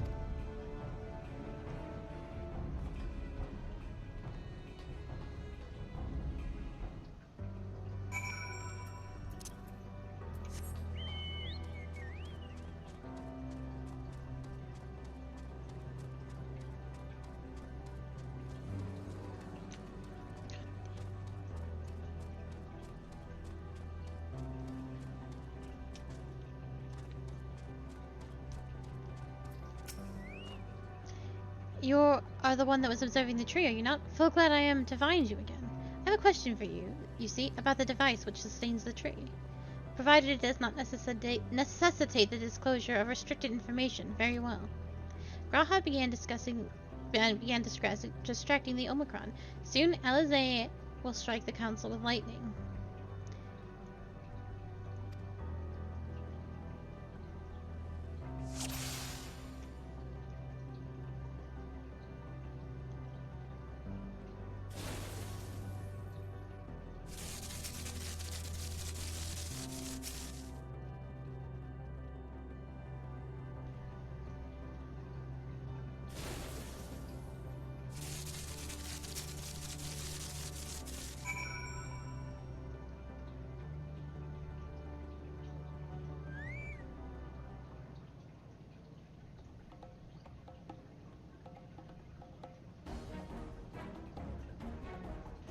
anomaly, you say? Performing diagnostic. Error confirmed. My connection to Central Command is suffering from intermediate failures. I must leave at once to present myself for maintenance at the nearest facility. You will excuse me. What you need, my friend, isn't maintenance. It is to confront the truth. While we spoke, our comrade struck the council, used to communicate with Sir. That is the cause of your anomaly. And you are connected to Sir, aren't you?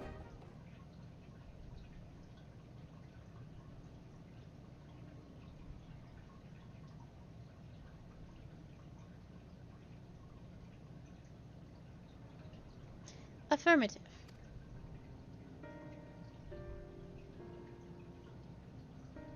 To what end you sought to assert the fact I do not know, but before we speak further, we must move away from the other units. I do not wish for them to know my true identity. Very well, our friends are at the council. Let us head there.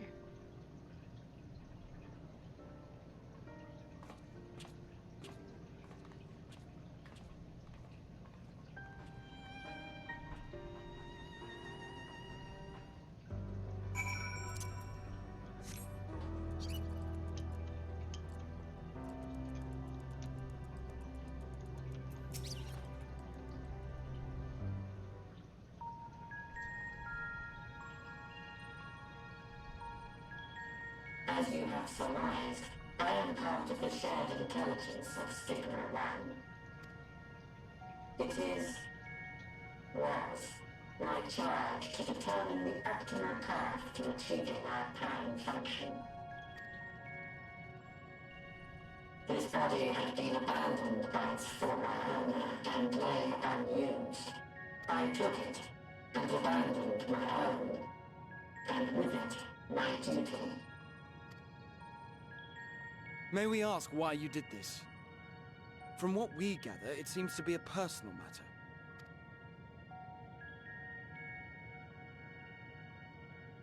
Our kind did not always look as we do now.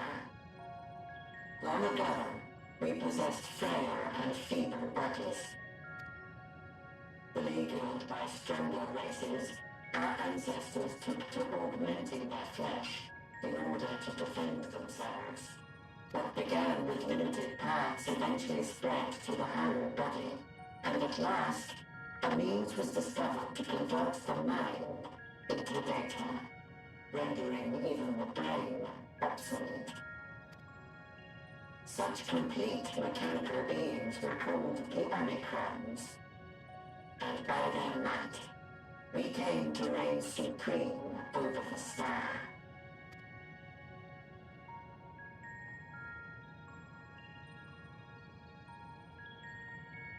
But even then, we did not feel secure.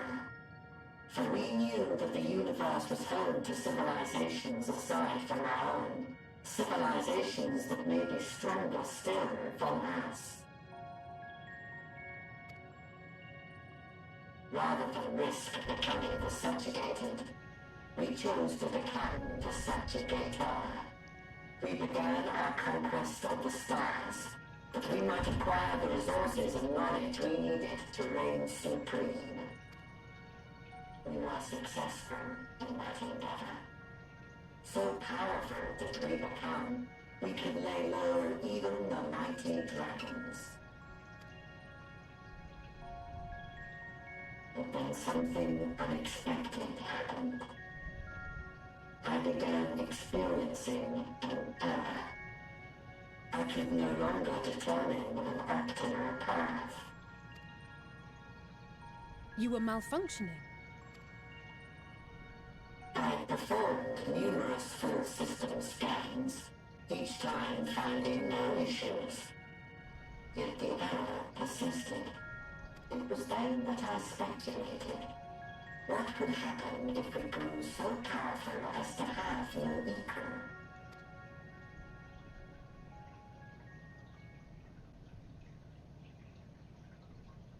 To become stronger was essential to our existence.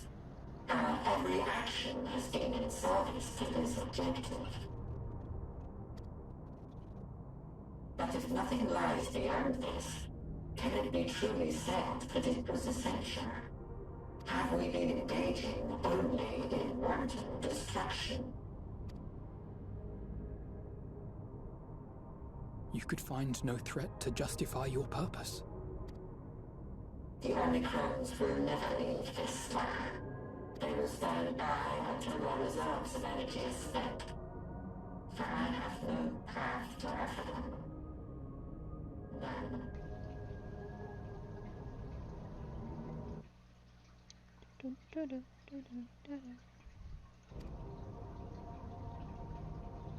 It is not our place to pass judgment on the deeds of the Omicrons. But surely, this does not have to spell the end of your people. With your power and knowledge, the possibilities are endless. Why not seek out a new purpose?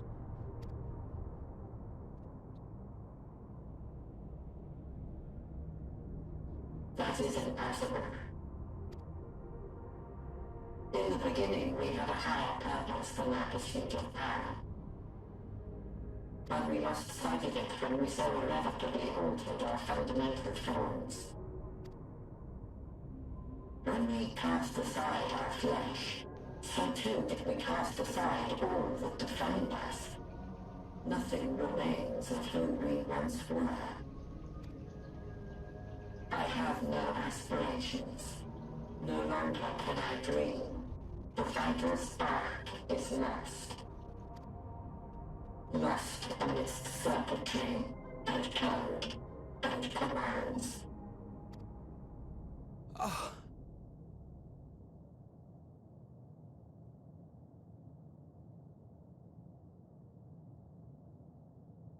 I believe I know how to overcome this despair.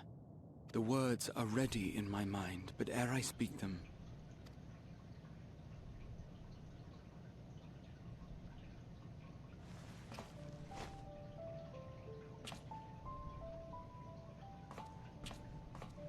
I want you to make me a promise. No. Be it across time or space, our promises have always connected us. And so I ask that you indulge me once more, that this won't be the end.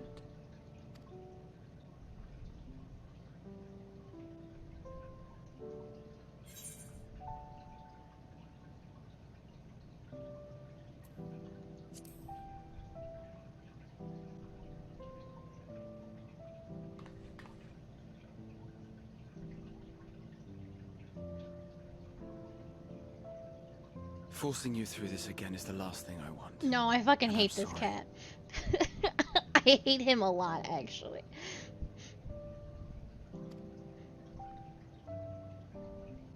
But we've never broken a promise to each other. So I ask that you have faith in us and hear my request.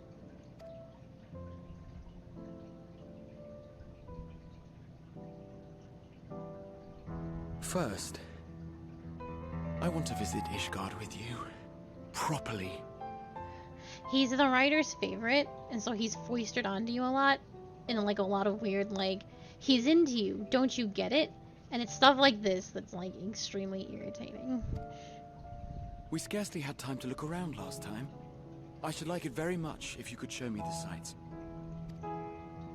Next, you must regale me with your greatest adventures, in the places where you lived them, if possible. Right, yeah. I may have read about all your deeds, but there is no substitute for a first-hand account. And last but not least, a new adventure together. Unlike any we've experienced before. We're in space, Graha. What the fuck do you We'll want travel from the me? lands, cross the seas, and take to the skies upon the eternal wind.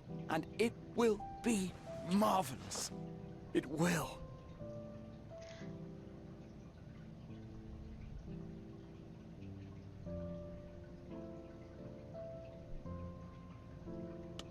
Ugh. I hate. I just don't like him, and they will not let him leave me alone. It's always this weird relationship If you would humor me a garbage. moment. When we awaken each morning, how can we prove that we're the same individual who retired the night before? Through the remembrance of past events, we might say. We have our memories, Yet there are times when we forget or recall incorrectly. What of our bodies, then?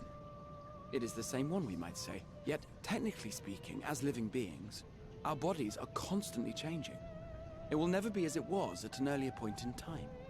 Our souls are no more immutable. On our star, people are known to inherit the souls of others, yet they are decidedly different beings.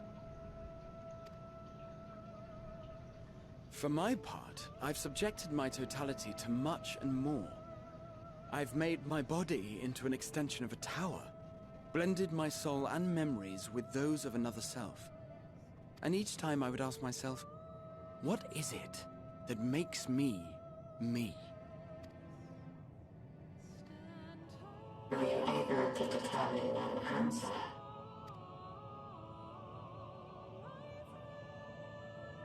No. But that doesn't mean I'm confused. It simply means I'm the same as everyone else. So I posit this. Who we were need not prescribe what we now hold in our hearts. Whatever came before, what matters most is the present. For me, that is being here with my friends, full proud of how much we've grown together. So I urge you to not give up. Heed your heart's desire and hope that the future you long for shall be realized. I cannot. We cannot. We cannot understand desire, nor comprehend hope.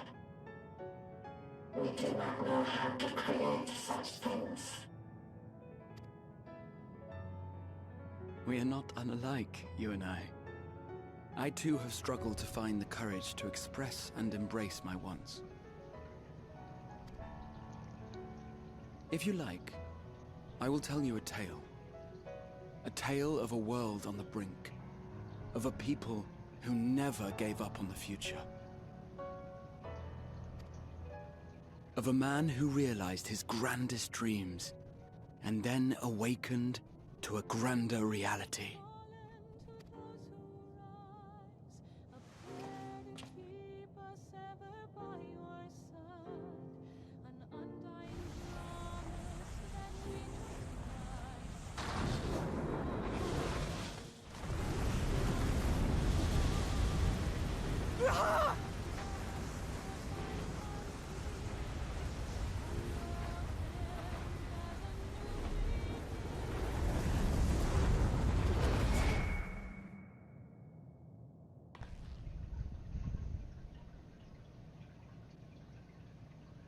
We don't care, Kali.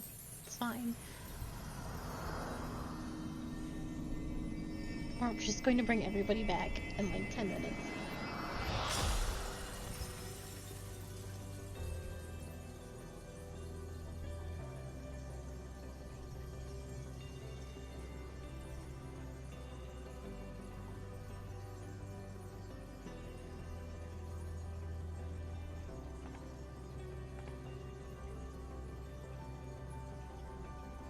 You idiot! Just once, stay with us to the end.